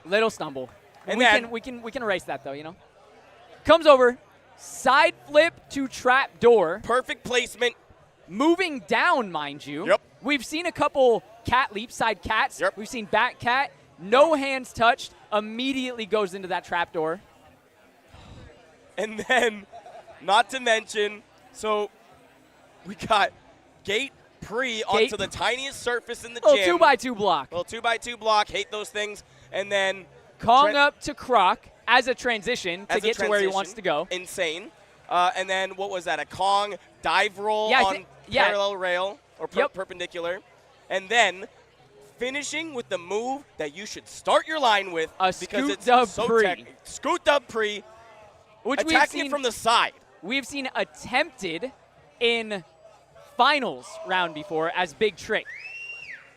That's the level we're playing at, dude. This is now two or three different moves that could have been big trick finals 1 or 2 years ago. Yep.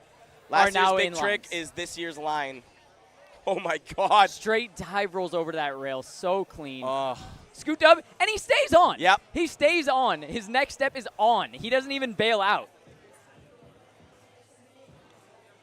Oh, I'm so glad he saved that, that dub side. Dude, Perfect placement. Okay, I did not appreciate that transition well enough on the first watching. His side to trapdoor goes into a back step vault off the wall to reset momentum and move forward into his gate pre. Brother. That's actually like, no hezzy on that trapdoor. Wow. That is the next generation, folks. All right, I'm gonna give him a slide. He somersaulted out of the gate pre. I'm gonna give him a slide because he did a really good dive roll after that. Yep. Yes, he is capable of doing a nice roll. It's a bit of a pet peeve of mine to see somersaults. That's just personal take. But look at that transition. Oh my God. Come on now. He worked that for a long time too. Wow. Holy. Oh.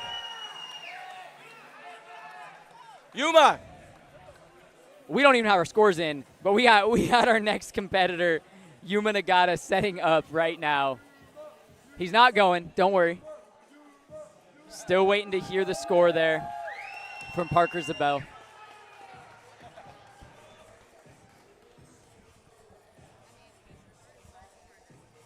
I'm trying to catch my breath. Bro. This is finals energy. Dude. And we're in prelims. We have 2 more days. And it only gets better. Can it? I guess it has to. I keep asking myself that, and, like, it does. 8.95, moving Parker Zabel into first place over JJ Jean by 0.03. Man, okay. Yuma Nagata qualified in Asia. He is a force to be reckoned with.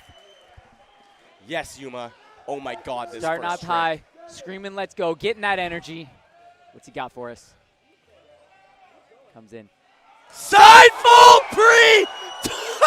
There's no way. Dive Kong! Style points for the step out. What's he doing? No way! He's still moving. Oh my God. Oh my God. Oh my God. Yuma Nagata just took the roof off. Dude. So the side full pre that he did onto that wall, we have analyzed this because we knew it was coming, but that wall is askew from that purple wall.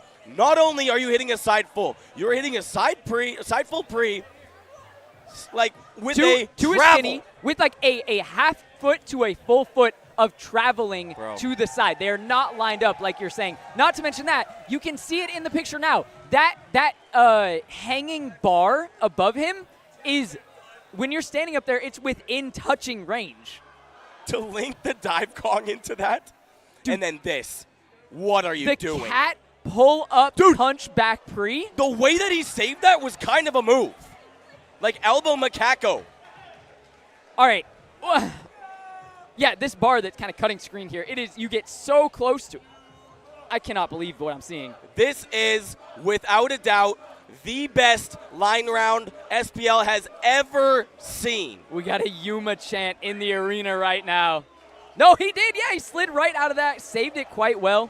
Now, bring it back to grounding it a little bit. Yeah. The judges have an easy out. And yes, this is how I'm choosing to refer to this because I don't necessarily think that should be a quote-unquote bad score. 3 steps into that dive That's Kong. nuts. Sorry. But they have grounding us. an easy out because the execution was not there. Yeah. It is an easy way to stop this super tight spread and make a little bit more of a gap between one athlete to the next. That said, he just banged out some of the hardest things that have, like, what? I can't even talk about it anymore. Bro. I can't even talk about it anymore. Like, it is unfathomable to hit a side full pre to a wall like that with all of the business that you have going on around you, the drop, the rail, the direction you have to go in, the bar above you. Yuma Nagata with a score of 8.47. I think that's spot on. I think that is just about where it should be. And the fact that he was able to save that final cat to trapdoor pre with a good little slide out move, so impressive. And next we have Link Labouré, the hero of time.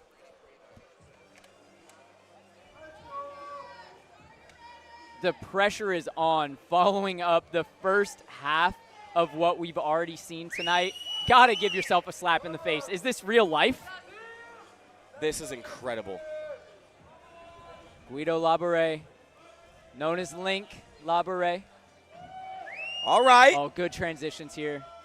Kong Gainer. Kong Gainer across. A little low.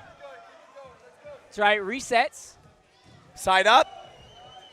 Working his way through. Coming up. Cast Castaway. Okay. All right, Guido Labouré. And that's a great run. Yeah, great run. Now, compared to the other runs we've seen, I don't know. It's not quite on the level. There's maybe an argument for it if everything was linked with speed. Yeah. But due to the bailout on the Kong Gainer, kind of landing knees and stumbling off, Yeah. that's going to knock him really, really heavily. Like, this line here could have been a top level line 3-4 years ago. Easily. The Castaway pre, the Kong Gainer, like very few steps for run up, horrible run up into that, horrible landing to land into with that Kong Gainer. I'm lost for words right now. I mean, we've even seen some of these things done in like big trick rounds. For example, the Kong Gainer gaps. Yeah. We've seen the cast pre to like full dub full off. Mm-hmm. And at this level, the cast pre is the hard part. The dub full is just a little pop. something on top. Yeah, You know? which is preposterous to say. It's true. Dude, I'm sweating. Oh my God. Oh, just a bit of a tragedy. And I saw him in practice working that Kong Gainer. It looked dialed every time. Yeah. Oh, really nice. I like this start. The pull front to Webster front. His score's in. 7.00.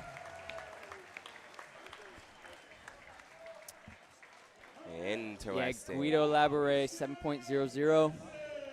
Christian Hansen, the human Beyblade. Talk about unique style. And he's really been leveling it up this year. Doubles where they were singles. Creative course usage, creative moves. An absolute spinning top.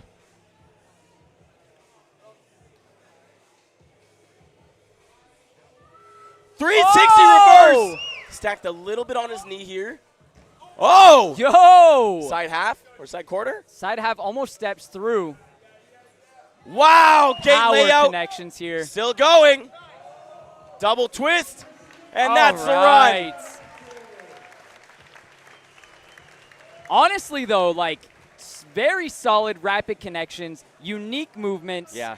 Starting off with the massive 360 reverse. Does sit it down a little bit.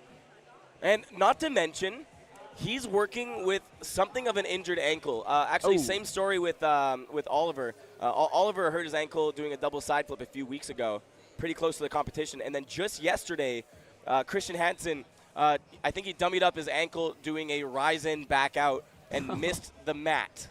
I love this though. Goes for the not just the side to cat, side to splat, but actually doing the extra quarter turn, halving it out, and then looking to hit the step vault down. Yeah.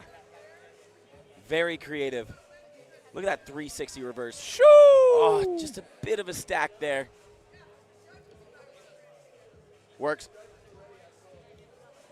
And his gate layout. Yeah, Juicy. no hesitation there on the push to gate. And then two-hand touch B-twist vault, double twist. Yeah, almost going into the VIPs. Yeah, straight up. I saw him prepping that. I was like, I don't know about that landing zone. But he is a joy to watch.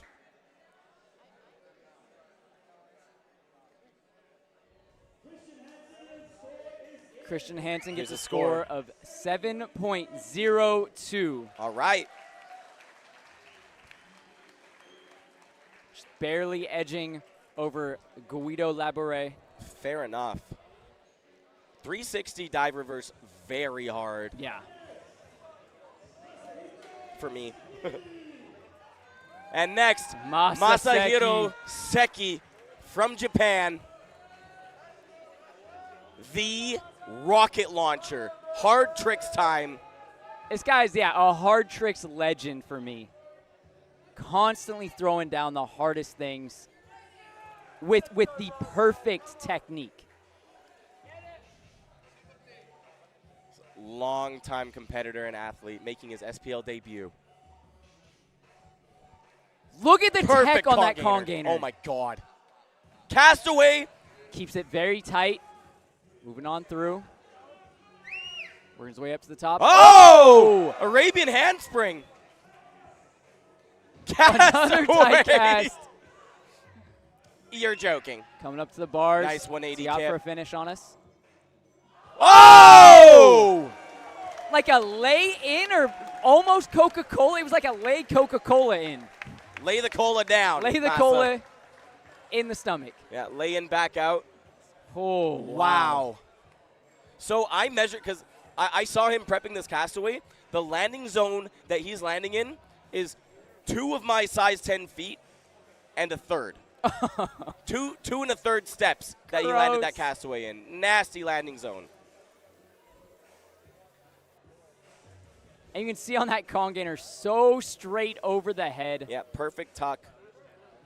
Same thing, going in every single one of his moves are like, the execution is exactly what you want. Oh, that Arabian handspring's sick. Yeah, barely undercooks the Arabian handspring, but.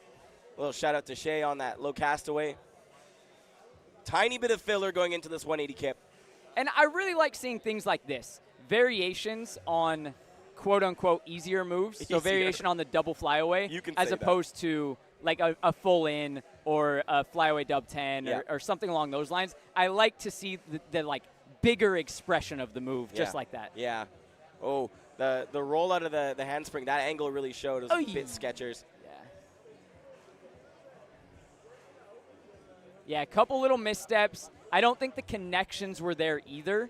And as crazy as it is to say, the difficulty wasn't quite on the level of our earlier runs either. And that's yeah. I feel you, dude. I got to get out of this job. I don't even know what's going on anymore. Oh, but please stay. But please stay. Oh. Yeah, can you believe that is in comparison to the other runs we've seen? A lower difficulty. Look how close he was to clipping his toes on that layout. I honestly can't. Wow. And Masaseki, like, he's been around. He's been, yeah. And anybody that knows people knows him. Yeah, the fact that he's been around for as long as he has and he's still standing toe-to-toe with the current generation. Yeah. Pretty incredible. Putting down a very strong run. I think it'll land him likely middle of the pack. Yeah. Potentially even enough to move on to tomorrow. Although we have a lot of 8s, don't we? Yeah, the thing is, if he scores higher than an 8.15, then technically his run was better than Larry's. I disagree. No. I think he's in 7s. But do you think that Toper had a better run Yes. Agree. Agree. Thinking about it, I think Masa's execution was better than Toper's. Here's my pushback on that. Yeah. Bad execution on the Arabian. Yeah. Landed knees here. Bold choice. Yeah. And then also heavy on the final move. Fair. Minor because dings. it was in a few different places. Yeah, minor dings, but more frequently. Yeah. Here comes the score. 7.25 for Masahito Sakai. Sakai? Good question. Heard. Masahito Seki, I think. Seki. Ethan Garrett qualified at the USPK Nationals, starting in the chimney corner. Oh, in the custom manor shorts.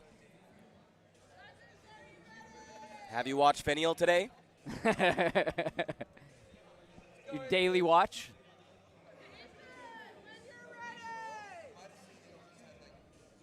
I wanted to say Ethan's a powerhouse, but like I feel like a fraud saying that because everyone here is. Yeah, this is the House of Power. Okay. Oh, I like the upstart 180. Oh, another kip. Okay. Like a punch front half as opposed to like a normal A-twist. Oh. Big gap side. Over to the bars. Full. Swing full. Oh, clips. Undercooked. Oh, boy. Let's see those shins. Man, that was a rough final one. Oh. I don't think he clipped. It looked like his hands fully peeled off.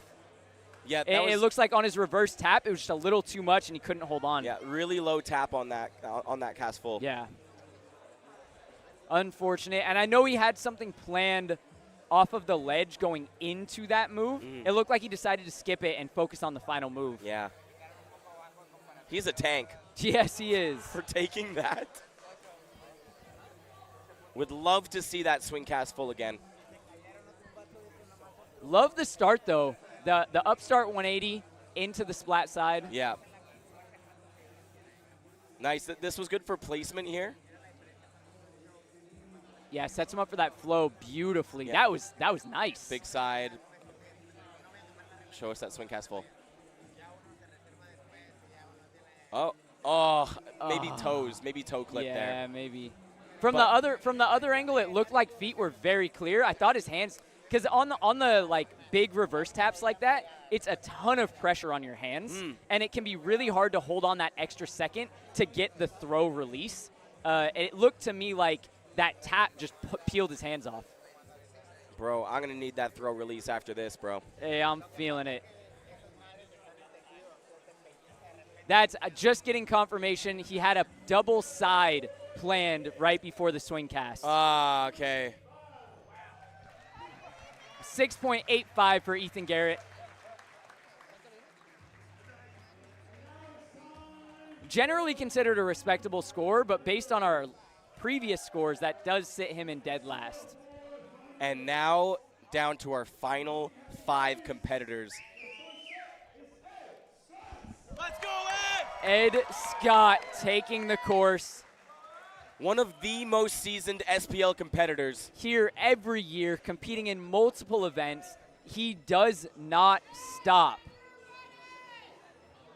One of my favorite styles to watch, rapid movements, lots of heavy parkour skills. Ed is a joy to watch. His flip placement is always spot on. His composition is beautiful. His course usage is literally unrivaled. What's he doing here? Trapdoor! Ooh, crossing over a gap, too. Side pre, perfect! Plowing through. Signature. Lache dive roll! Lache dive roll. 360! Goes to dive reverse. Coming up onto these bars. 360 dive roll, baby! That's the fridge!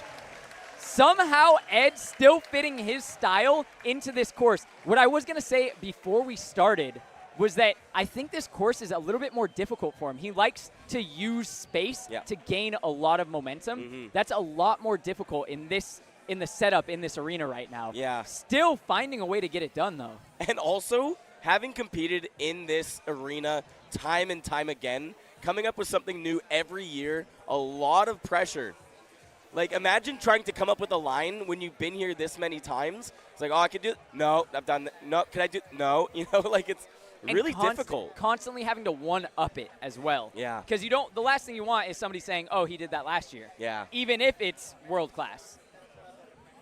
Yeah, that 360 dive roll, incredible. Lâché dive roll up on the runway wall. Super nice use of that space. That was a much more precise side pre than what we've been seeing a lot of lately. Yeah. We've been seeing a lot of big pre's to larger landing areas. Ed taking it to the much smaller area. Yeah, true foot placement on the side pre and stopping himself from stacking into the VIP tables. And I don't think I've ever seen anyone do that trapdoor before. No. Like, now that I've seen Ed do it, I'm like, oh, you can trapdoor there. That makes sense. But I've never seen anyone even look at it. Wasn't sure if the wall would support it. Oh, heard. Yeah, Lâché into 360 dive roll going up as well. Yeah, if you're something of a trick fanatic, you might measure this a little bit lower than some of the other runs that we've seen. However, the magnitude of some of these moves that he did could still give him a competitive score. Yeah, the biggest thing that I would say is knocking him right now is not the tricks in it, but the slight missteps. I think that first one was not a misstep. I think it was a spacing choice. But we'll see after the roll, we start to see coming up into this 360, there's a little extra step there, a little grab on the wall there, a little reset before the lâché. Just all those little things back to back to back really add up to hurt the execution. Oh, that side pre was perfect. A true side pre. Whew. Look at those steps into that wall pop, too.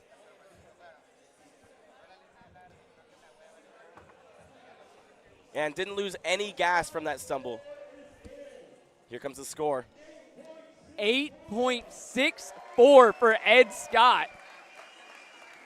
That moves Ed Scott into third place. I want a recalculation for Larry's score. Same. And next to the course, Ryan Aviang. Farming aura. Cool as a cucumber. Ryan Aubiyang, year after year, is considered a shoo-in for podium. Potential first. Coming in double side. Perfect execution.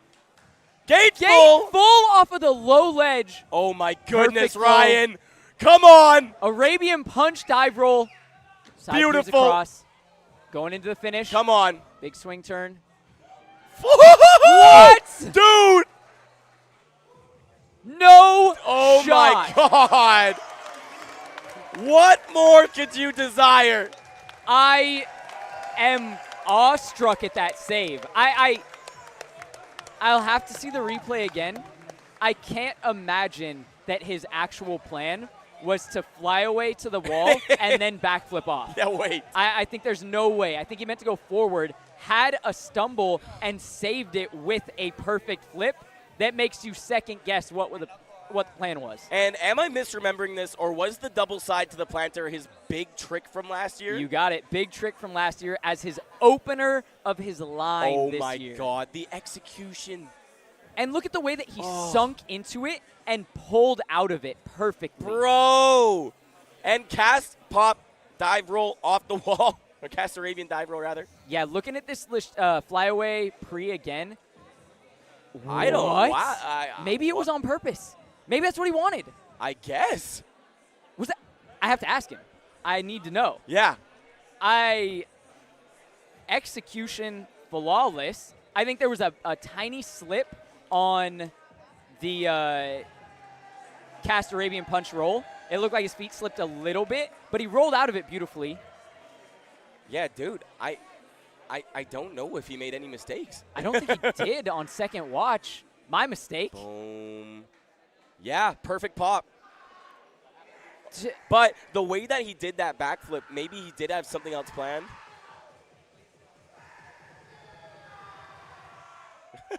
I'm honestly more impressed not knowing.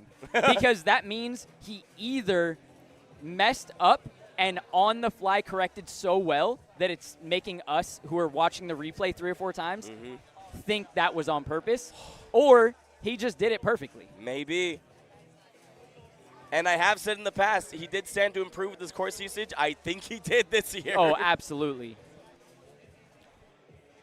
1 KOTC Venice. Skills on top. Training so hard all year. So locked in. Bro. And just so calm.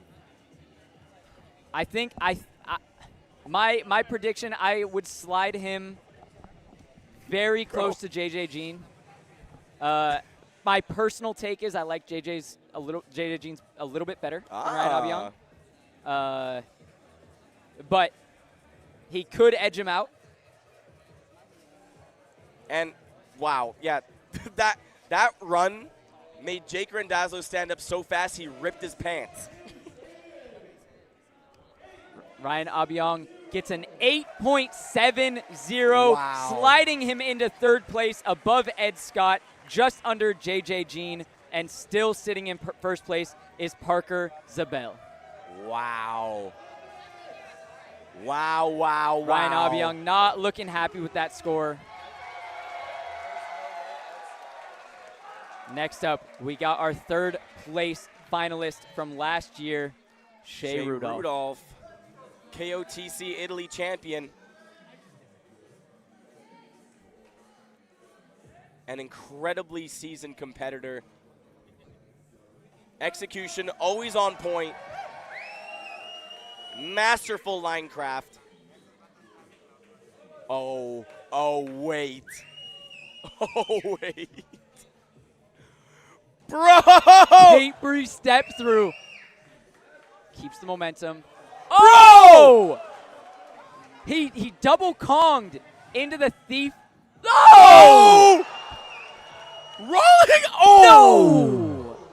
No! Oh. Catches his head on the Kong gainer. Never seen him do that before. Never. But that setup is so... Oh. Oh, yeah. Oh, We're getting some paramedics to look him over now. We'll keep you guys updated as we hear more.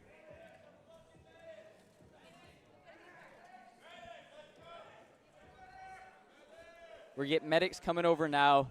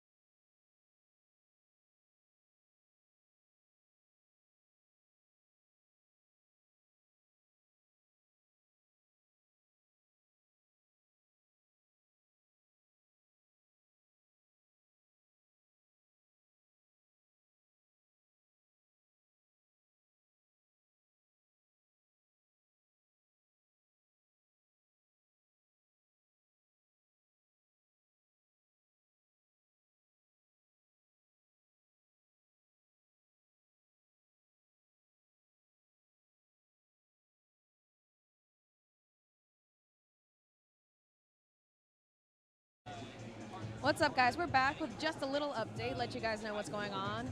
Shay is doing okay, concussed, but doing okay. Xander just informed us that he was laughing. He just kept saying that he couldn't believe that he hit his head on a con gainer. He was responsive, feeling everything that the paramedics were trying, passed all the tests. They're taking him to the hospital now to get checked out.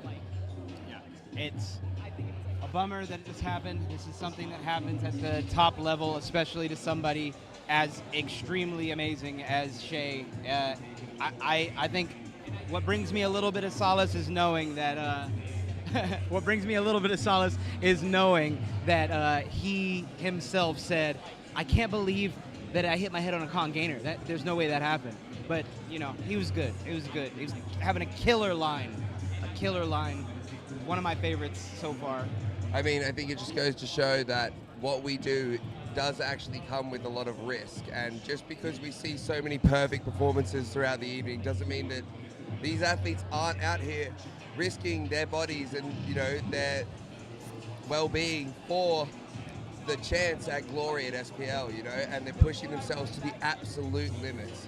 I mean, I've fallen in every competition I've ever been in, so comes with the territory. So It's he's not in good AI. company. Yeah. Yeah. So to give you guys an idea of what's coming up next, our event organizers did ask Ellis and Kevin if they wanted to proceed, given that there was such a long break in between events because the paramedics wanted to take their time to run Shay through all of the tests. And they said they did, in fact, want to proceed with their runs tonight. So they're getting warmed up right now.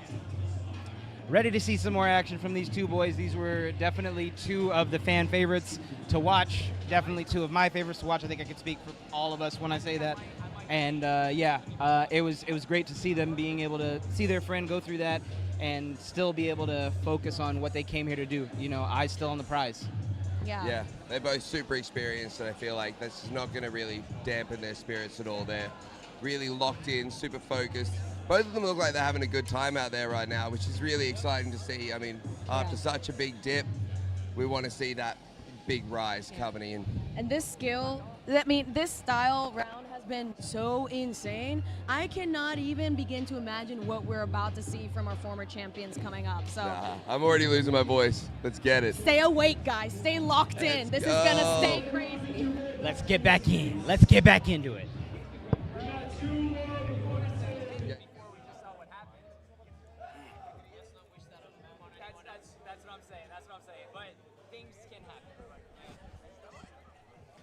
Alrighty, guys. Thank you for bearing with us. We can't say what already hasn't been said, but just heartbreaking to see an accident like that, especially with such a seasoned con gainer like that. Yeah, extremely heartbreaking, and this is, you know, the name of the game. This is part of it. Big mistakes happen, big consequences happen. I will say Shay is, you know, been taken to the hospital, is being looked over.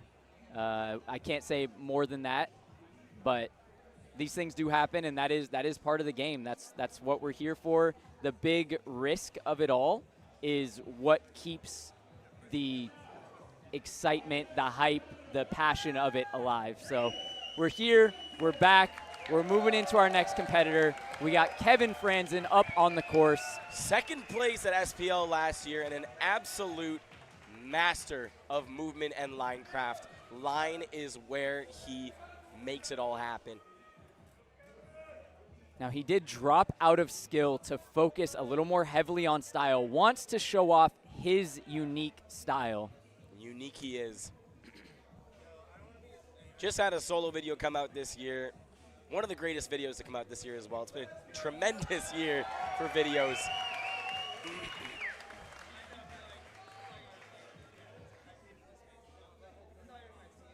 We have two final competitors. Kevin Franzen up first, taking second last year. Coming here. Let's go, Kevin. Swing turns. Yes! Whoa! Come on, Kevin. Beautiful transitions. Look at that floor work coming through. Come on. Oh, yes, Kevin. Kevin. Catch. Big 180 These stride. connections, bro. Yeah, fantastic connections. 360 last day. Stepping out. Half on half to Perfect. finish. Now that is what you expect to see from Kevin Franzen. Beautiful composition. Massive first starting move. hitting that crazy Lachey passover, regrab Lachey, clearing the double barriers. Yes, and after all of that, Kevin's still able to hold it together and boss out an incredible line. Yeah, top-level composure. Now, a very different line from things that we've been seeing all night. This is something that's more unique, so to speak. Mm-hmm. And as we've seen, similar in the way that like Ed Scott attacked the course, a little bit more trad going on with the big lachets, but I actually think that could factor in and help him score a little higher here, as well as just impeccably connected moves, unique style, and just no filler. Yeah, not a foot out of place the entire time either.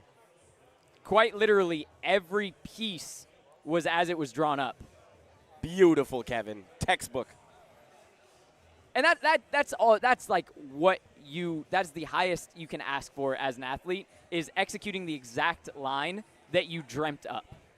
Oh, to take that massive lachet down to the ground and pop a flip out of that. And look at this. Just incredible steps from that 180. Putting in the 180 stride off the bar. Could have chosen to plyo, could have gone to one of the ledges, doesn't, opts for the much harder, techier movements. And here's a better angle of that lachet. One, like that lachet over 180, very risky. If you miss, it's a belly flop. Oh, my goodness. And look at this. Oh, yeah. We love that roll, Kevin. Whoop. Oh, very precise with the hands on that round off over the rail. Is that round off? That's what I'd call it, More or less, yeah. And a little Arabian on half. Come on.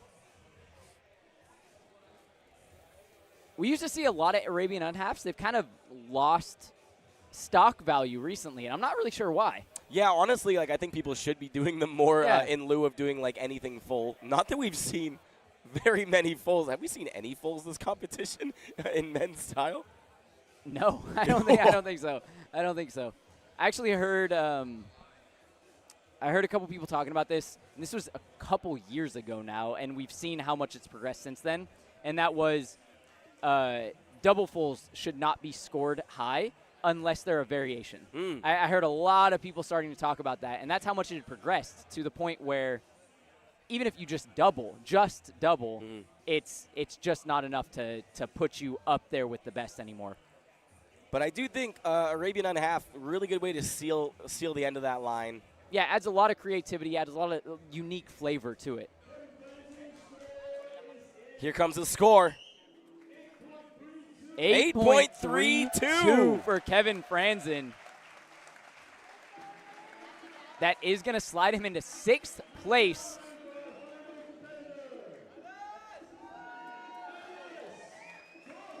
And now it is time for the GOAT, Ellis Torhall. Going for the 4-peat, is it? Every time he shows up, the game changes. We've said this before, and we will say it again. He exists to push the level of the sport. And what we're seeing here at today's competition is a direct effect of what he's done in parkour. Yeah, Ellis Torhall, he is the complete package. He has power, he has flips, he has parkour, he has connections, he's got speed, he's had every bit of it. Staring down that purple wall. What's head force here? Huge gator! Pop side flipping out, keeps the flow moving. Oh my God. Over to the signature bars, big cast. Oh my God! He's not done! Continuing all the way across the course, up to the big bar. Giants, big finish, flyaway trap door! Oh my God, it was perfect! Ellis does it again! Ellis Torhall bringing the roof down. Flawless first set of moves, moving around, and I was worried for 1 second because he made a beeline from the end, what I considered the end of his run, all the way to the other side of the course, and then finished it with that. The biggest flyaway trapdoor I've ever seen. To fly away that gap is impressive. To lâcher that gap is impressive.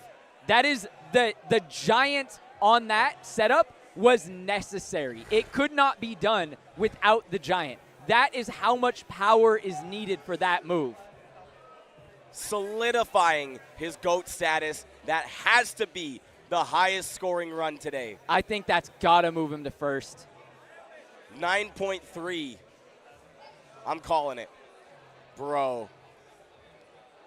Gainer side preeing down, works the flow over to the bars. Man. It's like 3 pieces of that, no athlete in the world can do except Ellis Torhall. Mm-hmm. That's 3 what nines separate are made of. pieces. Like, that is the biggest gainer gap I've ever seen. Like, it is a joke to gainer to that. Like, that is like a dream that I have since let go of. And it makes sense seeing Ellis do it. Like, gainer across that gap and punch side out of it. I'm floating right now. Dude. I am floating. Dude, after all of that. Also, Little Hot Goss, considering, you know, Ellis did suffer a similar con gainer head hit to what Shea did earlier this year. It has not slowed him down at all. And that's terrifying to have to go from that, being the second athlete up after an injury like that, coming back from one of your own and still throwing down such a groundbreaking line. Now, to take away one piece of it, the decision to end the first, what I would say the first half of the line, first 3/4 of the line, on the exact opposite side of the gym as your finisher, and then just make a straight beeline of, let's face it, filler movements to get back. I don't think it's going to cost him at the high level that was. Yeah. But the end, quote-unquote, flow/speed course to get to the final move will deduct a little bit. But I'm talking maybe go from 9.5, 9.6 to 9.3, 9.4. Yeah, exactly. Oh, here comes the score. Yep! 9.38 for Ellis, the GOAT, Torhall. 9 club. Absolutely. No qualms with that. And that will move Ellis Torhall comfortably into first place, just ahead of Parker Zabel, who is sitting on an 8.95. Ellis Torhall, the sole owner of first place and a 9 slot. Podium is his penthouse. We're just renting it. Now with that will keep Larry Vivar in the top 8. It will cut Christopher Martinez down to 9th place and Max Nappen into 10. I like this semis lineup here. I do have a problem with Larry's scoring, but whatever. We touched a little bit on it earlier. Yeah. It's been going around in the chat. Yeah. Larry was robbed. Yes. I will say it. I think maybe there could have been some closer scoring, some tighter scoring, some changes around. From my take, there's a couple what I would call large differences from what the majority of the community may think on these scores. Mm-hmm. But overall, I thought the scoring was quite tight, relatively solid. Yeah. And we have a banger of a top 8 right now. Yes. Everyone you would want to see, with maybe a couple exceptions, I'll give it to you, a couple big ones, And are in top 8 now. big up to JJ for getting 3rd today in prelims from last year. What an incredible trajectory. One of the most surprising runs coming out here. On first watch, I thought maybe I was on a different planet for a second. I did not expect that caliber of run to come out from JJ. Yeah, that was a delightful surprise. And now on the flip side, I can't lie, I did fully expect that caliber of run to come out from Ellis, and he did not disappoint. Yeah, which, like, it really adds to the pressure of being the GOAT, right? Everyone expects him to do bigger and harder things every year, and the risk just goes higher and higher. Can you imagine the pressure? And it's one of those things where it's really difficult not to view these top-level people like Ellis Torhall, who you expect to take first place. It's hard not to score him on a different scale than the rest of the field. A lot of the time you expect big things. And so when you see big things but not the biggest, you go, oh, that wasn't good, and give it a low score. But because Ellis continually comes out and pushes the entire sports level line after line, you can't score him low. 4 years in a row at SPL. He leaves no doubt every single move. Oh, come on, Kevin. Give us a little shun.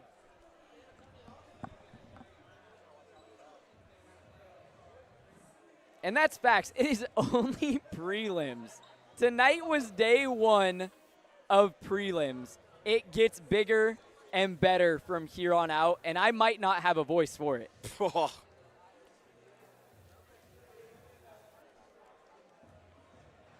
There's JJ's run. Oh, watching this so back. good. How you gonna do a kick the moon there? Oh wait, we don't say that anymore. I do. I'm old though, so I get excuses now. That's right. Yeah, that's why we get to say trapdoor. Yep. Okay, Larry's run. Come at me. I'm 35. Massive gainer. Jeez. All right, where could the deductions come from here? Maybe the popcast It's was because unnecessary. he did a popcast, right? That's what we're talking about. Execution ding there. Perfect U gainer. Oh, drop knee. It was a couple semi-heavy landings. Toper. But man, I think, well, You've heard us. You've heard us. You've heard us every year.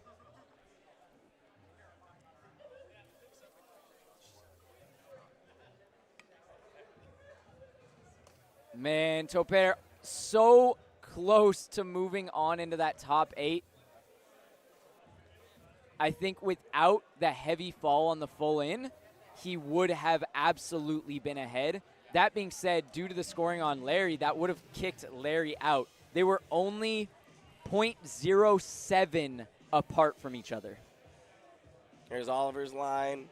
Big up, Oliver.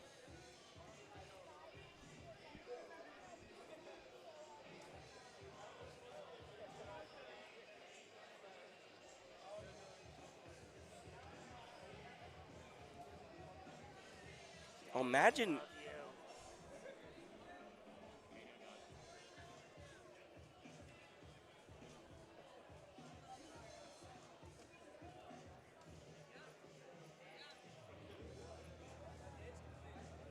There's that trip.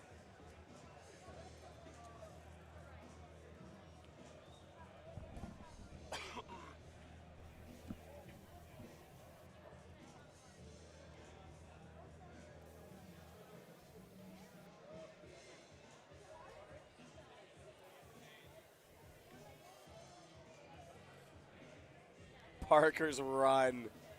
This middle slice was so spectacular. Future GOAT material. Current GOAT material. Yes. No, truly.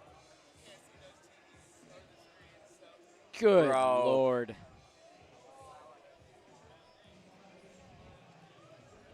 No run up on that double side either. No hezzy. Straight to that gate free. My God.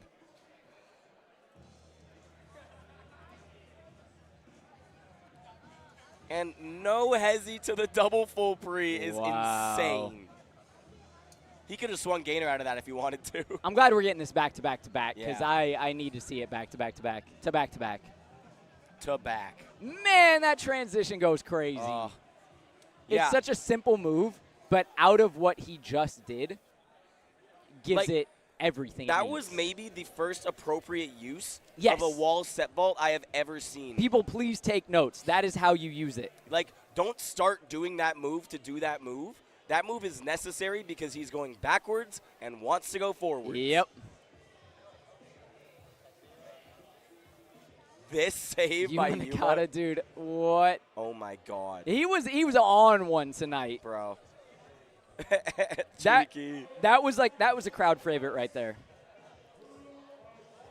All right, guys, we're going to wrap up these last replays from Yuma, and then we're going to get ready to announce who is moving on from style, starting with our women division. Alana Sansarin coming through for women's style in 8th place, moving on to the semifinals tomorrow.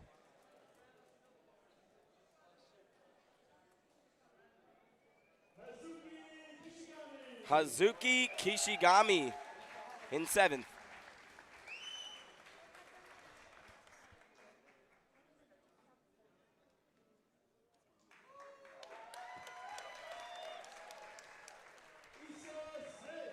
Issa Smith. Let's go.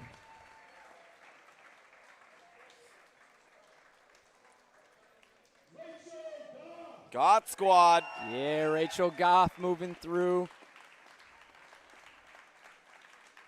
5th place for Rachel Goff. Nat Vignal.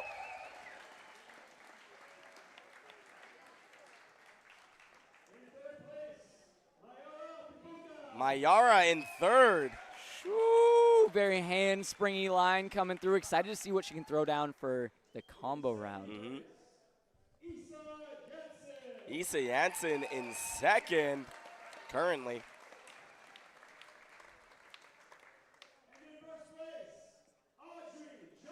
And To nobody's surprise, Audrey Johnson moving through in 1st place. Textbook dominant performance. There's our women's style competitors, all 8 moving on to our semifinals tomorrow. Nicely done, ladies.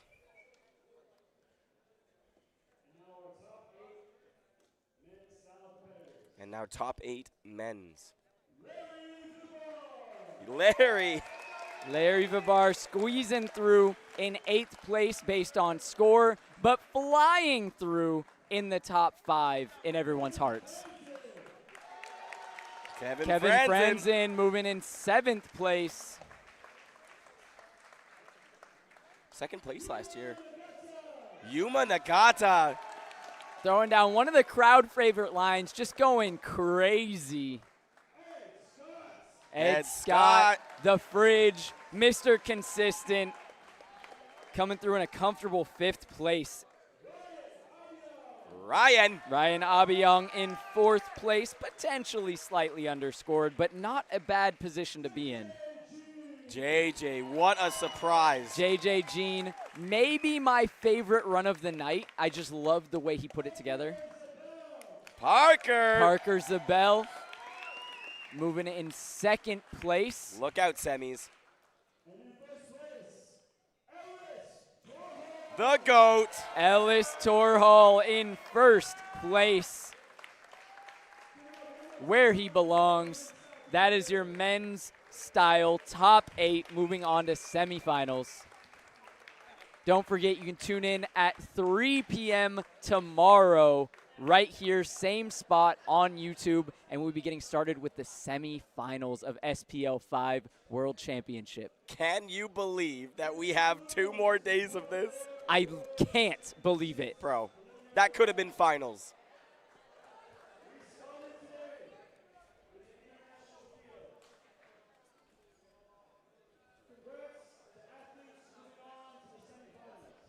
And some words from Renee.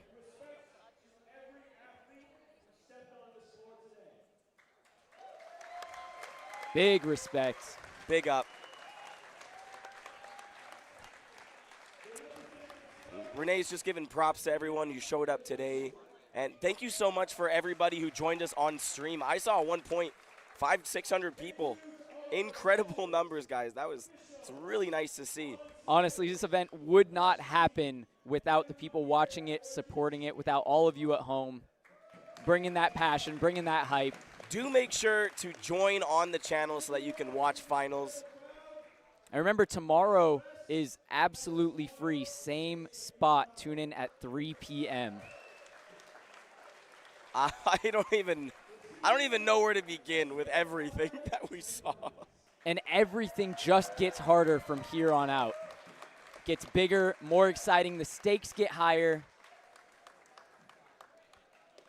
Truly proves the best of the best. For now, I'm Josh Dowie. And I'm Joey Adrian. And your boys are signing off for the day. See you tomorrow, 3 p.m.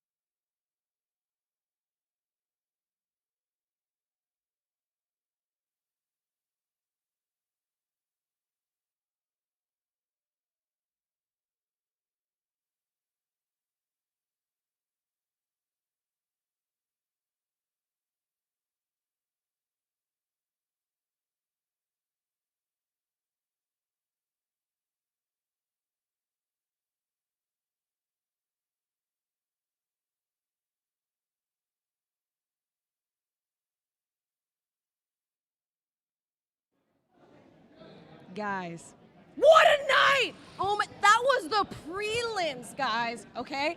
Listen, people were throwing lines in which every single thing they did would have been thrown as a best trick just a few years ago. And that's all I'm gonna say on style because we're out of time. You can't be the GOAT. The GOAT is goated. Just, yeah. Yeah, Ellis does it every single time. Also, Issa Jensen, best run I've seen you do. Shout out for that. Super clean, super nice. Very impressed. Yes, there's so much more we could say about the style. So many athletes. Audrey! So many athletes that we could geek out about. So much insane things happen. Yuma changed the game. Oh, Yuma! And this is just night one, okay? We'll catch you guys up on everything tomorrow. Stay tuned. If you're in a different time zone, if you're on the East Coast, you're a champ for staying up late and locking in for this. Australia, good on you for staying up till 3 a.m. Appreciate. Yeah. Have an amazing night, guys, and we'll see y'all tomorrow because it's only gonna get crazier! I love Kevin. Kevin. I love Kevin. Kevin was hard.